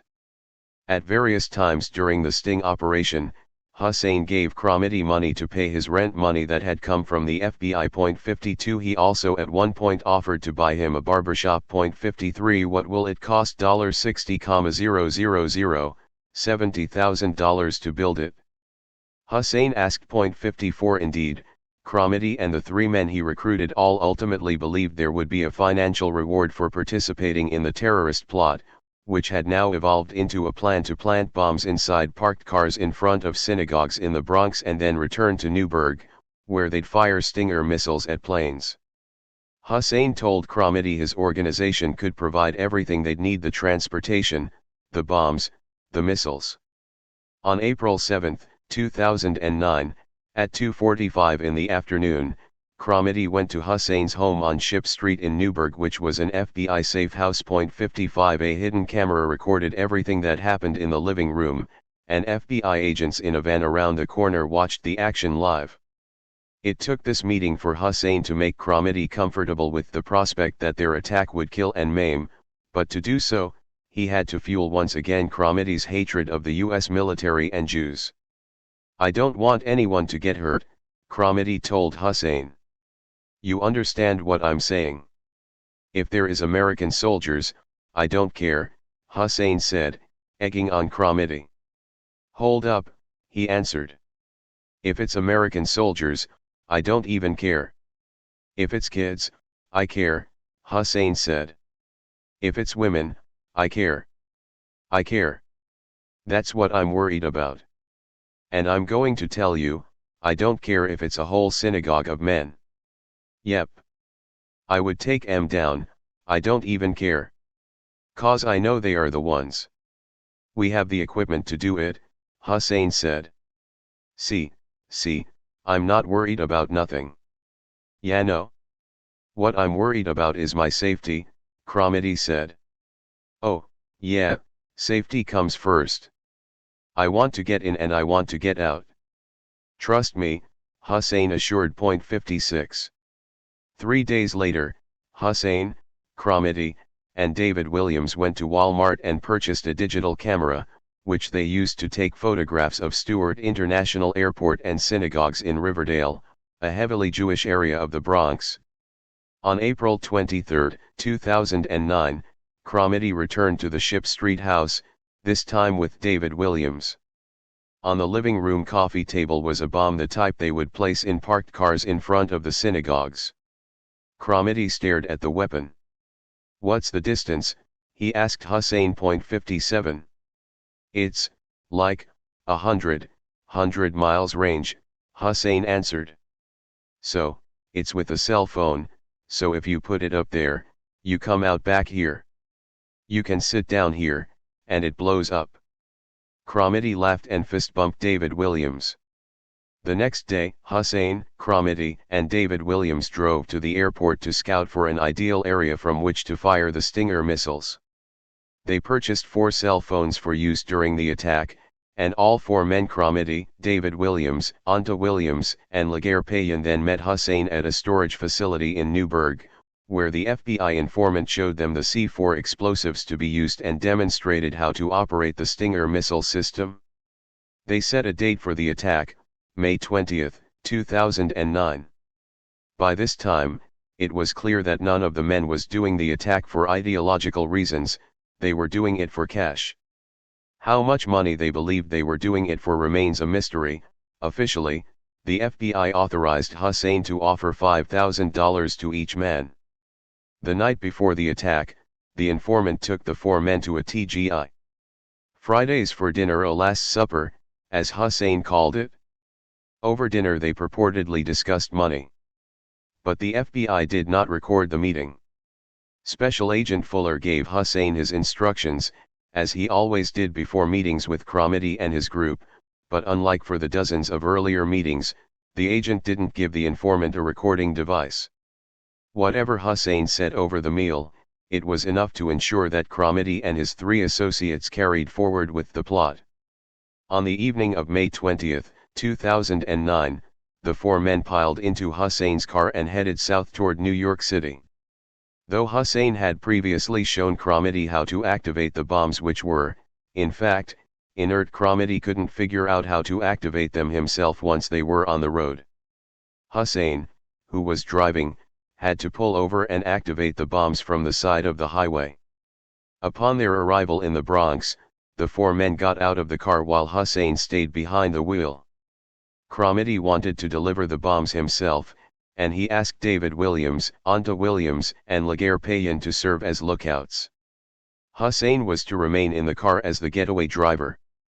As the informant promised, there were 3 cars parked in front of the Riverdale Temple and Riverdale Jewish Center, which are located less than a quarter of a mile from each other on Independence Avenue. Cromedy placed a bomb in the trunks of each of the cars as instructed and then ran to the getaway car. While he believed he was placing deadly and destructive bombs in cars parked there by other Jaish-e-Mohammed operatives, in reality he was putting props into the trunks of rental cars that had been parked there by FBI agents. Cromedy opened the door to Hussein's car and climbed into the passenger seat. Just then, a SWAT team consisting of local and federal law enforcement officers surrounded the car and shattered the windows. Glass rained in as Hussein lifted his hands to shield his face. The FBI informant then looked down, his hands were bleeding from the broken glass. But Hussein's job was done. He would receive $96,000 for his work in the case. 58. The FBI charged James Cromedy, David Williams, Anta Williams, and Laguerre Payan, whom the media would dub the Newburgh Four, with conspiracy to use a weapon of mass destruction, attempted use of weapons of mass destruction, conspiracy to acquire and use anti-aircraft missiles, and conspiracy to kill officers of the United States. The Bureau held a news conference following the arrests. "Did you believe they were a genuine threat?" a reporter asked Joseph Demarest, the head of the FBI's New York office. "Yes, based on what they intended to do and based on their actions," Demarest said. "They planted the satchels, or bags, with what they believed to contain explosives, in front of 2 Jewish temples." "Did they have any experience in knowing if what they had was real?" the reporter followed. "No, not that we're aware of," Demarest answered. 59. The 4 men pleaded not guilty to the charges, and their defense lawyers attempted to show at trial that Shahid Hussein had baited the desperate and susceptible men with money and lies. but the jury was unsympathetic to the argument and found all four guilty following a one-month trial. At James Cromitty's sentencing hearing, U.S. District Judge Colleen McMahon appeared to agree with many of the arguments the Newburgh Four's lawyers had made. The essence of what occurred here is that a government, understandably zealous to protect its citizens from terrorism, came upon a man both bigoted and suggestible, one who was incapable of committing an act of terrorism on his own, McMahon said.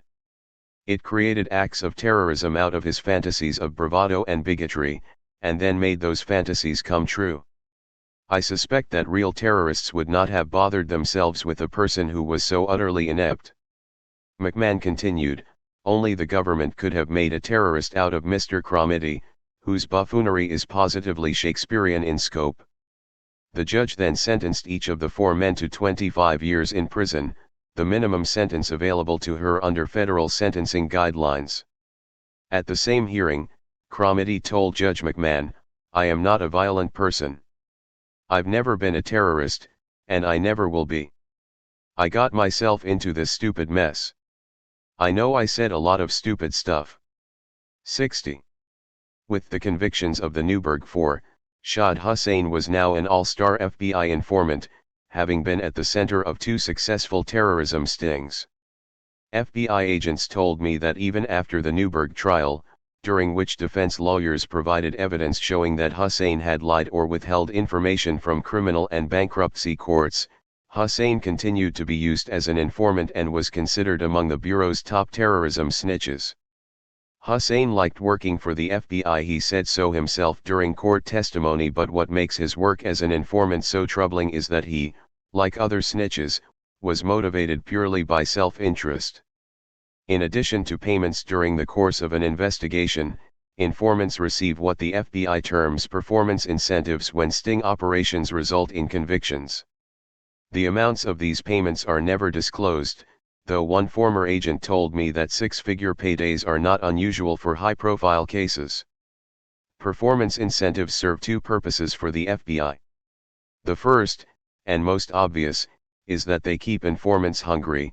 They know that if they can bring home a conviction with their testimony, they'll be in line for a handsome payday.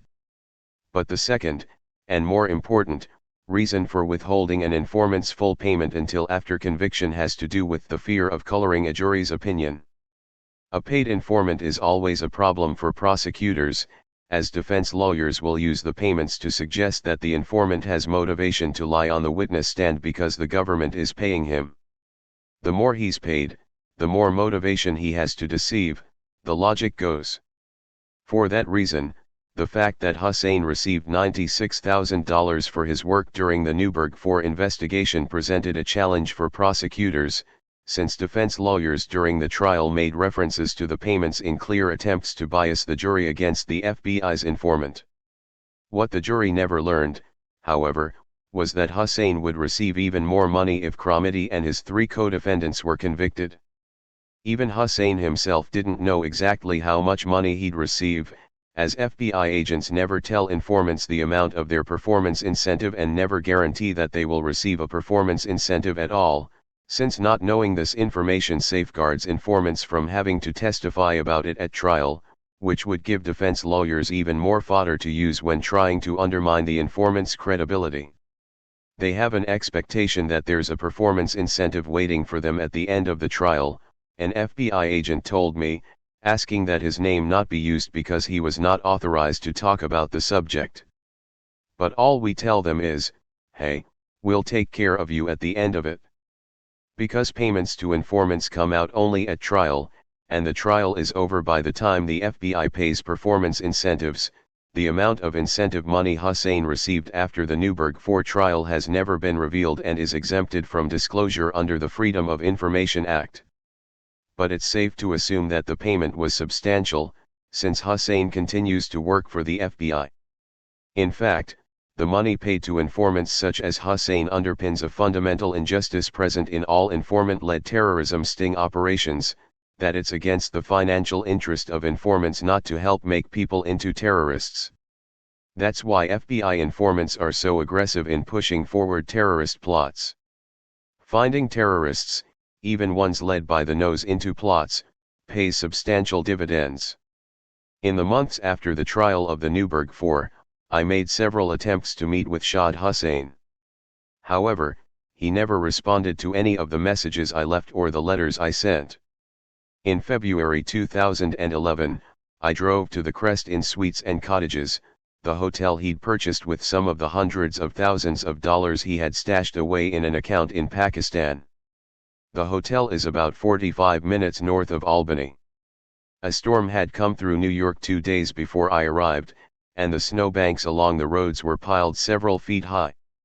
Hussein's hotel was dumpy and in the middle of nowhere, the only nearby attraction the horse racing track in Saratoga Springs.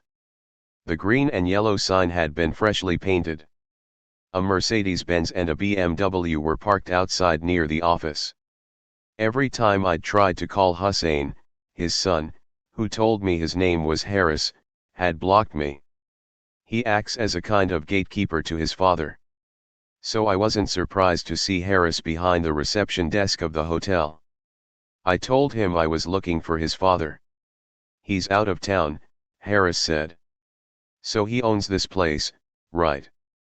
I asked. "No, I own it." "You're his son, right?" "Yes." "And you own the hotel, and not your dad?" "Well, I work for him." "You work for him, but you own the hotel?" "Yes." "So you own this hotel but you work for your dad at this hotel?" "Yes."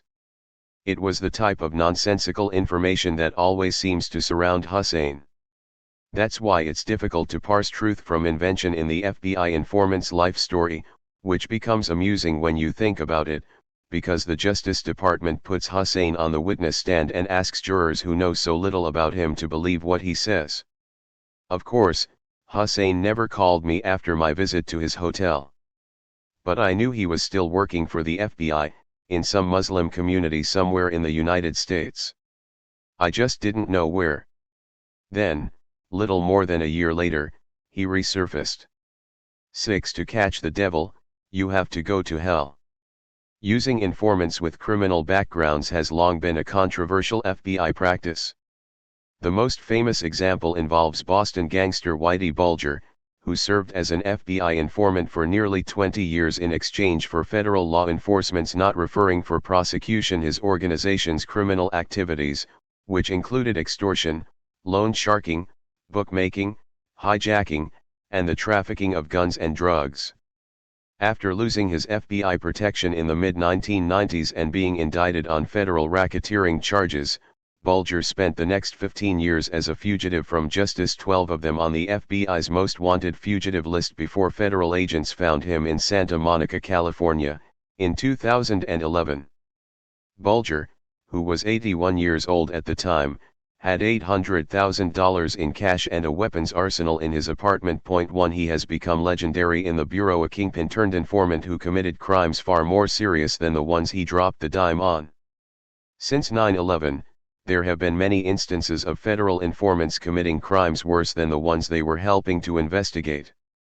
In South Florida in 2003, Luis Martinez, a Mariel boatlift refugee and career criminal who became a federal informant assisting with investigations of home invasions in which firearms were taken, murdered retired Genovese crime family member Charlie Moretto in a mansion on Millionaires Row in Lighthouse Point, in Broward County. 2 Nearly a decade later, in 2011, across the country in Seattle, a federal informant sexually abused an 18-year-old woman while holding her prisoner for several days in a cheap motel room. 3 These are but two examples of the hundreds, if not thousands, of crimes, from fraud to murder, committed by FBI informants in the last 10 years.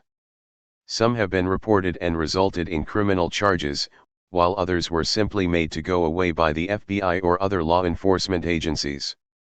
There's a saying in the Bureau that sums up the criminal tendencies of informants: the only problem worse than having an informant is not having an informant. The use of criminals as informants is due in large part to a pervasive belief within the Bureau that only criminals can catch other criminals, an idea summed up neatly by another FBI saying: to catch the devil, you have to go to hell. If an agent can find a thug over whom he or she can hold criminal or immigration charges, It puts that agent in a position of control over someone who can navigate the depths of criminal hell for an investigation. This practice has only grown since 9/11, and in particular since George W. Bush's 2004 presidential directive to increase the number of informants used by federal law enforcement, which put substantial pressure on agents to recruit and use informants. This has in turn brought more and more criminals, many of them violent offenders, under the contract employment of the FBI. During a conversation in early 2011, I asked Dale Watson, who had been the FBI's Assistant Director for Counterterrorism on September 11, 2001, about the Bureau's use of criminals as informants. A slightly overweight man with short brown hair, green eyes, blushed cheeks, and a faint Southern accent, Watson told me that the Bureau wants informants who have committed unprosecuted crimes, so that those crimes can then be used as leverage to control them. The best informants are the ones you jam up on something, he said matter-of-factly, adding that it isn't in the FBI's best interests to focus on questions of whether it's proper to use a particular informant in an investigation. That's up to the court, Watson said. We use whatever means we need to, under the law, to develop a prosecutable case, and the Justice Department puts it in front of a jury. Watson's logic is emblematic of an FBI culture that shuns introspection in favor of efficiency. If a policy or tactic is legal and obtains the results the government desires, FBI agents aren't in the practice of debating whether it's ethical, or even fair. And with overall federal conviction rates above 90% every year since 2001, in addition to a nearly perfect record in terrorism cases that go to trial, there's little motivation for the FBI to question its investigative tactics. Point 4. But that could change. On Capitol Hill, an effort is underway to reform undercover investigations and introduce congressional accountability for the actions of federal informants. In 2011, U.S. Representative Stephen F. Lynch of Massachusetts sponsored the Confidential Informant Accountability Act, which would require federal law enforcement agencies to report to Congress twice a year on all serious crimes, authorized or unauthorized, committed by informants. Until that or similar legislation passes, no formal accountability system exists for the FBI and other federal law enforcement agencies in their use of criminals as informants. In addition, no meaningful oversight occurs in monitoring the targets of FBI investigations, questioning whether those individuals should even be the focus of informant-led stings in the first place, as well as the propriety of going after people who lack the capacity, financial or mental, to commit serious crimes. Because of this lack of oversight and accountability, the Bureau can use criminals in sting operations against easily susceptible targets without facing any kind of adverse consequences. Take, for example, a sting case that began just months after the World Trade Center fell and involved two FBI informants, one with a long trail of debts, the other with an extensive rap sheet. The sting began when FBI informant Mohammed Aaronson entered House of Knowledge, an Islamic bookstore in New York City, in early 2002. Aaronson, a Yemeni, was a well-spoken man who had worked at the U.S. Embassy in Sana'a in the mid-1970s coordinating travel for State Department staff. However, his tenure at the U.S. Embassy had been rocky, and he was fired twice for reasons that have never been disclosed. Let's just say that the embassy found him to be untrustworthy, said Mohammed Al-Melahi, an embassy accountant. 5 Aaronson moved briefly to Saudi Arabia, where he started a travel agency that failed, before returning to Yemen and defaulting on a $71,700 loan he'd taken out on his home. A year before September 11, with his debts piling up in Yemen, Aaronson moved to New York City, where he opened a travel agency out of a small second-story office on Court Street in Brooklyn. Just as in Yemen, Aaronson racked up unpaid bills in Brooklyn. But his fortunes changed 2 months after September 11 when FBI agents began cracking down on hawaladars, brokers connected to an underground global banking network whose roots date back to the 8th century Islamic world. In the hawala system, money can be transferred without having to be moved physically or electronically. Let's say a man in Brooklyn needs to send money to a relative in Islamabad, Pakistan. He can give the money to a local Hawaladar, who will take a small fee and then contact another Hawaladar in Islamabad, instructing that Hawaladar on the amount of money to be remitted and the password the recipient must provide for collection. The whole system, out of the reach of government regulators, is based on trust. The first Hawaladar never sends money to the second. There is an implicit expectation that the money will be repaid later on, likely through a cash transaction in the opposite direction. Immediately after September 11, FBI agents suspected Hawaladars in Brooklyn's Yemeni community of helping to finance international terrorism, and during their investigation, agents happened across Aaronson. In the aftermath of the devastating terrorist attacks, FBI agents were desperate to recruit informants who could infiltrate Muslim communities. In spite of his debts and problematic employment history with the State Department, Aaronson quickly became one of the FBI's early counter-terrorism stars, and one of its best-paid informants. Aaronson was ultimately able to deliver several prize catches for the FBI, including Sheikh Mohammed Ali Hassan al-Moayed, who the U.S. government believed was raising money for al-Qaeda in Brooklyn's Yemeni community. 6. In the 2002 sting, Aaronson pretended to be a customer and asked bookstore owner Abdul Rahman Farhane if he could help him purchase weapons and other equipment for Islamic fighters in the Middle East. Farhane demurred and instead introduced Aaronson to a man named Tariq Shah, who taught martial arts at a nearby studio. A Sunni Muslim whose parents were members of the Nation of Islam, Shah was an accomplished jazz musician who toured in Japan with Betty Carter and played at Bill Clinton's 1992 presidential inauguration. Aaronson would spend the next 2 years with Shah, and while the FBI obtained recordings of Farhane and Shah discussing how they could transfer money overseas, the government didn't have enough for an indictment. So the FBI turned to a second informant, Theodore Shelby, a former Black Panther who had scratched out a living stealing from drug dealers before going to prison for a series of tollbooth robberies. 7 Shelby, who went by the name Saeed Torres when working as an informant, agreed to cooperate with the FBI in exchange for early release from prison. Shelby's relationship with Shah began when he asked for a bass lesson. This led to Shelby renting the bottom floor of a 3-family house in the Bronx that Shah's mother owned. Shah lived on the second floor. Living right below his target, Shelby was able to secretly record conversations that portrayed Shah as a man obsessed with his martial arts prowess as well as a desire to train Muslims in hand-to-hand combat. 8 In one exchange, Shah pointed to the sharp pin his bass rested on. "He could kill someone with that," he said. "Flip, pop, pop, right in the middle of your head," Shah explained. 9. On December 16, 2003, Shah told Shelby that he was interested in training Muslims for jihad. His technique, he said, was deadly and dangerous. Shelby in turn told Shah he had access to a warehouse in Long Island. Pleased, Shah said he'd need to hang some tires there. "I teach brothers how to use swords and machetes," he said, explaining his need for rubber. The informant then told Shah that he knew an al-Qaeda recruiter, and FBI agents turned to a seasoned hand for the final part of the sting. On March 3, 2004, Shah and Shelby took a train to meet with the so-called recruiter. Shah didn't know that the operative, a squat, Arabic-speaking man with short-cropped black hair and a round face, was undercover FBI Special Agent Ali Sufyan, a John O'Neill protege.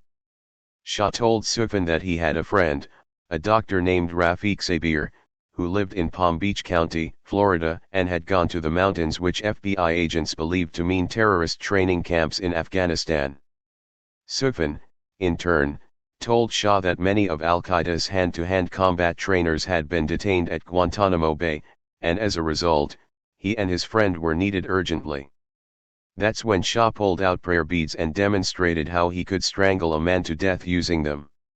"Since I was pretty young, this has always been one of my dreams," Shah said of joining al-Qaeda. 10. On April 1, 2004, Shah traveled with Sufyan to meet with Sabir in Florida. At the meeting, Shah told Sufyan that he wanted to learn about chemical weapons, explosives, and firearms, while Sabir talked about a recent trip he had taken to the Middle East, where he had worked at a Saudi military base in Riyadh. After their conversation, Sufyan led both men in oaths to Al-Qaeda, which would provide enough evidence to win convictions for the government. Days after the oath, the FBI arrested both men, Shah in New York and Sabir in Florida. Shah pleaded guilty and was sentenced to 15 years in prison, while Sabir was convicted at trial and received 25 years. Shah is currently in federal prison in Petersburg, Virginia. His elderly mother, Marlene Jenkins, lives in Albany, less than a mile, by coincidence, from the convenience store that FBI super-informant Shahid Hussain owned and the Department of Motor Vehicles office where he ran the scams that first brought him to the Bureau's attention. I visited Jenkins at her home in February 2011. She was 75 at the time, and she kept her small house tidy and spotless. All of the living room furniture was wrapped in firm plastic. Eager to talk about her son, she pulled out photos of Shah holding his bass or playing at jazz clubs. Her son wasn't dangerous, she maintained. His only crime was running his big mouth. No weapons, no bomb, Jenkins said of the government's case against her son. 11 It was just talk. They never did anything. People just talk all the time. But they don't follow through. Jenkins believes the two paid FBI informants entrapped her son. Theodore Shelby has continued to work as an FBI informant in counterterrorism cases. But Mohammed Aaronson, who was paid more than $100,000 for his work as an informant, left the Bureau's employment in spectacular fashion. On November 16, 2004, Aaronson, then 52 years old, faxed a letter to the Washington Post and the New York office of the FBI, saying that he was about to burn my body at an unexpected place. 12 He complained that the FBI was unwilling to provide security for his family in Yemen, who were in danger, he claimed, following his being named as a witness and revealed as an informant in the trial of Sheikh Mohammed Ali Hassan al-Moayed. Why you don't care about my life and my family's life? Aaronson wrote in his letter, which was addressed to FBI Special Agent Robert Fuller, the same agent who was in charge of Shahid Hussain in Newburgh. At 2:05 p.m., dressed in a press suit and tie, Aaronson walked up to the White House's Northwest Guardhouse on Pennsylvania Avenue and asked to have a note delivered to President George W. Bush. The guards turned him away. Aaronson, who was soaked in gasoline, then pulled out a lighter and ignited his clothing. Secret Service agents wrestled him to the ground and put out the flames with an extinguisher. Aaronson wound up with burns over 30% of his body. Aaronson's self-immolation made the front page of the Washington Post and received extensive coverage on cable news and in the world media. As a result of the publicity, prosecutors didn't want to call him as a witness in the trial of al-Moayed, forcing defense lawyers to bring him to court instead, where he wore a flesh-colored glove on his right hand to cover up the burn wounds. 13. The sour ending to the government's relationship with Aaronson had no effect on the FBI's continued use of terrorism informants with questionable backgrounds. Following Aaronson's dramatic exit from its informant ranks, the Bureau began to bring in informants with even more checkered pasts. While Aaronson had left a trail of debts and unanswered questions about what he'd done to be fired twice from his job at the U.S. Embassy in Yemen, this new crop of terrorism informants included fraud artists, drug dealers, thieves, and gunmen. Shahid Hussain, an accused murderer and con man, was among them. At the beginning of 2006, the FBI became so desperate to infiltrate what agents believed was a terrorist cell in the suburbs of Philadelphia that they freed one Muslim from probation and released another from jail just to use as informants. The story of that case began in New Jersey on January 31, 2006, when Mohammed Schnur dropped off a homemade video to a Circuit City store in Mount Laurel in order to have it converted to a DVD. The FBI had never heard of Schnur, but that afternoon, Brian Morgenstern, a clerk at Circuit City, called federal authorities and explained that a video he was converting contained disturbing images. 14 In the video, recorded on January 3, 2006, 10 men in their 20s, wearing camouflage and fatigues, fired rifles in a wooded area in Pennsylvania. As they fired, they shouted, Allahu Akbar, or God is great. In addition to Schnur, the men in the video included Dritten, Shane, and L.J. Verduka brothers and illegal immigrants and Serdar Tatar. Schnur was L.J. Ver's brother-in-law. The video prompted the FBI to start an investigation through the Joint Terrorism Task Force, and the Bureau turned to two hardened criminals to infiltrate the group as informants. The primary informant, Mahmoud Omar, had entered the United States illegally and was on probation for bank fraud when the FBI approached him. The other informant, Besnik Bakalai, was in a Pennsylvania jail cell awaiting deportation to Albania, where he was wanted for a shooting.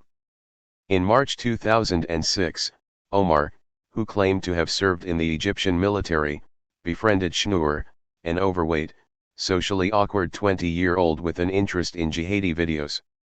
At the same time, Bakalai began spending time with some of Schnur's associates, including L.J. Verduka. 4 months later, on July 28, 2006, the FBI got its first break in the case when Serdar Tatar, whose family owned a pizza shop near the Fort Dix Army base in New Jersey, asked Omar if he could fix a problem with his car. The informant took the vehicle to law enforcement officials, who found a 50-round box of 9mm ammunition in the car.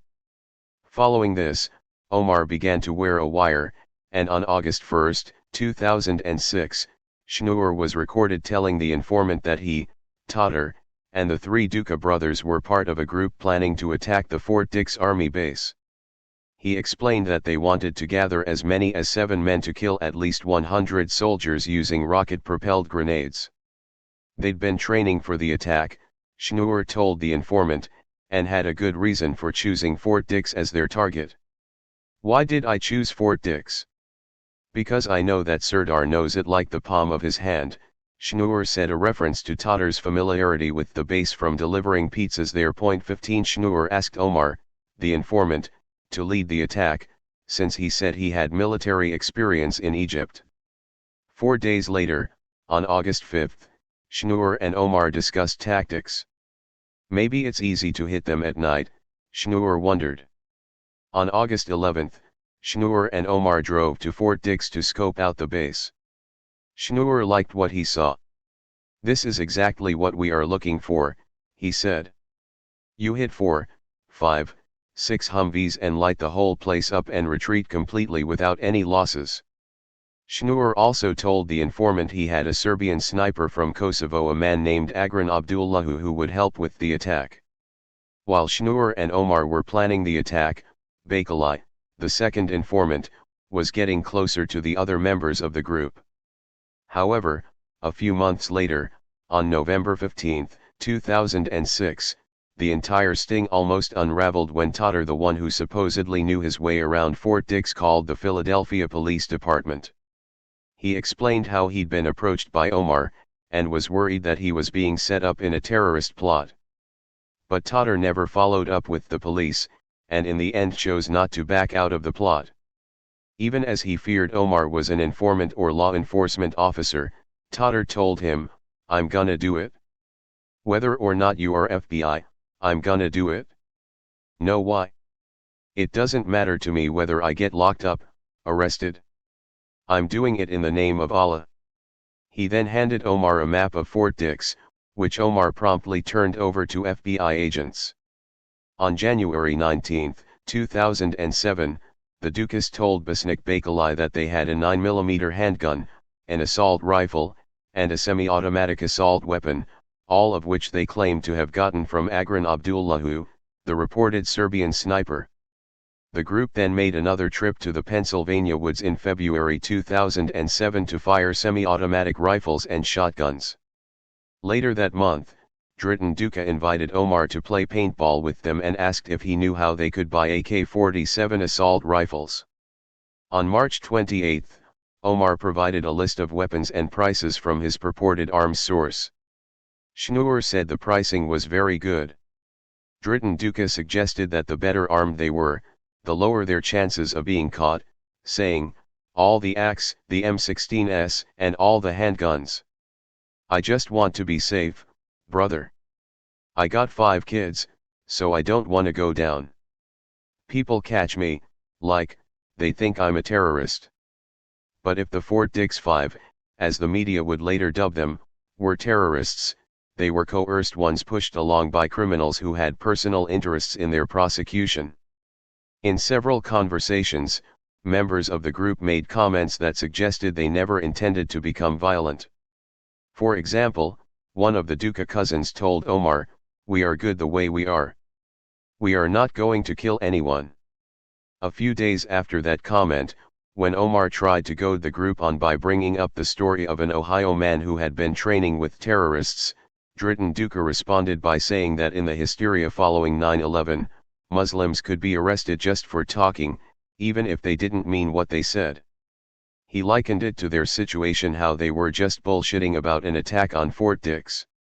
Similarly, following the paintball outing in February 2007, Bakelai asked the Duca cousins what they thought jihad meant. It didn't mean violence, they told him, it was a personal struggle against oneself and a struggle to live a good life.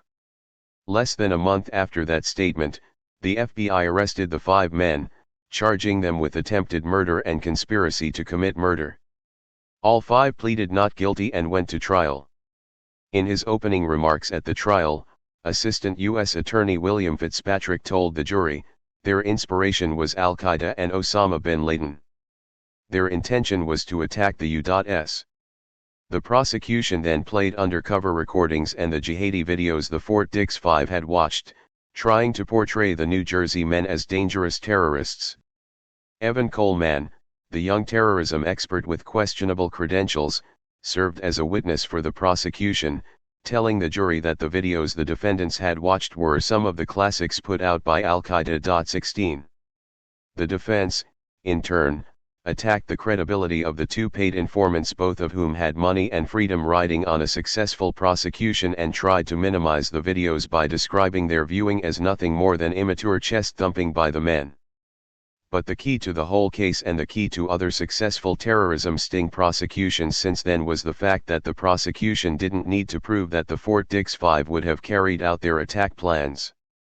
The conspiracy that the men so much as talked about it and planned for it was all prosecutors needed to prove them guilty of conspiracy to murder U.S. officials. In his closing remarks, Fitzpatrick emphasized this to the jury: "We don't even have to prove that they intended to kill soldiers in the United States. As long as the conspiracy exists, and as long as within New Jersey at least one overt act occurs, it doesn't matter if the object of the conspiracy was to kill a soldier in Delaware, or in Pennsylvania, or in Iraq, or in Afghanistan. The conspiracy is the charge. The conspiracy is the heart and soul." 17. The jury agreed, convicting the Fort Dix Five of conspiracy to commit murder, though it acquitted them of the charge of attempted murder. The 3 Duca cousins and Schnur received life sentences, while Tatar received 33 years. Agran Abdullahu, the reported Serbian sniper who was only peripherally connected to the plot, pleaded guilty to conspiracy to provide firearms, for selling guns to the Ducas. He received 20 months in prison. For a successful prosecution, the 2 informants, Mahmoud Omar and Basnik Bakelai, freed from probation and jail respectively to serve the government, were paid performance incentives whose amounts have never been disclosed. By training and firing weapons in the woods of Pennsylvania, the Fort Dix Five demonstrated capacity for violence, even if the evidence made public at their trial suggested they were just a bunch of young guys full of bluster, thus making the FBI's infiltration of the group by informants at least somewhat understandable. In many other terrorism stings, however, while the target hasn't demonstrated the slightest inclination toward criminal behavior, the informant who leads the plot has a long and violent criminal history. A good example of this occurred in Rockford, Illinois. Working at a video game store, Derek Sharif was 22 years old, broke, and didn't have a place to live when an FBI informant approached him in September 2006, offering the use of a car, a place to live, and free meals. It was the day before Ramadan, and Sharif, who'd been ostracized by his family since converting to Islam at the age of 15, saw the offer as an act of God. The informant, whose name has never been revealed, had been convicted of armed robbery in 1991 and possession of a stolen vehicle in 1997, as well as being a former member of the Four Corner Hustlers, a mostly black street gang known for its brutality on Chicago's West Side. 18.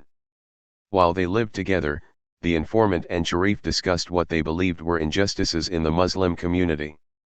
Their conversations turned to conspiracy and violence, with the two deciding to plot an attack in the United States, a demonstration, they told each other, that would shake the American people. On November 26, 2006, Sharif told the informant he wanted to attack some type of city hall type stuff right now, federal courthouses. The informant asked Sharif how he intended to pull off such an attack. "You go in there and you clock the first 3 niggers at the door, everything else is gonna have to be tactical," Sharif said, as if he had experience in combat tactics, adding, "I just want to smoke a Judge 19. The informant told Sharif that he knew an arms dealer, and if Sharif was interested in purchasing weapons for an attack, he could arrange a meeting. The informant also recommended that they target a shopping mall. "We gotta look at it this way," he told Sharif. "We want to disrupt Christmas." This idea excited Sharif, and the informant said that they should purchase grenades for the attack. Sharif agreed. The informant then stressed that he was down for the attack. "I swear by Allah, man, I'm down for it too," Sharif told the informant. "I'm down to live for the cause and die for the cause, man." Later, the informant told Sharif that he had ordered 11 pineapples, their code word for grenades, at $50 a pop. Since Sharif had no idea how to use a grenade, the informant had to give him a tutorial, explaining how to detonate one and how the timing mechanism worked. They then prepared for the shopping mall attack, creating video statements on December 2, 2006. While Sharif was so eager for the attack that he kept assuring the informant of his commitment, he also made it clear that he couldn't have hatched the plot without the informant's help. "I'm ready, man," he said. "I probably would have eventually ended up just stabbing the shit out of some Jews or something. Just stabbing them niggers with a steak knife." Though the informant had brought Sharif along in the plot, the case was still weak.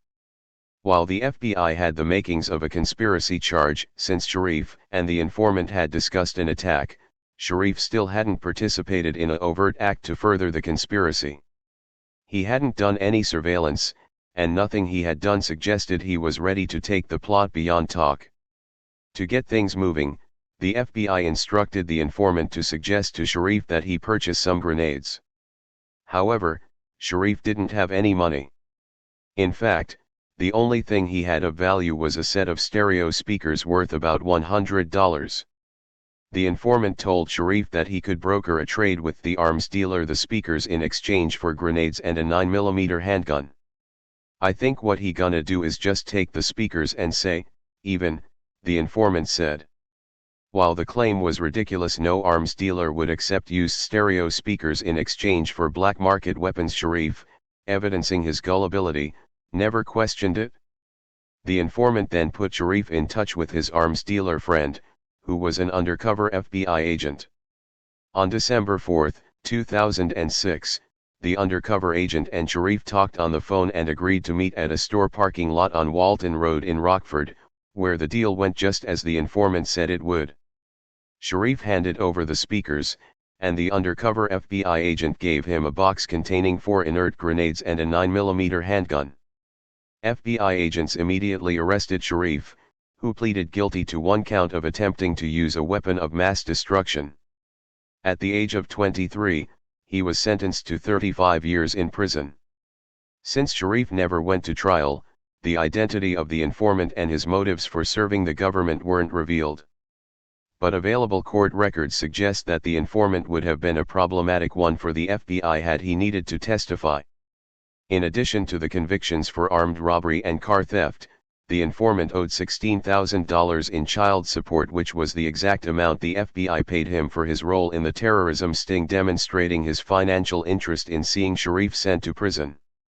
The conviction the criminal turned informant helped the FBI secure was Sharif's first, as a matter of fact, Aside from a traffic violation for driving without insurance, it was the first time he had ever been charged with any kind of crime. 20. In spite of their criminal pasts, no evidence indicates that the informants in the cases of either the Fort Dix Five or Derek Sharif committed any crimes while working for the FBI.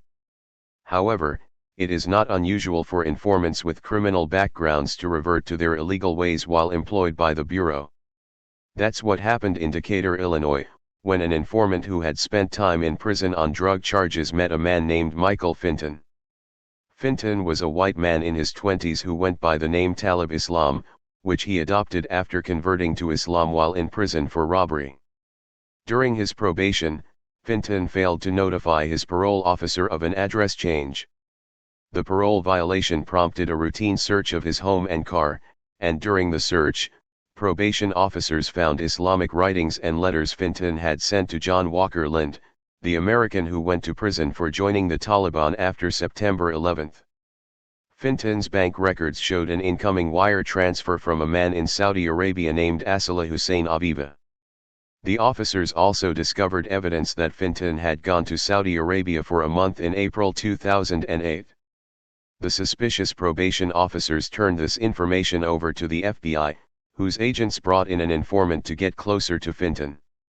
To my knowledge, the motive of the CHS to assist in this investigation is solely hope for monetary payment, FBI Special Agent Trevor Stalitz wrote in an affidavit, using the acronym for Confidential Human Source, the FBI's term of art for informant. 21 The confidential human source and Finton became fast friends, with Finton telling the informant he wanted to receive military training so that he could fight against Israel.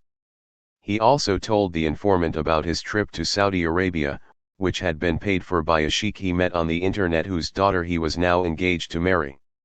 On December 29, 2008, Finton explained to the informant that he wanted to secure his place in paradise by becoming a mujahid.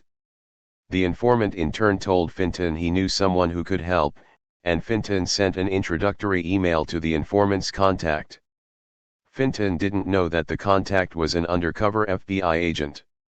At the same time he was targeting Finton, the FBI informant was involved in criminal activity of his own, real crimes in this case, not imaginary plots. Sources told the FBI that the informant was dealing drugs while working for the government, information the Bureau could not confirm independently but which it viewed as credible enough to report it to the court in an affidavit. Yet the informant's alleged drug slinging while on the government payroll wasn't enough for the FBI to call off the terrorism sting against Finton. On May 6, 2009, the undercover FBI agent met Finton in a hotel in Collinsville, Illinois, 80 miles south of Springfield. There, the agent told Finton he was an Al-Qaeda operative recruiting terrorists in the United States. Finton expressed his desire to receive military-type training. Over the next few weeks, Finton and the undercover agent discussed possible targets before settling on the Paul Findley Federal Building in Springfield, a gray, three-story limestone building that houses the U.S. courthouse and is named after a former congressman from Illinois. Finton explored the building for reconnaissance. Deciding that a backpack bomb would not be suitable, he told his supposed terrorist friend that a car bomb would work best. The undercover FBI agent said Al-Qaeda could provide a car bomb to be parked in front of the building. Finton then recorded a video. Muslims would fight back to stop America at any cost, he said, explaining that he was not bombing the building for financial gain but in the hopes that the big bully Israel would not be there anymore. 22 At the same time he was moving forward in the plot, Finton also began to wonder if he was being set up, but he quickly reasoned away that concern, telling the informant that he didn't think law enforcement authorities were that smart. On September 23, 2009, the informant drove Finton from Decatur to Springfield, where Finton met with the undercover FBI agent and picked up a van with an inert bomb in the back. The undercover agent showed Finton how to detonate the supposed bomb once the vehicle was in position. Finton then drove the van to the Paul Findley Federal Building and parked it in front. He got out of the vehicle, walked to a safe distance, and dialed on his cell phone the number that he believed would detonate the bomb. Nothing happened, and FBI agents arrested him. Fintan pleaded guilty to attempted murder and attempted use of a weapon of mass destruction. He was sentenced to 28 years in prison. The drug-dealing informant was never identified in court records. The Fintan sting was not the only instance in which an informant had problems with drugs and the FBI chose to ignore them. In the case of Rizwan Ferdoz, a 26-year-old living in a suburb outside Boston, the informant had a problem with heroin to which the Bureau turned a blind eye. As part of an FBI sting, Ferdoz, a bright young man who had graduated from Northeastern University with a degree in physics, met two people, one an informant, the other an FBI agent who he believed were Al-Qaeda operatives. The disgruntled Ferdoz told the agent and the informant he wanted to launch an attack against the United States. However, the idea he came up with destroying the gold dome of the U.S. Capitol building by using a remote-controlled model airplane loaded with grenades seemed so out of touch with reality as to raise significant questions about his mental state. 23. The informant in the case, a man known as Khalil, had difficulties of his own, including a heroin habit he hadn't told the FBI about. Khalil inadvertently revealed his drug problem to the Bureau when he showed up on a secret recording of another, unrelated case, buying heroin. Despite catching him on tape, the FBI didn't terminate Khalil from its informant ranks. Khalil's heroin problem carried over to the Ferdoz case, where he was overheard on an undercover recording saying he was sick and needed drugs. He was also caught shoplifting while wearing an FBI wire, despite being paid $50,000 and being given the use of an apartment for his work as an informant. As a result of that recording, Khalil's drug habit came up as an issue in a November 2011 pretrial hearing for Ferdoz.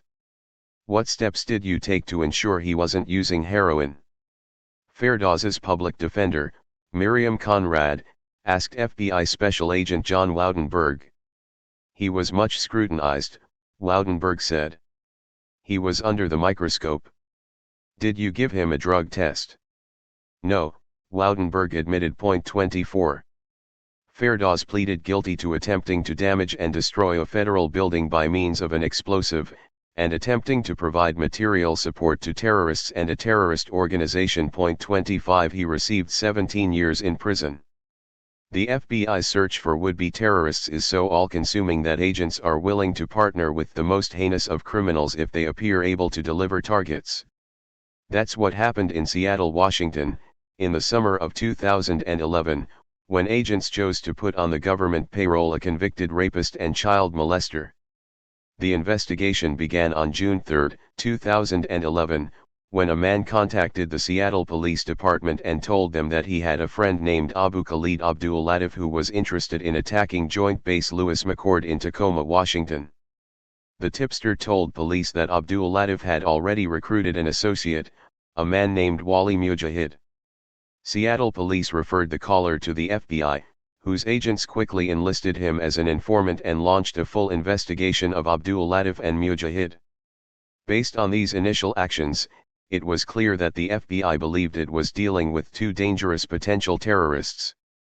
But in reality, what it had were two financially troubled men with histories of mental problems.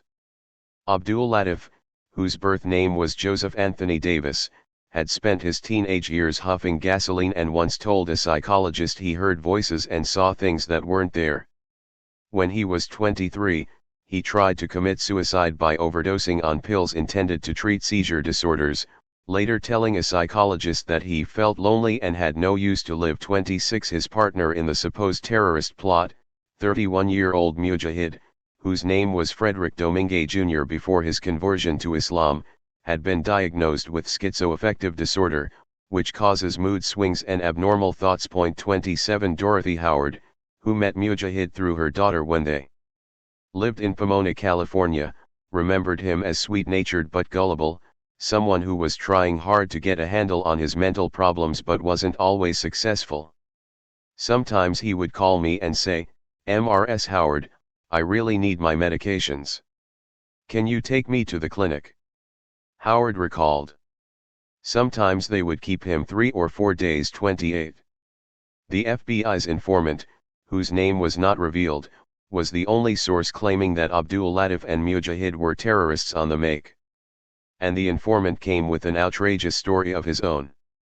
In addition to being a convicted rapist and child molester, according to government records, he had stolen thousands of dollars from Abdul Latif in the past and had tried, but failed, to steal Abdul Latif's wife as well. 29 The state of Washington had also classified the informant as a high-risk sex offender, and while working for the FBI, he was caught sending sexual text messages in violation of his parole, something he attempted to hide from agents by trying to delete the messages. 30 Despite what were obvious problems with the investigation from the start, the FBI gave the informant recording equipment and instructed him to move forward with the sting.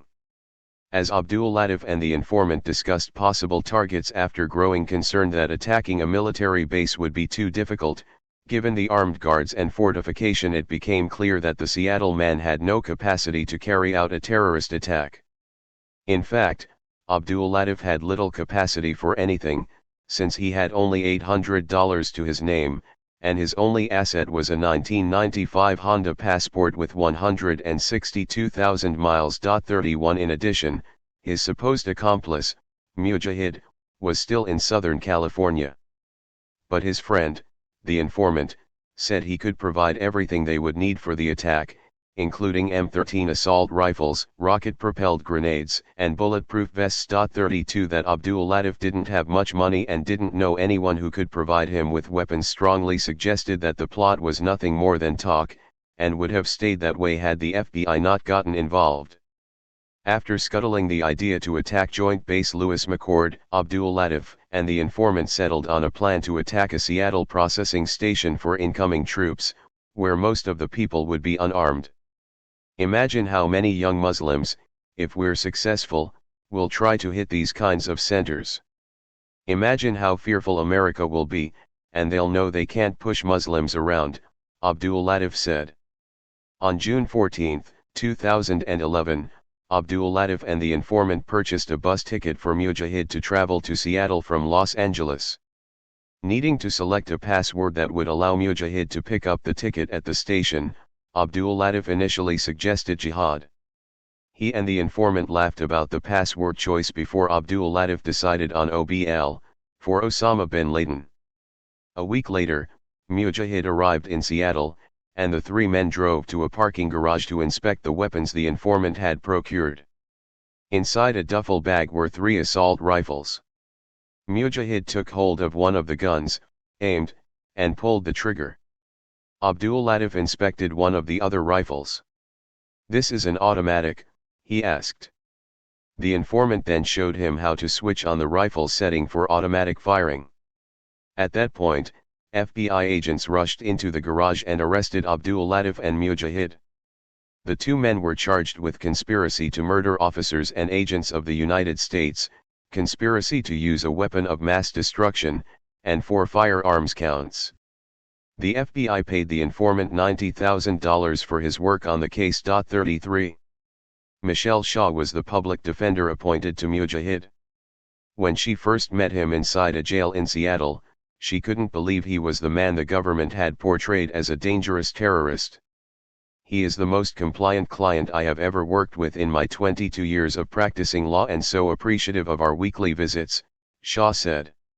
From the start, Shaw knew she had a mental health case on her hands, not a terrorist case.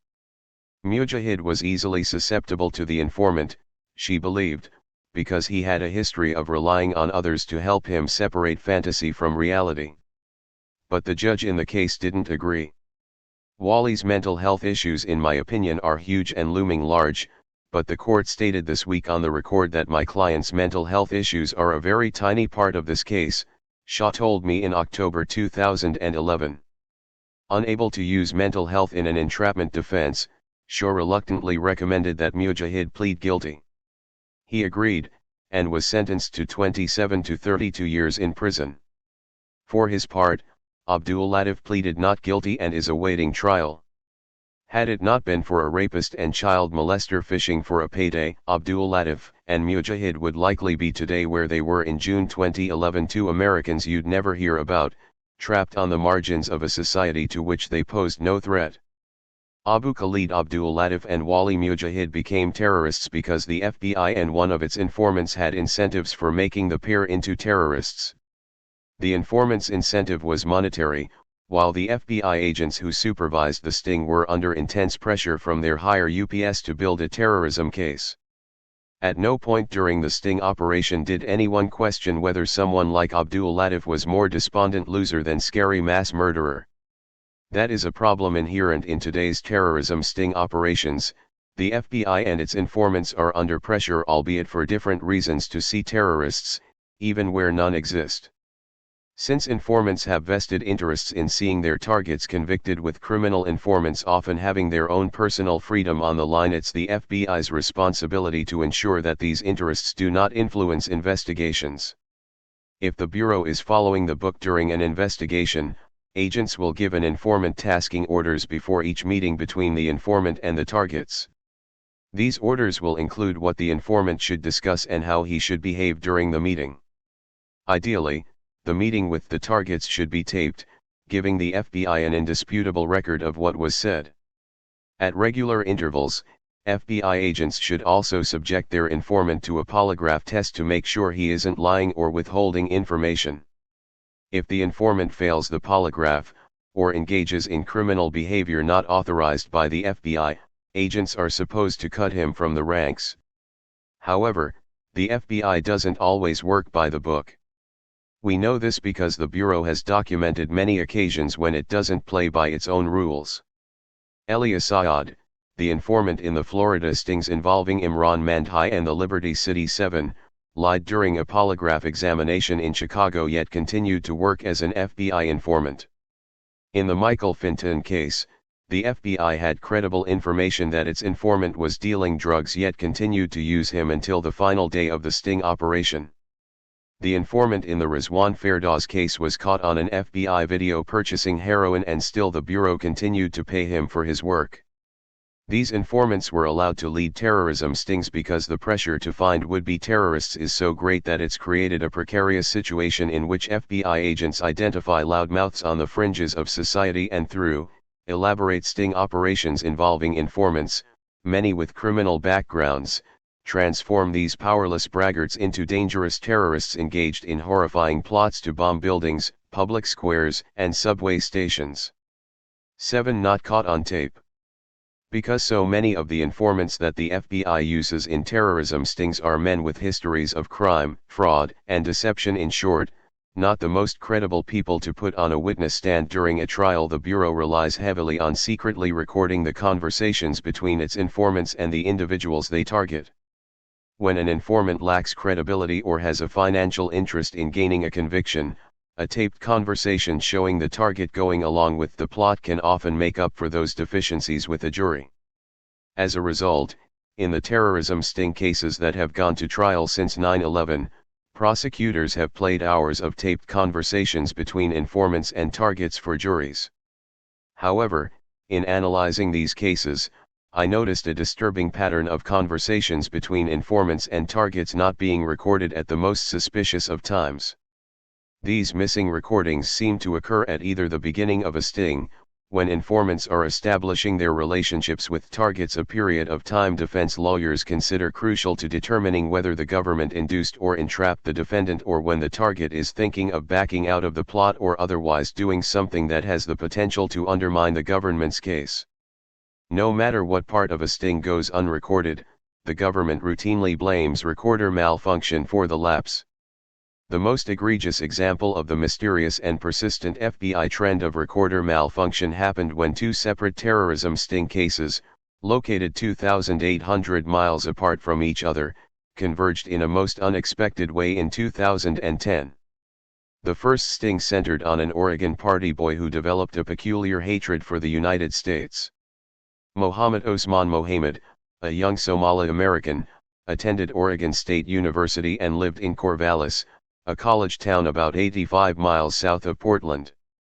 He prayed at the Salman al-Farisi Mosque, but many of his fellow congregants kept their distance from him, as Mohammed pushed an extreme, 100-year-old Sunni brand of Islam known as Salafism, whose adherents, among them Osama bin Laden and other al-Qaeda leaders, seek to emulate the ways of the Prophet Muhammad and the earliest days of Islam.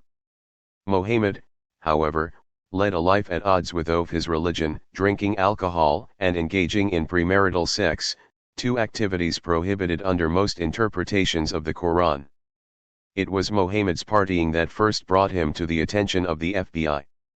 On the day after Halloween 2009, a woman reported to the Oregon State Police that Muhammad had raped her after a party the night before. Other students at the party told police that Muhammad and the woman had been together, dancing, flirting, and drinking, and at the end of the night, they had left together. Nothing seemed to be wrong between them, the witnesses said. But the next morning, the woman told the police that she believed she had been drugged. A stranger, she said, had given her a beer at the party that might have been spiked with something because she couldn't remember the details of having sex with Muhammad. A test for any type of date rape drugs later came back negative. That evening, Oregon State Police asked Muhammad, then 18 years old, to come to the campus police station for questioning. At the station, Muhammad told police he hadn't drugged or raped the woman, but said that they had gone to the party and then had consensual sex afterward. Police released Muhammad without charging him, but the next day, they called him back to the station to submit to a polygraph examination, which Muhammad agreed to. What he didn't know as he took the test was that FBI agents were watching from another room, where they heard Muhammad discuss his personal background, educational plans, family, and opinions of Somalia. The agents discovered that Muhammad was nervous about the prospect that his family would find out about his partying as a result of the rape investigation. Muhammad is very concerned that his parents will freak out if they find out about the investigation or his use of drugs and alcohol, an FBI agent wrote in a report following the polygraph. 1. During their questioning, police also asked Muhammad if an inspection of his laptop would reveal that he had researched date rape drugs. Muhammad said it wouldn't, and offered to allow the officers to search the laptop and his mobile phone. He wrote the following on a piece of paper: I, Mohammed Osman Muhammad, give the Oregon State Police permission to seize and search my HP laptop computer and my Vodafone cell phone. No promises or threats have been made, and I give this consent freely. At the bottom of the page, below his signature and the signature of a witness, Muhammad wrote his laptop password, Norgrun. A state police computer analyst then copied the contents of the hard drive. What Muhammad didn't know was that the Oregon State Police later gave a disk to the FBI containing 4 folders from his hard drive as well as 3 pages of information from his cell phone. The Oregon State Police did not charge Muhammad with a crime following the rape investigation. 2. To this day, the FBI has not disclosed why it was interested in a date rape suspect at Oregon State University and what information was on Muhammad's laptop and cell phone. The only fact the Bureau has revealed was that agents believed Muhammad was corresponding by email with a man in northwest Pakistan, an area known for harboring terrorists, about a religious school in Yemen. In June 2010, more than 6 months after the rape investigation was closed, the FBI placed Muhammad on the federal no-fly list, at which time FBI agents interviewed him and he disclosed his intention to travel to Yemen. Later that month, on June 23, 2010, the FBI sting operation began in earnest. The FBI believed that Muhammad had tried, but failed, to contact terrorists in Pakistan by email. An FBI informant then emailed Muhammad, pretending to be part of the terrorist group he'd reportedly been trying to reach, claiming to have received Muhammad's email address from the man he was trying to contact in Pakistan. The email read, in part and in all lowercase letters, "Sorry for the delay in our communication, we've been on the move, are you still able to help the brothers?" In the from field was the name Bill Smith. Muhammad replied to the email, but was skeptical. Muhammad wanted to make sure you are not a spy yourself, he wrote, and asked how Smith knew the man he'd been emailing. The undercover agent said he'd heard about Muhammad and received his email address from a mutual acquaintance, explaining cryptically that a brother from Oregon who is now far away vouched for you. Muhammad agreed to meet with the man he believed was a terrorist in Portland on July 30, 2010. At the meeting, Mohammed told an undercover agent that he had written some articles that had been published in Jihad Recollections, a 70-page pro-Al-Qaeda magazine that was run by Samir Khan, a then 22-year-old Pakistani American who lived in Charlotte, North Carolina. 3. Khan later went to Yemen, where he became editor and publisher of Al-Qaeda's Inspire magazine before being killed in a CIA drone strike on September 30, 2011, along with Al-Qaeda propagandist Anwar al-Awlaki. For the undercover FBI agent asked Mohammed what he was willing to do for the cause. Mohammed, who told the agent he wanted to wage war in the U.S., said he had been dreaming since he was 15 years old about training with Al-Qaeda in Yemen. If he wanted to get involved, the undercover agent told Mohammed, he had several options. He could pray 5 times a day and spread the word about Islam. He could continue studying, obtain his medical degree, and assist Al-Qaeda as a doctor. He could raise money for terrorists overseas. Or he could become operational today, becoming a shaheed, or martyr. Mohammed chose the last option, saying that he wanted to put together an explosive device. The FBI agent told Mohammed to research possible targets, and that they'd meet again soon. You would think that this critical encounter, the first in-person meeting between Mohammed and an undercover agent, would have been recorded, but it wasn't.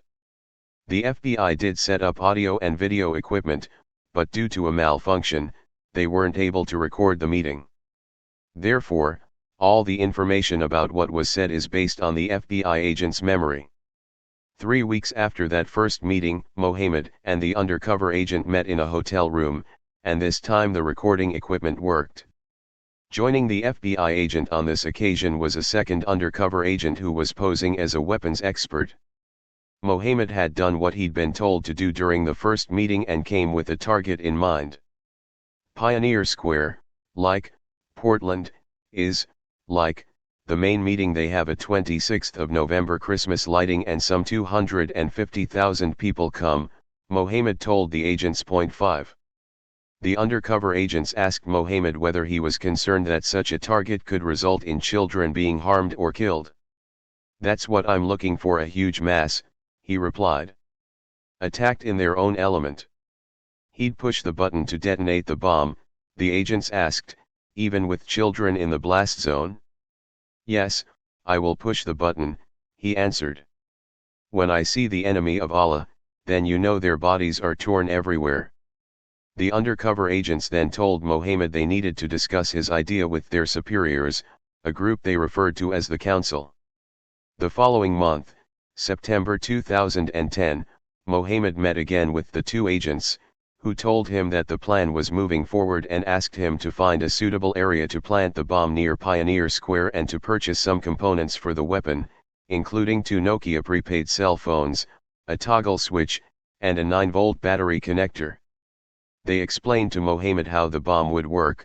He'd place it at the target, then dial a cell phone to detonate the weapon remotely. When you dial that phone number, all of this is going to be gone, the second undercover agent said, referring to the 2 blocks around Pioneer Square. However, despite his supposed desire to wage war in the U.S., without the FBI's assistance, not only was Mohammed incapable of becoming a terrorist, since he lacked the skills necessary to build a bomb or the money and contacts to obtain weapons, he was on the verge of being thrown into the streets, as he was broke and running behind on the rent for his apartment.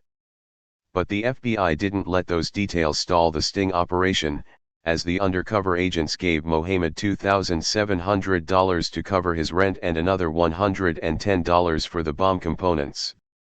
On October 3, 2010, Mohammed dropped off the bomb components the undercover agents had requested. He also included a pack of gum with a handwritten note that read, "Good luck with your stereo system, sweetie. Enjoy the gum." The undercover agents picked up Mohammed that same day and drove him to a hotel. He described Pioneer Square to them in detail and then laid out a plan, including where they should plant the bomb. "It's gonna be a fireworks show," Mohammed said, showing agents pictures on his laptop of specific parking spots near Pioneer Square. He handed one of the agents a thumb drive with the images. The undercover agents then demonstrated to Mohammed how to detonate the bomb once he had it in position. Do you remember when 9/11 happened, when those people were jumping from skyscrapers? I thought that was awesome, Mohammed told them. I want to see that, that's what I want for these people. I want whoever is attending that event to leave either dead or injured. The undercover agents then recorded a video of Mohammed in which he threatened the United States, praised Allah, and read a poem. On November 23, 2010, the undercover agents drove Mohammed to a storage unit they had rented to store the bomb materials, which included 2 barrels, a gasoline can, electrical wires, and a large box of screws. The 3 of them loaded the materials into the car, as well as reflective traffic markers, hard hats, safety glasses, vests, and gloves, all props for their cover. 3 days later, on November 26, the day of the Christmas tree lighting ceremony, the agents met Mohammed in a hotel room. The bomb was now assembled, though Mohammed didn't know it was inert. Beautiful, he said of the weapon. Mohammed and the undercover agents put the bomb in the car and drove to Pioneer Square, which was packed with people.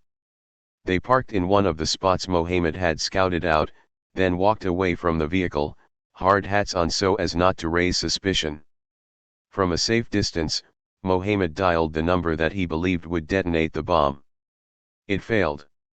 He dialed again. That's when FBI agents rushed in and arrested him. He kicked and screamed as he was surrounded. Allahu Akbar, he yelled. God is great. Allahu Akbar. Announcements of terrorism stings always make for big news in the cities in which they occur, but Mohammed's arrest involving a bomb plot in a crowded downtown area drew more interest than most. It immediately made national news, splashing across the front pages of newspapers and getting covered by every broadcast and cable television news outlet in the country. The CBS Evening News, on November 27, 2010, showed footage of the Pioneer Square Christmas tree lighting ceremony. 3, 2, 1, the crowd chanted, and then the massive tree lit up with lights. The plan was to kill as many people as possible, CBS reporter Terry McCarthy said in the segment. As thousands gathered for a tree lighting in Portland's Pioneer Square, 19-year-old Mohammed Osman Mohammed allegedly parked a van at the corner and attempted to detonate what he thought was a bomb. 6. It is at this point that the Mohammed case converged with another FBI terrorism sting. Remember Antonio Martinez, the 22-year-old who, with the help of an informant and an undercover FBI agent, tried to bomb a military recruiting center outside Baltimore? Nearly 3,000 miles away, Martinez was one of the millions of people who heard the news of Mohammed's arrest in Oregon. At the time, he was the unknowing target of an FBI sting that seemed just like the one that had ensnared Mohammed. After seeing news of Mohammed's arrest, Martinez became worried. Was he, too, being lured into a trap? On November 27, 2010, the day after Mohammed's arrest, Martinez called his supposed terrorist contact, explaining that he had seen a story on the news about a man in Portland who had tried to detonate a bomb. The whole thing was a setup, Martinez told his contact, and he needed to know what was going on with their operation in Baltimore. I'm not falling for no BS, he said. 7 The informant told Martinez that they should meet in person. He agreed. In the entire sting, this meeting was the most important one, as Martinez had grown suspicious and was ready to back out of the plot. What would the FBI operative say to Martinez to keep him on board? We'll never know because their conversation wasn't recorded. In an affidavit, the FBI blamed this on a recorder malfunction. Whatever the informant said during this unrecorded meeting, his words were enough to calm down Martinez. The next day, Martinez told the informant by phone, "I'm just ready to move forward." A week later, Martinez was arrested in a scene almost identical to Mohammed's. He tried to detonate a car bomb remotely. It failed. When he tried a second time, FBI agents arrested him. If you take a close look at all the terrorism stings the FBI has engaged in since 9/11, you'll find missing recordings in nearly every one. While some are like the Martinez case, an important meeting going unrecorded due to what is reported to be recorder malfunction, more often, it is the initial encounters between the informant and the target, a critical time in a sting operation, that aren't recorded.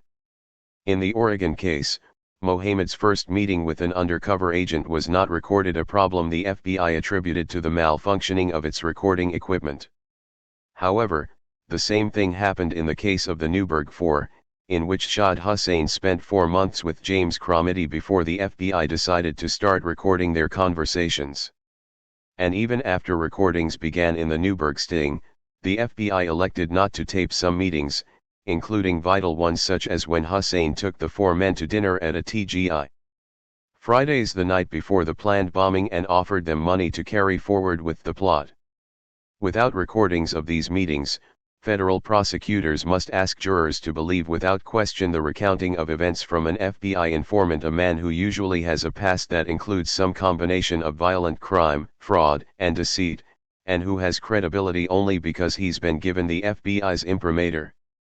Defense lawyers then must convince the jury that the informant, despite his FBI association, is an untrustworthy, unsavory, and unfit witness.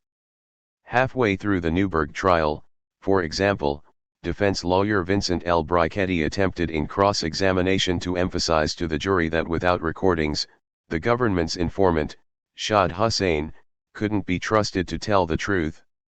Now, is it fair to say, sir, that a lot of what you testified to on direct in response to the prosecutor's questions related to tape recordings that were played for the jury? Brichetti asked. Yes, sir, Hussain answered. But not everything that you testified to related to tape recordings, correct? There was some that was testified that was not taped. Well, there were several months' worth of meetings between June and October of 2008 with my client, Mr. Cromity, which were not taped, correct? Yes, sir. And so you wanted the jury to trust you when you tell them what happened on those occasions, correct? Yes, sir. And you're hoping they're going to believe what you have to say about all that, correct? Yes, sir. 8. In researching terrorism stings, the more I noticed missing recordings, the more I questioned current and former FBI agents about why some conversations are not recorded. Sometimes the recording equipment just doesn't work, they told me, or it's too dangerous to risk having the sting target discover that an informant or undercover agent is wearing a wire. Every time you're doing an undercover, you have to factor in the level of danger to the informant or to the agent, J. Stephen Tidwell, the FBI's former executive assistant director, told me. If you think there's a high risk, you're not going to use recording equipment. Francis Townsend, President George W. Bush's National Security Advisor for Terrorism, agrees with Tidwell's assessment. I met with Townsend, now a terrorism analyst for CNN, at her posh Manhattan office in early 2011, and asked her about the terrorism sting cases I'd reviewed in which meetings with targets were not recorded either intentionally or due to what appeared to be a suspiciously high rate of recorder malfunction. She couldn't address the specific cases I asked her about, since she hadn't reviewed them herself, but given her experience as federal prosecutor for organized crime in New York, she said she wasn't surprised by the missing recordings. I can't tell you how many times I had FBI agents in front of me and I yelled, "You have hundreds of hours of recordings, but you didn't record this meeting," she said. But the reason isn't always nefarious. Sometimes, I admit, they might not record something intentionally. But more often than not, it's a technical issue.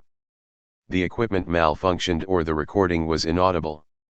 I've never been satisfied with these kinds of explanations for missing recordings. As a journalist, I've recorded hundreds of interviews and meetings, using basic store-bought recording equipment. I've only experienced one recorder malfunction, and it was due to human error. I accidentally stopped the recorder. However, the FBI, with its sophisticated equipment, seems to experience these types of malfunctions regularly in terrorism stings. In addition, the FBI's fear that informants or agents will be put in danger if the target discovers they're wearing recording equipment seems disingenuous, since terrorism sting targets are dangerous only because the FBI says they are. Unlike in organized crime investigations, the FBI doesn't need to fear that terrorism sting targets, upon discovering that they are being set up, will pull out guns and start putting holes in informants and undercover agents. Terrorism sting targets rarely have weapons of their own, and most are scrawny young guys incapable of physically overpowering the average FBI agent. One reason why missing recordings are so suspicious can be found in clues in the meetings between informants and targets that are recorded during FBI terrorism stings. It's not uncommon for informants to be caught on tape goading sting targets into moving forward with terrorist plots. Do you want to call it off? You know, I'm not going to hold it against you, said the Seattle informant in the case involving the mentally ill men Abu Khalid Abdul Latif and Wali Mujahid, not so subtly trying to shame his targets. 9 If informants are willing to resort to taunts and bullying while wearing a wire, what do they say when the conversations aren't being recorded? That's a question that James J. Wadick, the retired agent, often asks himself. During his 34-year career with the FBI, Wadick went undercover in sting operations and later supervised agents working deep cover in sensitive criminal and drug cases. A thin, silver-haired man with a neatly groomed beard and round glasses, Wadick became interested in terrorism sting operations after he retired as a federal lawman and was hired as a consultant for the defense in a case in Lodi, California, in which an informant was caught on tape browbeating the target. In that case, a man in Oregon named Nassim Khan, who was working at a McDonald's and a convenience store, claimed that Al-Qaeda's second-in-command Ayman al-Zawahiri had been seen in Lodi, an agricultural town whose conservative Pakistani-American community dates back to the early 20th century, a claim the FBI later determined to be false. But based on that tip, the FBI recruited Khan to be an informant and paid him $300,000 overtime to infiltrate mosques in Lodi. 10. As he ingratiated himself into the city's Muslim community, Khan settled on two targets: ice cream truck driver Umar Hayat and his son Hamid. FBI recordings suggested that Khan, whose informant code name was Wildcat, tricked Hamid into making incriminating statements and badgered him to attend a terrorist training camp. In 2003, Hamid traveled to Pakistan to meet his bride. It is not uncommon for Pakistani-American families in Lodi to arrange marriages with families in Pakistan, but the girl in Pakistan rejected him. While his father and mother hustled around Rawalpindi, near Islamabad, to find a new bride for him, Hamid spent 2 months hanging out and doing nothing. Khan, frustrated that Hamid wasn't doing anything that could be used to build a prosecutable case, called him in Pakistan to intimidate him. "When God willing, when I come to Pakistan and I see you, I'm going to fucking force you, get you from your throat and fucking throw you in the madrasa," Khan said. "I'm not going to go with that," Hamid replied. "Oh, yeah, you will go. Yeah, you will go. You know what? Maybe I can't fight with you in America, but I can beat your ass in Pakistan, so nobody's going to come to your rescue." 11. Upon Hamid's return to the United States, FBI agents interrogated him. After initially denying during a 5-hour grilling that he had attended a terrorist training camp, Hamid, worn down, eventually confessed, saying that he had attended a remote, forested camp in Pakistan. His father, Umar, later confessed to attending the same terrorist camp but described a fantastical place where trainees wore masks like Ninja Turtles and attacked with swords dummies made to look like President George W. Bush, Secretary of Defense Donald Rumsfeld, and Secretary of State Colin Powell. 12 Umar later recanted his confession, saying he made it up after FBI agents refused to believe he didn't attend the camp, basing his fanciful descriptions on scenes from the movie Teenage Mutant Ninja Turtles, which he and his family had watched several times, and pleaded guilty to making a false statement to the FBI. Hamid Hayat went to trial and was found guilty of providing material support to terrorists and making false statements to the FBI. The government's case centered on Hamid's confession, which, in Wadick's view, came as a result of an illegal interrogation that involved intimidation and leading questions from an FBI agent. At the age of 25, Hamid Hayat was sentenced to 24 years in prison. After the Lodi case, Wadick was hired as a defense consultant for the Liberty City 7 in Miami. He's developed a keen interest in terrorism stings as a result, and is among the leading critics of the FBI's tactics and use of informants in these cases. He believes most of the targets of these stings lack the capacity to commit serious crimes on their own, let alone disastrous acts of terrorism. Mohammed Osman Mohammed in Portland was a perfect example. This is a kid who, it can be reasonably inferred, barely had the capacity to put his shoes on in the morning, Wadick said. Wadick doesn't believe that certain meetings aren't recorded in terrorism stings because the undercover activities are dangerous or the FBI's recording equipment has a high failure rate. There's another, more troubling explanation, he said. With the technology the FBI now has access to these small devices that no one would ever suspect are recorders or transmitters. There's no excuse not to tape interactions between the informant and the target, he said. So why in many of these terrorism stings are meetings not recorded? Because it's convenient for the FBI not to record. They are paying informants huge sums of money and not monitoring them correctly. With some or many conversations not being recorded, I think it's apparent that the Bureau understands and is aware of the problem, but is decidedly more interested in not being caught flat-footed again about would-be and/or suspected terrorists and/or pathetic individuals doing whatever, so we see rather aggressive informants suggesting or proposing things J. Edgar Hoover never would have permitted, even though he had informants reportedly under every nook and cranny. For the FBI, missing recordings, whether intentional or the result of a recorder malfunction, come without consequences. The Bureau can justify to the public that intentionally not recording a meeting was due to circumstances that made audio equipment too dangerous, something that can be debated but not wholly proved or disproved. Without a whistleblower, it's impossible to prove that the FBI uses recorder malfunction as an excuse when it's convenient for agents not to record a particular meeting, such as when the target might be backing out of the plot or when an informant's words, if recorded, could be construed at trial as inducement. The only possible consequence for the FBI comes in court, when defense lawyers put informants on the witness stand, bear to the jury in excruciating detail the informant's past misdeeds, and then ask the jury to question whether certain meetings weren't recorded so they wouldn't hear the lies the informants told to keep their targets engaged in a terrorist plot made possible by federal law enforcement in the first place. Defense lawyers have repeatedly used unrecorded conversations in trying to sell juries on entrapment defenses, arguing that these meetings, if taped, would have contained statements that proved the FBI's informant came up with the idea for the plot and induced the targets into moving forward with it. But juries so far haven't bought that argument.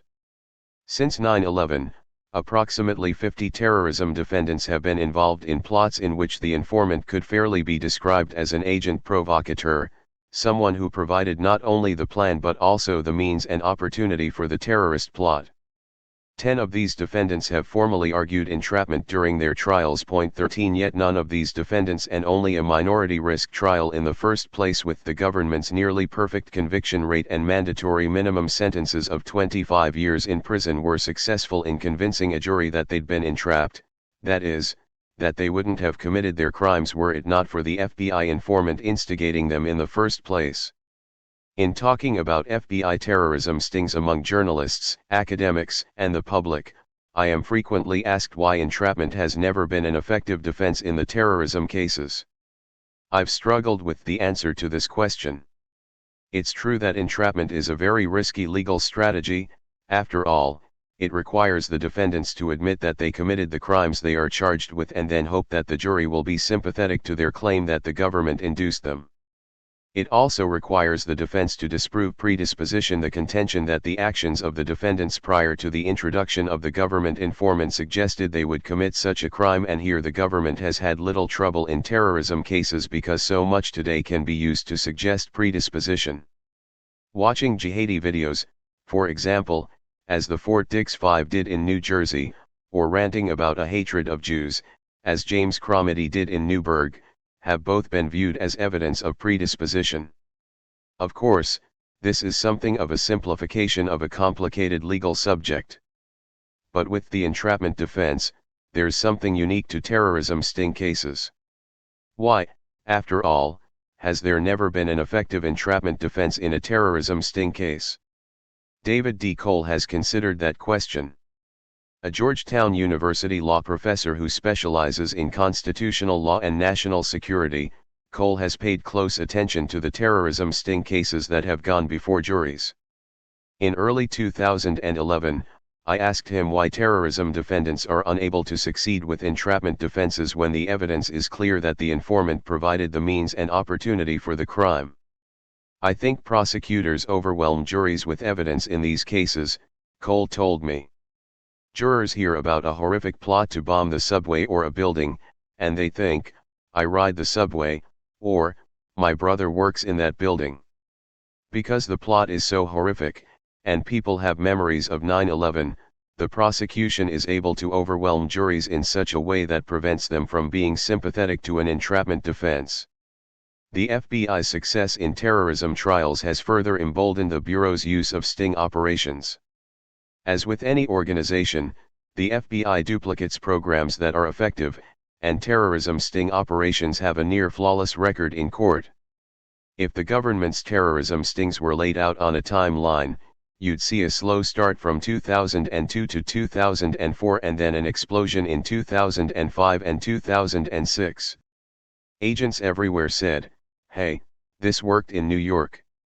Let's try it over here," Peter Ahern, the former FBI agent, told me when I explained to him how the data showed that the terrorism stings spread nationwide from a modest start in Florida and New York. That's nothing new in the FBI. You always look at what other agents are doing. What are they doing there that we can do here? If the only effective measure is based on court verdicts, then terrorism sting operations have become a proven product for the Bureau. And this product carries another benefit: a terrorism sting gives the FBI, under pressure to show results, something to hold up a dangerous terrorist caught on tape, convicted at trial, sentenced to decades in prison as evidence to the public that it is doing its job to safeguard the United States from another attack. 8. Mission accomplished. Since the U.S. Congress sets the annual budget of the Federal Bureau of Investigation, the law enforcement priorities of the Bureau are, by necessity, political in nature. In fiscal year 2011 to 2012, the FBI allocated more than $3 billion of its $7.8 billion budget to counterterrorism. By comparison, the FBI's criminal division, responsible for investigating organized crime and financial fraud, among other areas, received $2.50 billion more than a decade after terrorists flew commercial airplanes into the World Trade Center and the Pentagon. Preventing the next attack is still the #1 priority for the FBI.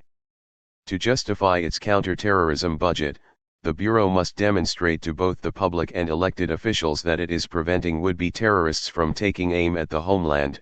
Just as in the 1980s and 1990s, the FBI needed to show that it was on top of the mafia and drug runners. The best way to demonstrate a job well done is by citing investigations that are made public through prosecutions. But what if there haven't been many terrorists in the United States since 9/11? Or, alternatively, what if the FBI has created such a hostile environment for terrorists that none has dared strike since September 11, 2001? One of these could be true, since we haven't had a significant terrorist attack on U.S. soil since 9/11. The former would undermine the FBI's top priority, however, and the latter would give the FBI nothing to show to Congress to justify the money it receives for counterterrorism. No arrest and conviction numbers, no compelling narratives of deadly plots foiled. Terrorism sting operations neatly solve this dilemma, and since 9/11, the Bureau has used them to great effect in demonstrating to Congress and the American public that it is winning the war on terrorism. In testimony before the Senate Judiciary Committee on January 20, 2010, FBI Director Robert Mueller specifically cited 4 terrorism sting cases, including the Newburgh case involving the hapless James Cromedy and his band of petty criminals, as evidence of the growing and changing terrorist threat in the United States. This is merely a sampling of the investigations we have handled over the past year, Mueller said. Point 2 In fact, an extensive 10-year record exists of the FBI citing terrorism cases that seem very dangerous at first blush and then turn out to be anything but on closer inspection. Shortly after September 11, for example, the FBI hotly pursued the so-called Lackawanna Six, a group of young Yemeni American friends living near Buffalo, New York, who had attended an Al-Qaeda training camp in Afghanistan in the spring of 2001. The FBI at first portrayed the group as a sleeper cell, and in his State of the Union address on January 28, 2003, President George W. Bush mentioned the case, saying that, "We've broken Al-Qaeda cells in Hamburg, London, Paris, as well as Buffalo, New York 3." While it was true that members of the Lackawanna Six had attended a training camp near Kandahar and one of the men reportedly met Osama bin Laden there, the only sleeper cell they could have formed would have been one in deep hibernation. In reality, the 6 men from Lackawanna, New York, all naturalized U.S. citizens, realized during their time at the camp that they had romanticized Al-Qaeda and the terrorist life, and wanted nothing more than to return to the comforts of home. As proof of this, when the FBI was flying one of the Lackawanna Six back to the United States, the man's only question was uniquely American: "How are the Buffalo Bills doing?" For while the 6 men were convicted of providing material support to Al-Qaeda, they have all since been released from prison, with the U.S. government giving 3 of them new identities upon their release. Point 5 Described as terrorists by President Bush in 2003, the Lackawanna Six are now living free in the United States. They could be your neighbors. There are many more examples of the U.S. government's hyping terrorism cases. When the FBI and Justice Department first announced the arrests of the Liberty City Seven on June 23, 2006, a case that ultimately took 3 trials to win convictions against 5 of the 7 men who, evidence showed, had no capacity to commit a crime were it not for an aggressive informant with a history of lying to government agents, the FBI held up the case as an example of how it was preventing the next deadly attack. Today's indictment is an important step forward in the war on terrorism here in the United States. John Pistole, the FBI's deputy director at the time, declared proudly during a press conference in Washington, D.C., adding, "As you know, the Department of Justice and the FBI's highest priority is preventing another terrorist attack. And thanks to the efforts of each agent and officer who worked on this investigation together, we identified and disrupted a terrorist plot before any harm could be done. The investigation reveals outstanding work by the law enforcement community. It also reminds us that we have much more work to do." Point 6. However, it became obvious that the government was exaggerating the strength and credibility of the Liberty City Seven when, during the same press conference, then U.S. Attorney General Alberto Gonzales told reporters, "These individuals wish to wage a, quote, full ground war against the United States." Later, a reporter asked Gonzales if the group allegedly planning a ground war had any actual contacts with Al-Qaeda. "The answer to that is no," he responded. The federal government was putting before cameras the equivalent of a perp walk, a made-for-TV show that wasn't hard to spot. At least it wasn't for comedian Jon Stewart, who pilloried the announcement on The Daily Show 3 days after the press conference. "7 guys," he said on June 26, 2006. "I am not a general. I am not in any way affiliated with a military academy, but I believe if you are going to wage a full ground war against the United States, you will need to field at least as many people as, say, a softball team." 7. The government's playing up of terrorism cases, which even years ago had become the butt of late-night jokes from TV comedians, should be worn out today. But it isn't. 4 years after the Liberty City Seven announcement, with a new president in the White House, the government put on the same show in announcing the arrest of Mohammed Osman Mohammed in Portland, Oregon. At first glance, the plot appeared to be dangerous and deadly, the government swooping in to stop a crazed terrorist from killing thousands during a Christmas tree lighting ceremony. As we have seen, Mohammed was an underachieving, penniless young man whose alleged act of terrorism was only made possible by the FBI. Despite this, Mohammed's case has become a rallying point for the FBI. High-ranking agents I have interviewed consistently used the case as their prime example in defending terrorism sting operations. Look at what the kid in Portland wanted to do, J. Stephen Tidwell, the retired executive assistant director of the FBI, told me a couple of months after Mohammed's arrest. Even as U.S. Muslim civil and religious rights groups including the Council on American Islamic Relations and Muslim advocates asked the government to reconsider the use of sting operations in the wake of the Mohammed case, the government remained steadfast in defense of its aggressive tactics. Mr. Mohammed's arrest was the result of a successful undercover operation, a critical and frequently used law enforcement tool that has helped identify and defuse public safety threats such as those posed by potential terrorists, drug dealers, and child pornographers for decades, Attorney General Eric Holder said during a December 10, 2010, speech, less than 2 weeks after Mohammed's arrest. 8. The Mohammed case was among the last in a run of terrorism stings that occurred in 2010. During a November 29, 2010, press conference, a reporter asked Attorney General Holder about these cases. Some critics say that this is another case of entrapment by the FBI in these matters, the reporter began. And I'm just wondering if you can address that and also discuss why these sting operations are so important at this time. This is, I think, about the 5th or 6th case sting in the last year. Holder held firm to the government's line that sting cases do not result in entrapment and instead provide an effective means for identifying terrorists before they strike. This is an investigation I have been familiar with throughout its course. And I am confident there is no entrapment here and no entrapment claim will prove to be successful, Holder said. The Attorney General then continued. There were, as I said, a number of opportunities that the subject in this matter, the defendant in this matter, was given to retreat, to take a different path. He chose at every step to continue.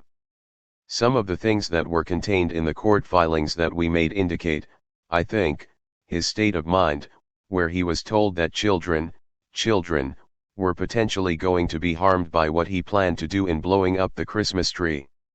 And you saw his response. These investigations are extremely important. It is part of a forward-leaning way in which the Justice Department, the FBI, our law enforcement partners at the state and local level are trying to find people who are bound and determined to harm Americans and American interests around the world. 9. Just as the FBI and the Justice Department used sting operations and conviction numbers to demonstrate to Congress and the American public that federal law enforcement was winning the war on drugs in the 1980s and 1990s, agents and prosecutors today use terrorism stings to demonstrate the same about the war on terrorism. But the major difference, something that Holder and top officials at the Justice Department and FBI won't acknowledge, is that while decades of data suggests that someone interested in obtaining drugs will be able to buy drugs even if not caught in a government sting, no data supports the assumption that a would-be terrorist would find the means to commit a terrorist act if not preempted by an FBI sting. To date, there has not been a single would-be terrorist in the United States who has become operational through a chance meeting with someone able to provide the means for a terrorist attack. In addition, no evidence suggests that Al-Qaeda-affiliated operatives are within the United States today, willing and able to provide weapons to terrorist wannabes. In truth, the only people providing these means are undercover FBI agents and their informants, who help create the terrorists the Bureau is given more than $3 billion every year to catch. Michael German, who spent 16 years with the FBI infiltrating white supremacist groups, told me that funding is among the clearest predictors of results in the FBI. Simply put, if you spend more money in a specific area, you'll get more results in that area.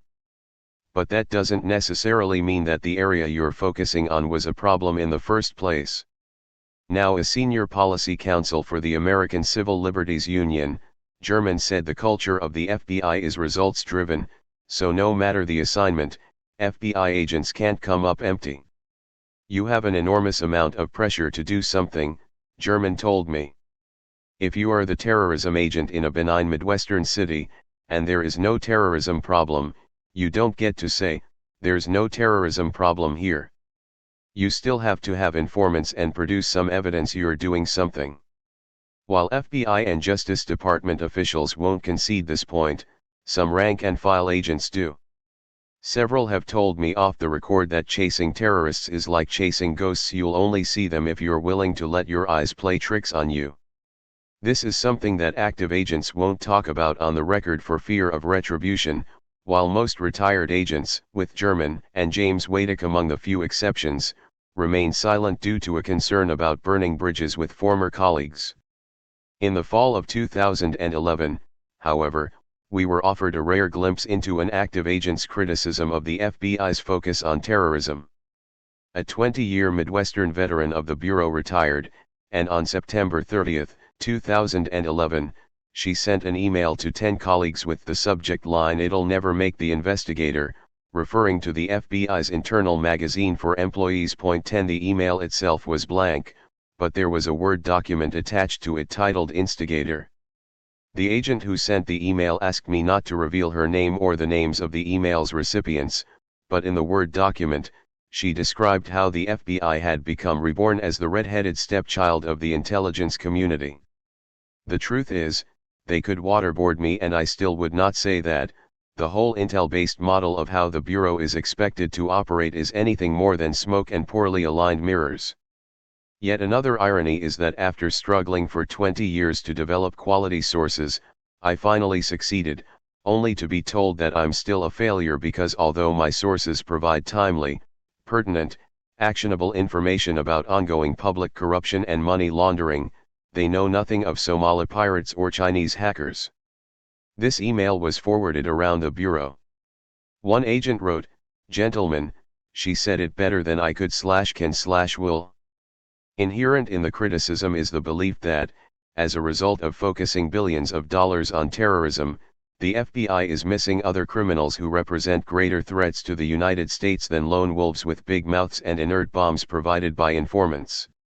Just as the FBI's executives are under pressure from Congress and the White House to show that the Bureau is combating terrorism, field supervisors are under pressure from those executives, and in turn these supervisors pressure agents to develop sources and cases related to national security, not public corruption, money laundering, organized crime, and other traditional areas of investigation for the FBI. This is a bureaucratic phenomenon more than anything. Since terrorism represents the FBI's best-funded area, agents bring in terrorism cases, as if on automatic pilot. Along these lines, if tomorrow the Bureau dedicated half of its resources to, say, Wyoming, the least populous state in the Union would suddenly become a hotbed for crime and public corruption. Yet all the FBI agents stuck in Cheyenne and Casper would send out emails complaining about having to search for imaginary crooks in Wyoming when they're sitting on great tips about organized crime and public corruption in New York and Los Angeles. But just as you'd expect FBI officials to have a sense of the level of crime and corruption in Wyoming and realize that spending billions in the cowboy state would be a colossal waste of federal law enforcement resources, you would think that the Bureau had at least preliminary information before September 11 that suggested how supportive U.S. Muslim communities would be of foreign terrorist organizations and whether these communities were likely to harbor terrorists. Retired FBI veteran Myron Fuller believes that none of the pre-9/11 intelligence suggested that Muslims in the United States were connected to international terrorist organizations or were supporting terrorists overseas, but that the Bureau chose to assume that that information was incorrect in the wake of the devastating terrorist attacks. In the late 1990s, Fuller was in charge of 200 FBI employees in 46 countries in Asia, including in Pakistan and Afghanistan, where he and his team uncovered information about Islamic militants who, intelligence suggested, were planning attacks in Europe. But his reports to the FBI's Washington headquarters, like those from pre-9/11 Counterterrorism Section Chief John O'Neill, fell on deaf ears, and nothing came of his investigations, which Fuller thinks might have led to the 9/11 attackers had the FBI and CIA been willing to support his efforts. Fuller retired from the Bureau just before September 11 and now lives in Honolulu, where he's watched with a critical eye the evolution of the FBI's counter-terrorism program. He said that the billions of dollars allocated to terrorism have forced the FBI to assume that a danger exists in communities where intelligence indicates no threat is present, and sting cases are simply the Bureau's way of justifying how it's spending all the money it receives for counter-terrorism. Fuller is certainly in a position to know about this, since one of his responsibilities for the FBI in Asia was researching links between U.S. Muslim communities and international terrorist organizations. We've been observing Muslim communities in the United States for 30, 40 years, Fuller told me when I talked to him a few months before the 10th anniversary of 9/11. Until the 90s, nothing developed from those operations that caused people to say we've got a threat here. Then came the first World Trade Center bombing in 1993. Thereafter, we were taking a little bit stronger look at Muslim communities. Yet no one came out of that harder look. No match or link whatsoever from observing the people who lived in places like Dearborn, Michigan. Nothing ever came out of Dearborn or anywhere else that was remotely connected to the people who did what they did in 1993, or any of the attacks up to and including 9/11. Fuller added, "It's always been my argument that Muslim communities in the United States haven't been supporting terrorism or sheltering terrorists in any significant way. The response to 9/11 was to use a nuclear weapon to kill an ad. People suddenly thought that if you're a Muslim, you're either a terrorist or a terrorist sympathizer. With $3 billion directed at counterterrorism, the FBI can't come back to Congress and say, 'We spent all the money, and the good news is that we didn't find any terrorists.' Having a well-financed counterterrorism program means that the FBI must find terrorists to justify the program's existence, and terrorism sting operations provide a convenient and efficient means to show that a threat exists. However, the fact that there haven't been any terrorists who have been active members of U.S. Muslim communities, outside of those lured into stings, supports the assumption of former FBI agents like Myron Fuller that there aren't capable terrorists in those communities. In using sting operations to pin up a mission accomplished banner in the war on terrorism, the FBI has had a powerful, if naive, ally: the news media. Whenever the FBI announces a new terrorism sting, the media turns up the fear dial a notch, making it easy for the Bureau to demonstrate how it is ferreting out terrorists within the United States. For example, on September 25, 2009, ABC's Good Morning America woke up Americans with news that the FBI had apprehended a man who tried to set off a car bomb in the garage of Fountain Place, a 60-story late modernist skyscraper in downtown Dallas. The thousands of people inside the 60-story skyscraper in downtown Dallas did not know it yesterday, but the FBI says a man was outside, trying to kill as many of them as he could, reporter Pierre Thomas told television viewers that morning. According to authorities, Hossam Smadai, an illegal immigrant from Jordan who had declared his love for Osama bin Laden, parked what he thought was a powerful car bomb in the tower's basement, his goal to, quote, bring down the building. The FBI says Smadai eagerly dialed a cell phone to trigger the blast by remote. The program then cut to a woman identified as Smadai's friend. "He babysat our kids. He, if anybody needed anything, he was always there," she said. The show then went back to Thomas, who continued, "It was a sting. The explosives were fake." Smadai had been set up by the FBI, who learned of his alleged call for jihad on the internet last March. The Bureau then laid a trap, introducing Smadai to a cell of operatives who were actually working for the FBI. His friends don't believe it. 11. As with most reporting on FBI terrorism sting operations, everything in the Smadai story was front-loaded, with the media distributing unchallenged the government's narrative that Smadai was a dangerous terrorist, reinforcing the perception that a threat is out there and a terrorist could strike at any time. But what came out later in the Smadai case, well after the story was off the national broadcasts, was that the so-called terrorist was a 20-year-old kid whom the FBI had discovered mouthing off on an online chat room for Muslim extremists. When Smadai first met with an undercover FBI agent as part of the sting, He wasn't interested in attacking the United States at all, but instead wanted to fight with the Taliban in Pakistan. Bombing a local target was actually the undercover agent's idea, and the FBI provided the fake bomb, the cell phone that was supposed to trigger that bomb, and everything else Smedai needed for the attack. 12 viewers of Good Morning America on September 25, 2009, were left with the thought that the FBI had saved them from a would-be terrorist, when the truth was that the FBI had turned an angry young man caught ranting online into someone seemingly capable of causing mass destruction. Nearly a year later, the media again offered unchallenged the government's view when the FBI and the Justice Department announced the arrest of Farooq Ahmed, a 34-year-old Pakistani-born computer engineer who had plotted with undercover FBI agents to bomb the metro system in Washington, D.C. Ahmed had provided drawings and information about metro stations to people he believed were al-Qaeda operatives. 13 The bust made national news, once again fueling the perception that there were dangerous and capable terrorists in the United States. However, authorities were forced to admit that the public was never in any actual danger during the Ahmed sting. In a press conference for the Washington, D.C. news media, Michael Tabor, chief of the Metro Transit Police Department, explained that the would-be terrorist never had any opportunity to terrorize anyone. Now I want to make myself perfectly clear that at no time were any patrons, employees, facilities associated with the Washington area metropolitan transit system in jeopardy, Tabor said. 14. Even when it comes to in-depth reporting, the traditional news media have been unwilling to cast a critical eye at terrorism sting operations. For an example of this, let's turn back again to the case of Antonio Martinez, the 22-year-old Baltimore man who tried to bomb a military recruiting center.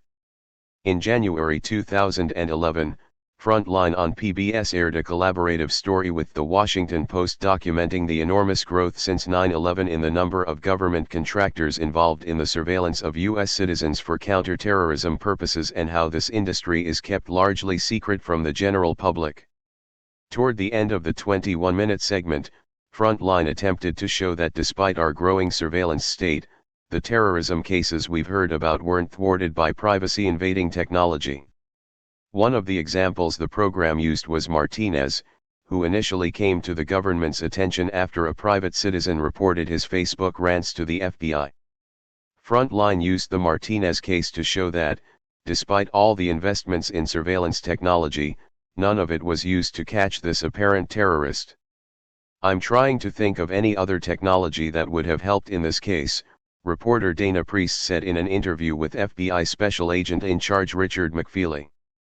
This was good, old-fashioned police work by a lot of different police agencies coming together, McFeely responded. Okay. So not so heavy on the technology, Priest said. That's correct, McFeely said. The point being made was that all this intrusive surveillance technology wasn't helpful in finding terrorists. But Frontline never questioned if someone such as Martinez, who was lured into an FBI sting by an aggressive informant, could legitimately even be considered a terrorist if he lacked the capacity to commit acts of terror on his own. Since the media have largely abdicated the role of defining who is and is not a terrorist to the FBI and Justice Department, the government has been able to push forward cases with no links to real terrorists and use the resulting publicity to demonstrate a terrorism thwarting job seemingly well done. In addition, without critical questioning from the media, or any kind of independent verifying organization, law enforcement is able to use its own data to create the narrative that dangerous terrorists are targeting us. For example, in March 2012, the New York City Police Department published a list of 14 terrorism cases since 9/11 that the NYPD had seemingly prevented. A flattering June 2012 Newsweek profile of New York Police Commissioner Ray Kelly cited those 14 cases, as did U.S. Representative Peter King, a New York Republican who held controversial congressional hearings on homegrown Islamic terrorists. 15 The problem with the NYPD's list was that only 2 of the cases involved real terrorists in New York: planned subway bomber Najibullah Azazi and failed Times Square bomber Faisal Shahzad, while another was a plot in the United Kingdom only. Tangentially linked to New York.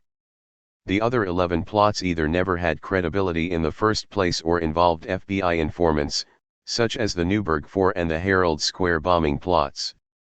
To justify its own success, the NYPD cited its own data, which is something the FBI has been doing with terrorism since 9/11, using data of its own creation to prove the point that terrorists are a growing threat that the Bureau is addressing. Because the FBI has the luxury of determining alone who is and who is not a terrorist, simply by labeling them as such to the public, the government is able to create the very data by which its success can be measured. When the Justice Department asked Congress to allow prosecutors to put 9/11 mastermind Khalid Sheikh Mohammed on trial in Manhattan, a plan DOJ officials later scuttled for security reasons in favor of Guantanamo Bay, as the venue Attorney General Eric Holder provided congressional representatives with a list of more than 400 international terrorism-related defendants the Justice Department had prosecuted since 9/11. Holder provided this list as a way of showing that the DOJ had a near-flawless record in prosecuting terrorism defendants inside the United States, and thus was more than capable of putting Mohammed on trial. While the list did include one dangerous terrorist, Najib al-Azazi, as well as people who were raising money for or sending money to terrorist groups such as Hamas, the Tamil Tigers in Sri Lanka, and the Revolutionary Armed Forces of Colombia, others who made the list were terrorists only because the Justice Department had labeled them as such. The list included several sting targets whose terrorist acts were only made possible by the FBI, such as the 5 convicted members of the Liberty City 7, Mohammed Hossein, and the Fort Dix 5. Other inclusions seemed arbitrary, if not deceitful. Amri al-Jindi, an Egyptian-born stock trader who received confidential information from an FBI agent that he used to manipulate stock prices, was on the list, even though he had no connections to terrorism whatsoever, and evidence showed that his motivation was greed, not religion or ideology. Also on the list were New Jersey men Hussein and Nasser Aboli and Ruby Ahmed, who were busted in a storeroom full of Kellogg's cereal worth nearly $90,000. No evidence linked them to terrorism, and they were never charged with a terrorism-related offense. This case had no connection to terrorism unless you consider cornflakes weapons of mass destruction. Michael Petticini, a lawyer for one of the men, said. 16 Yet the Justice Department was able to include the serial bandits on a list of dangerous terrorists because no one independently audits the terrorist data by which the government is measuring itself. Congress allocates billions to the FBI to find terrorists and prevent the next attack. The FBI in turn focuses thousands of agents and informants on Muslim communities in sting operations that pull easily influenced fringe members of these communities into terrorist plots conceived and financed by the FBI. The Justice Department then labels these targets, who have no capacity on their own to commit terrorist acts and no connections to actual terrorists, as terrorists, and includes them in data intended not only to justify how previous dollars were spent, but also to justify the need for future counter-terrorism funding. In the end, the tail wags the dog in a continual cycle. 1 man's terrorist, another man's fool. He sent the email in the middle of the night on March 9, 2012, and it went to dozens of people: journalists, lawyers, activists. The subject line read Shahid Hussein. Khalifa Al-Akili, a 34-year-old living near Pittsburgh, had found the article I'd written for Mother Jones about FBI informants, which detailed, among many things, Hussein's life and work with federal law enforcement. Al-Akili discovered while reading the article that his new friend Mohammed, pictured alongside the text in my story, was one of the FBI's most prolific terrorism informants. What Al-Akili didn't know, however, was that the man who had introduced him to Hussein was another one of the FBI's favorite informants, Theodore Shelby, the former Black Panther and tollbooth robber who had led the sting against Tariq Shah, the jazz bassist turned terrorist from New York City. In the email, Al-Akili said that he first met Shelby outside Jamil's Global Village, a store in Pittsburgh, in October 2011. As he had during the Shah investigation in New York, Shelby went by the name Saeed Torres. Al-Akili saw Shelby again at his mosque, An-Nur Islamic Center, in Wilkinsburg, Pennsylvania, where the informant told him that he lived just down the road from him, on Kelly Street. He offered to ride me home when we was leaving, and I left with him, Al-Akili wrote. Over time we continued to meet at the masjid for the prayer, and then he began to pick me up and take me to the masjid. Shelby told Al-Akili that he was interested in fighting and that he knew some people who had the means and desire to fund an attack. He also asked Al-Akili several times his opinions on jihad, which made Al-Akili wonder if Shelby was working for the FBI. Later that month, Al-Akili told Shelby that he was going to Philadelphia for a few days. I want you to see if you can get me a Roscoe, Al-Akili remembered Shelby telling him, using an antiquated term for a gun. I have some young boys selling drugs in front of my house, and I need some protection in case one of them gets out of hand. Al-Akili returned from Philadelphia 3 days later, and Shelby asked if he had the gun. No, Al-Akili told him, as he didn't deal with brothers on that. Shelby continued to press. Did he know anyone in Pittsburgh who could get him a gun? The agitation from Shelby never stopped. For example, when Al-Akili mentioned that he was interested in opening a halal restaurant in Pittsburgh, Shelby told him he knew someone who could put up money for the eatery but he'd need to do something in return. Al-Akili knew that something meant violence. When he would talk like this, I would just remain silent for the most part and not really comment back, Al-Akili wrote in his email. He began trying to avoid Shelby, but he'd still end up running into him since the two lived so close to one another. On January 15, 2012, Shelby told Al-Akili that he had a brother coming to town and that he wanted the two of them to meet. His brother was a man of the struggle, to use Shelby's word, which he intended to mean jihad. When and where could they meet? The next day at 1 o'clock, Al-Akili told him. But after thinking about it, Al-Akili changed his mind. He sent a text message to Shelby, telling him that he had to cancel because he was going to see his ill mother. A week passed, and on January 19, Al-Akili was walking to his apartment when he saw Shelby's truck and waved. Because of the truck's darkly tinted windows, Al-Akili couldn't see inside. The truck pulled up next to him, the passenger side door opened, and a slender man of South Asian descent got out and approached. "Assalamu alaikum," the man said, kissing both of Al-Akili's cheeks. The man told Al-Akili his name was Mohammed, and that he'd been looking forward to meeting him. He'd heard so much about him, he said. Mohammed, as Al-Akili would later discover, was FBI serial snitch Shahid Hussain. Hussain asked if they could have coffee together. Al-Akili declined, saying he had to go see his mother, who was ill. Shelby could drive him there, Hussain offered. Again Al-Akili declined, saying he'd take the bus. So as they left, and as I was walking home, I had a feeling that I had just played out a part in some Hollywood movie where I had just been introduced to the leader of a terrorist sleeper cell, Al-Akili wrote. Al-Akili told a friend, THIRD, about what had happened. As they were discussing the encounter in Al-Akili's apartment, the phone rang. Shelby and Hussain were on the line, and they were downstairs. Al-Akili told them he wasn't at home, a lie. "I just thought maybe you and THIRD might be upstairs just sitting around," Shelby said. He wasn't home, Al-Akili told Shelby again. "I really want to meet you, brother, and I have a card for your mother because she is not feeling good," Hussain said. Al-Akili knew then that he was being watched. The next morning, as he was walking down the street, Hussain turned the corner right in front of him. "Assalamu alaikum," he said, and asked again if they could have coffee together.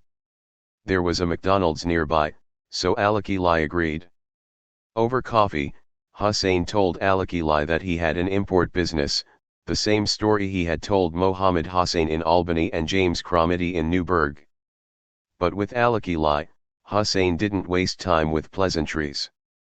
He said he was from Pakistan, near the border with Afghanistan, and that his people were in the business of jihad. "I hear you want to go to Pakistan," Hussain said. "No, "I don't want to go to Pakistan," Al-Akili replied. He then told Hussein he had to go, and asked the informant to write down his phone number, email address, and the name of his business. Hussein scribbled the information on a McDonald's receipt. He kept attempting to talk about the fighting going on in Afghanistan, which I clearly felt was an attempt to get me to talk about my views or understanding of that matter, Al-Akili remembered. When he got home that evening, Al-Akili pulled out the receipt and sat down at his computer. First, he googled the business name Hussein had given him, Seagull Enterprises, but couldn't find anything relevant. He then googled the phone number 518-522-2965, thinking that might bring up information about the business. But it didn't. Instead, the first search result was an FBI transcript of a recorded phone conversation between Hussein and James Cromity on April 5, 2009, which had been entered into evidence in the Newburgh trial and posted online. Since the Newburgh investigation, the FBI had never bothered to change Hussein's phone number. Al-Akili then googled James Cromity and found a Wikipedia entry mentioning Hussein as the informant in the case. Finally, Al-Akili googled Shahid Hussein, stumbled onto My Mother Jones article and the picture of Hussein, and realized that the man who said his name was Mohammed was in fact one of the FBI's most effective and productive terrorism agents provocateurs. "I would like to pursue a legal action against the FBI due to their continuous harassment and attempts to set me up," Al-Akili wrote in his email. "This is just the latest attempt of the FBI to entrap me in their game of cat and mouse." I wrote back to Al-Akili, and we arranged a time to talk by phone. But our conversation never happened, as less than a week after Al-Akili sent his email message, federal agents arrested him, charging him with being a felon in possession of a firearm. Al-Akili, whose former name is James Marvin Thomas Jr., had pleaded guilty to 2 felony drug charges in 2001. Included in the government's evidence against Al-Akili, which the FBI disclosed in its affidavit to commence prosecution, was an email from July 4, 2010, with an attached photo and links to 2 short YouTube videos, which have since been taken offline. In the photo and in the videos, Al-Akili is seen holding a .22 caliber rifle, a gun that wasn't his in 2010 and wasn't in his possession when he was arrested nearly 2 years later. A federal judge ordered Al-Akili to be held without bond pending trial after FBI Special Agent Joseph Beazhell testified that Al-Akili had told an FBI informant he planned to travel to Pakistan and fight with the Taliban. 1 He has pleaded not guilty and is awaiting trial. The charges against Khalifa Al-Akili were the culmination of the FBI's latest sting operation involving Shahid Hussein, an accused murderer and con artist who in less than 10 years has become one of the Bureau's most valuable terrorism informants.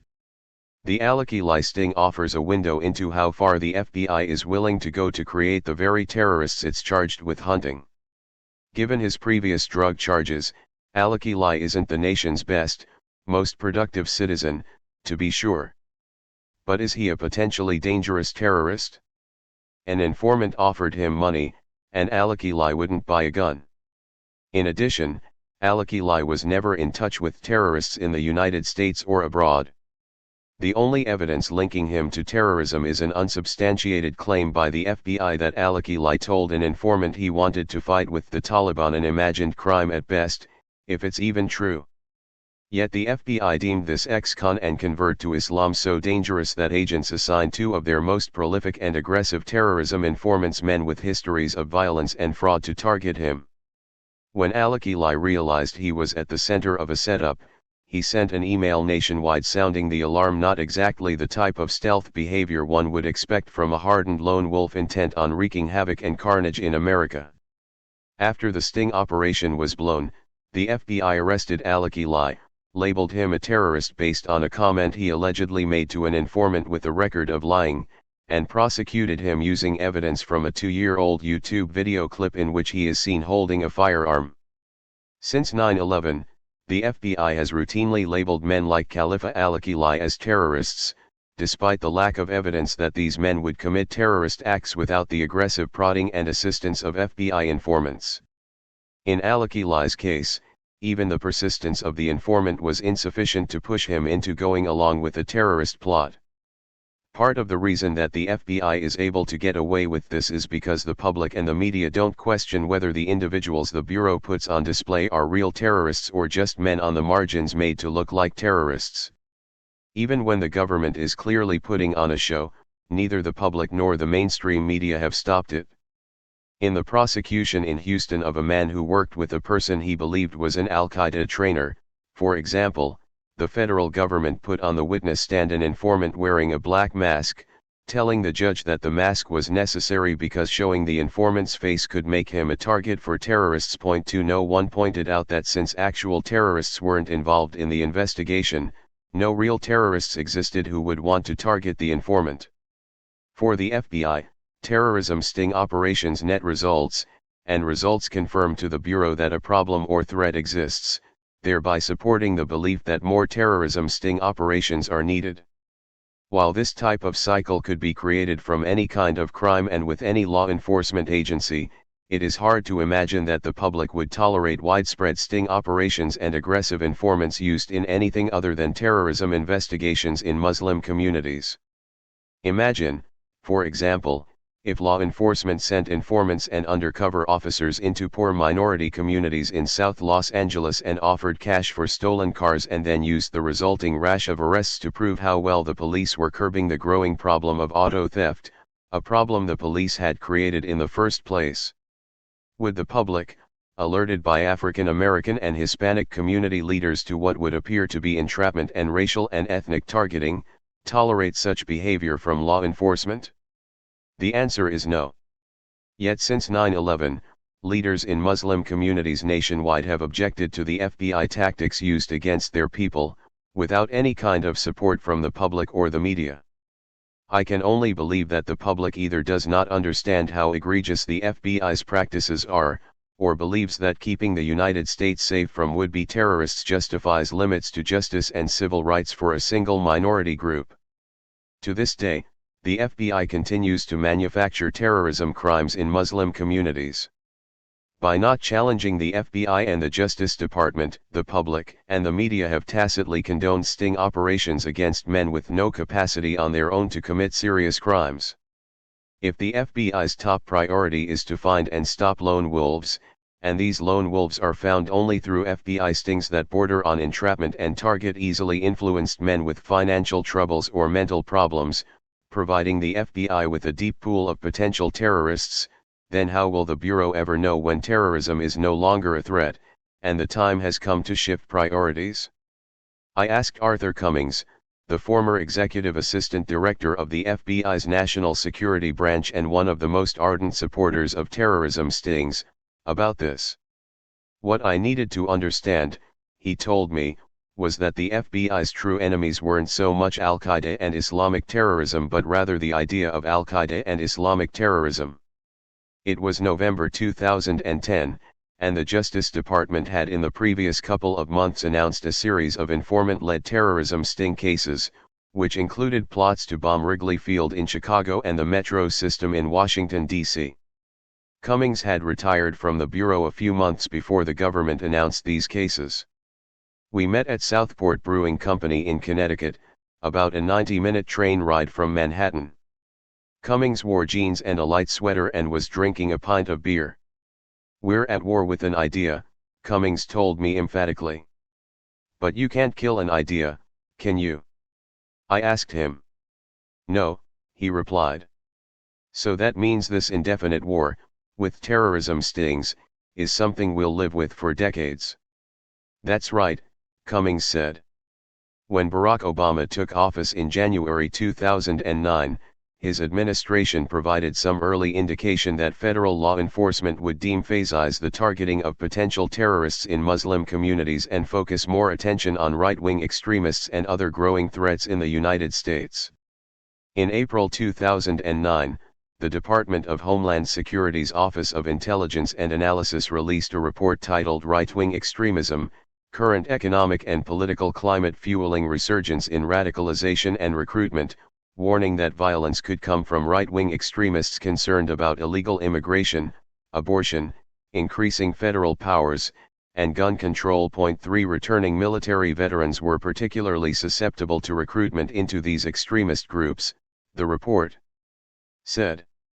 A political storm gathered following the report, with Fox News providing inspiration with exaggerated interpretations such as, "The government considers you a terrorist threat if you oppose abortion, own a gun, or are a returning war veteran." For U.S. Representative Lamar Smith, a Republican from Texas, accused the DHS of political profiling.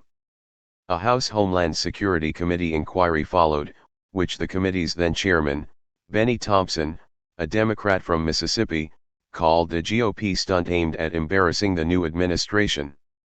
In fairness, 3 months before the right-wing report, DHS had released an assessment predicting increased cyber threats from left-wing extremists, but the federal government's concerns about extremists on both ends of the political spectrum were cut out of the controversy, which became so great that Homeland Security Secretary Janet Napolitano withdrew the right-wing report and ordered it rewritten.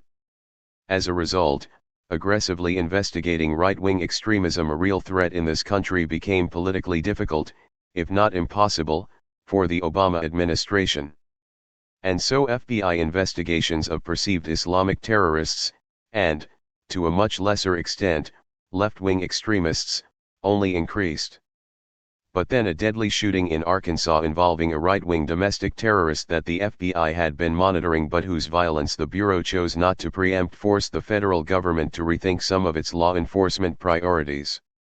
On May 20, 2010, at 11:36 a.m., Bill Evans, a police officer in West Memphis, Arkansas, stopped a white Dodge Caravan with Ohio plates that was traveling east on Interstate 40.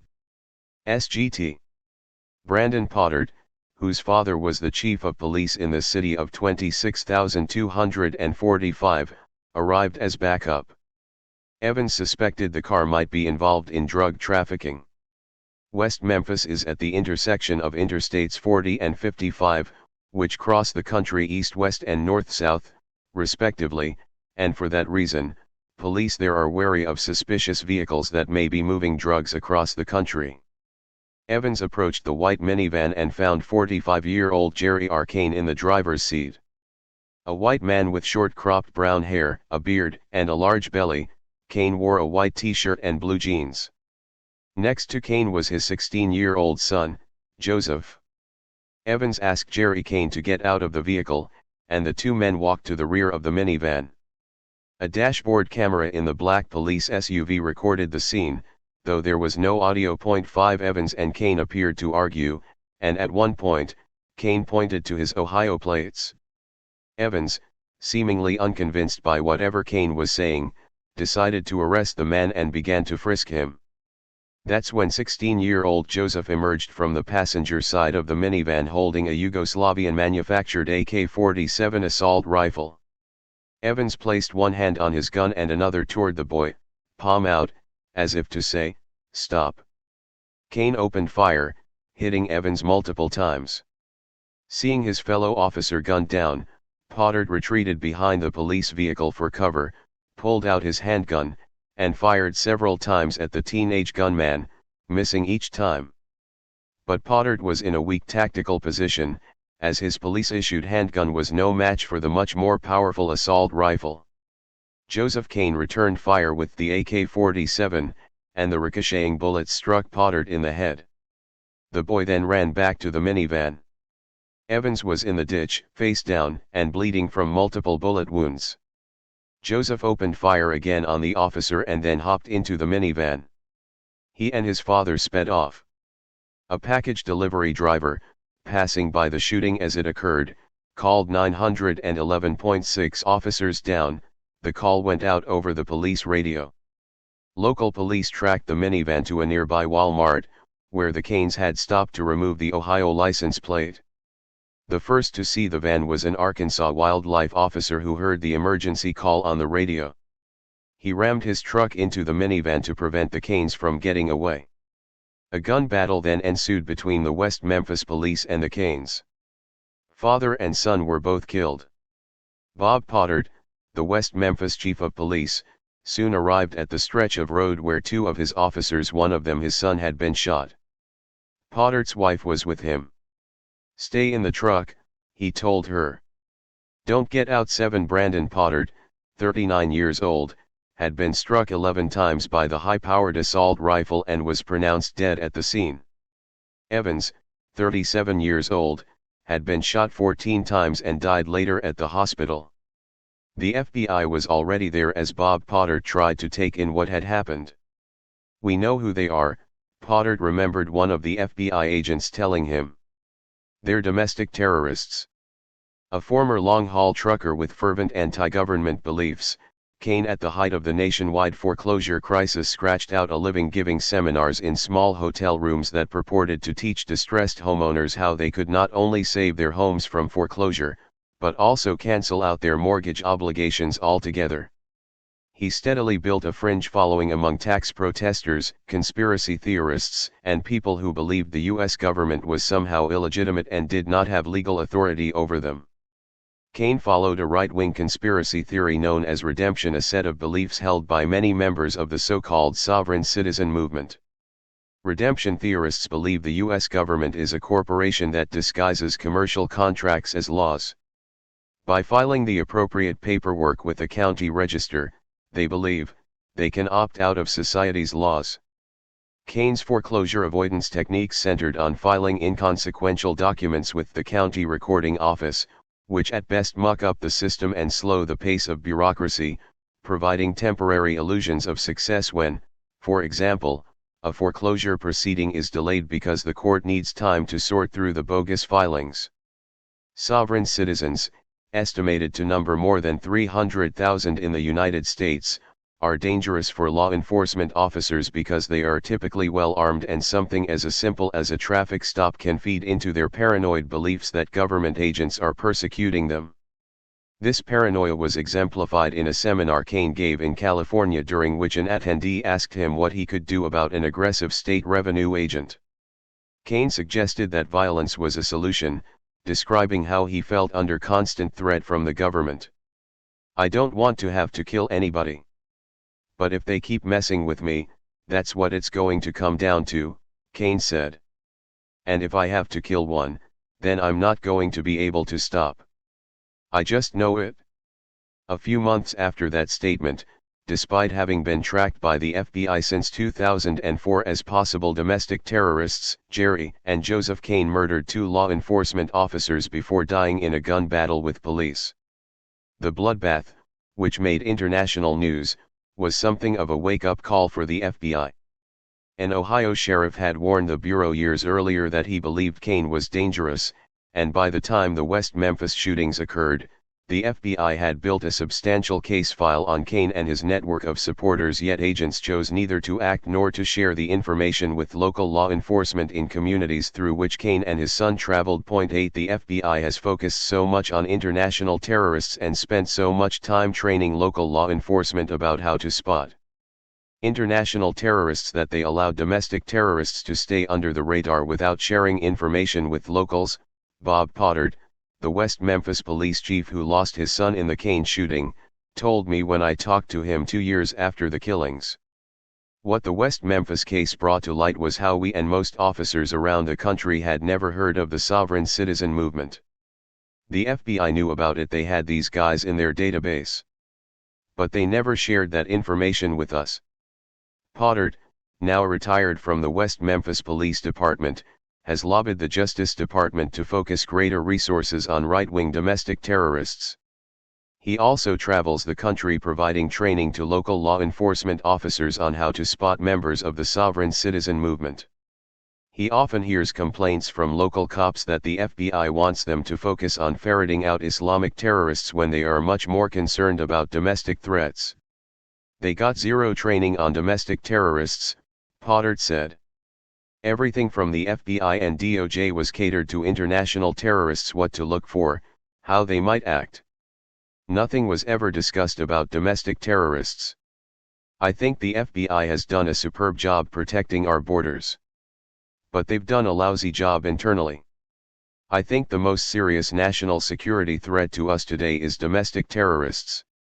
These people, and I say this in my talks every time I give one, they are no different than international terrorists. They are so committed to their cause they are willing to die for it. They are willing to kill and be killed. That was evident in the Keynes case. They were willing to die for their beliefs. In September 2011, citing the West Memphis shooting, the FBI formally recognized the sovereign citizen movement as a growing domestic threat. 9. If the FBI could miss or ignore something like the sovereign citizen movement, what else has it missed or ignored in the years since 9/11, being so hyper-focused on terrorism in Muslim communities? While cataloging missed opportunities is something of an exercise in speculation, there were enough major crimes over the decade that went unnoticed by federal law enforcement until it was too late to give credibility to that question. Main Street mortgage fraud and Wall Street financial fraud, which together created an economic toxin that pushed the United States into the worst recession since the Great Depression, were among the Bureau's areas of focus prior to 9/11.10. So were financial Ponzi schemes, and in the decade that the FBI has kept one eye trained on terrorism, conmen such as Bernie Madoff and R. Alan Stanford flourished, scamming away a total of more than $10 billion from investors. 11 If the FBI had not been so obsessed with stopping a terrorist attack that never came, and creating terrorists, could they have stopped mortgage and Wall Street fraud before it spread globally like an uncontrollable contagion? Could FBI agents have taken down Ponzi artists before unsuspecting investors lost billions? Could agents have uncovered any number of crimes we have yet to hear of? These are unanswerable questions. But as I researched terrorism sting operations and talked with current and former FBI agents who complained that in terrorism stings the government was creating bogeymen from buffoons, I've thought a lot about these questions, which remind me of a line that Peter Ahern, the retired FBI agent who directed the Western New York Joint Terrorism Task Force and oversaw the investigation of the Lackawanna 6, offered when we sat in a coffee shop in the Washington, D.C. suburbs. If you concentrate more people on a problem, Ahern told me, you'll find more problems. The corollary to that, of course, is that if you concentrate fewer people on a problem, you'll find fewer problems. It's conceivable that had the FBI not been chasing terrorists of its own creation, federal agents might have had the resources to prevent the financial crimes that ultimately brought the world economy to the brink of collapse or stop the sovereign citizen movement before men like Brandon Pottert were killed. However, since the U.S. Congress continues to mandate that the FBI focus on terrorism, and the FBI in turn churns out Islamic terrorism cases to prove that it is responsive to that mandate, it's conceivable that the Bureau will not notice or arrive too late to address the real crimes and threats of tomorrow. The FBI currently spends $3 billion annually to hunt an enemy that is largely of its own creation. Evidence in dozens of terrorism cases involving plots to blow up synagogues, skyscrapers, military recruiting stations, and bars and nightclubs suggests that today's terrorists in the United States are nothing more than FBI creations, impressionable men living on the edges of society who become bomb-triggering would-be killers only because of the actions of FBI informants. The FBI and the Justice Department then cite these sting cases as proof that the government is stopping terrorists before they strike. But the evidence available for review in these cases shows that these terrorists never had the capability to launch an attack themselves. Most of the targets in these stings were poor, uneducated, and easily manipulated. In many cases, it's likely they wouldn't have come up with the idea at all without prodding by one of the FBI's 15,000 registered informants. In sting after sting, from Miami to Seattle, the FBI and its informants have provided the means for America's would-be terrorists to carry out an attack, creating what a federal judge has called a fantasy terror operation. 12. According to government and federal court records, the Justice Department has prosecuted more than 500 terrorism defendants since 9/11. Of these cases, only a few posed actual threats to people or property, such as Hasham Mohammed Hedayat, who opened fire on the El Al ticket counter at Los Angeles International Airport on July 4, 2002, Najib al-Azazi, who came close to bombing the New York City subway system in September 2009, and Faisal Shahzad, who failed to detonate a car bomb in Times Square on May 1, 2010. 13 of the rest of the approximately 500 defendants, more than 150 were caught conspiring not with terrorists but with FBI informants in sting operations. The remainder of the Justice Department's post-9/11 terrorism prosecutions involved crimes such as money laundering or immigration violations in which the link to terrorism was tangential or on another continent, and no evidence in these cases suggested credible safety threats to the United States. The men the FBI and the Justice Department describe today as terrorists, among them Narsil Batiste, James Cromity, Driton Duca, Michael Finton, Hamid Hayat, Mohammed Hossein, Imran Mandhai, Antonio Martinez, Mohammed Osman Mohammed, Wali Mujahid, Tariq Shah and Derek Sharif may technically be terrorists under the law, as they have been convicted on terrorism-related charges in federal courts. But if they are indeed terrorists, the government has stretched the definition of a terrorist well beyond its limits. These men, some broke, others with mental problems, couldn't have committed even small-time offenses on their own, and yet the FBI and Justice Department have convinced courts and the public that they are terrorists, even though it was government informants and agents who provided the plans and weapons that allowed them to become terrorists in the first place. The definition of who is and who isn't a terrorist has been a source of debate for more than 150 years. John Brown, an abolitionist who turned to violence in an attempt to free slaves in the South, raided Harper's Ferry Armory in West Virginia in 1859 for his cause. Southerners viewed Brown as a terrorist when he was executed, while many in the North saw Brown as a man forced to militancy in order to fight the violent enslavement of blacks in the agricultural South. To this day, historians and criminologists disagree over whether Brown was America's first terrorist. 14 Indeed, the definition of a terrorist depends largely on the person or institution defining it. Menachem Begin led the resistance against the British occupation of what became Israel, while Nelson Mandela was a militant who fought the apartheid government in South Africa. Both men, winners of the Nobel Peace Prize, are remembered today as statesmen, but they were once considered terrorists. Whether the Irish Republican Army or the Tamil Tigers were terrorists or revolutionaries depends on whose definition of terrorist you choose to adopt. There's a famous saying first used in Gerald Seymour's 1975 novel about the IRA, Harry's Game, that alludes to how the definition of a terrorist can be so loose and imprecise as to be form-fitting for the user of the word. One man's terrorist is another man's freedom fighter. The saying is so often used, it's become a cliché. But I don't think this well-worn maxim can be used any longer, once you take a close look at the terrorism cases that have moved through federal courts in the years after September 11. No one could think former crack cocaine addict James Cromity, lured into a terrorist plot by the prospect of money, was a freedom fighter, or the young and disgruntled Antonio Martinez, who had trouble driving a car, a revolutionary. Like all FBI terrorism sting targets, Cromity and Martinez were dupes. Today, we need a new saying. One man's terrorist is another man's fool. Acknowledgements. During the course of researching FBI informants and terrorism sting operations, I received financial support from the Investigative Reporting Program at the University of California, Berkeley, the Fund for Investigative Journalism, and the Carnegie Legal Reporting Fellowship at Syracuse University.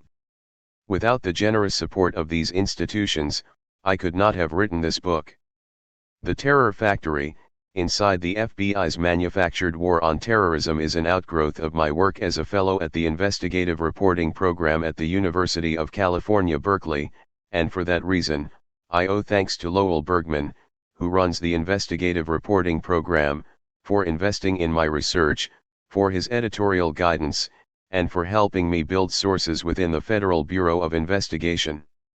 I'm grateful as well to Mother Jones and editor Monica Bauerlein for devoting a magazine cover and substantial resources to publish The Informants, the magazine story that this book expands on, and help me build a database of terrorism prosecution since 9/11 that earned industry praise and won the prestigious Data Journalism Award.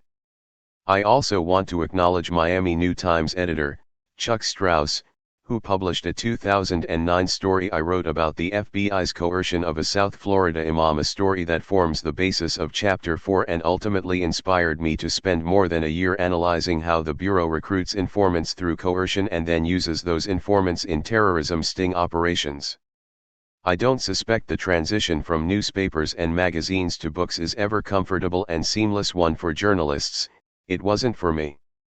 But having Robert Lassner of IG Publishing on the other side of every draft gave me confidence where I otherwise would have had anxiety. He and Elizabeth Clementson of IG Publishing have my gratitude for seeing the book that was to be written from my reporting and then helping me shape that reporting into the work you've read today. The backbone of my research for this book was a close and careful analysis of the prosecutions of more than 500 terrorism defendants since September 11, 2001. This required spending months poring through court records from federal courthouses across the country.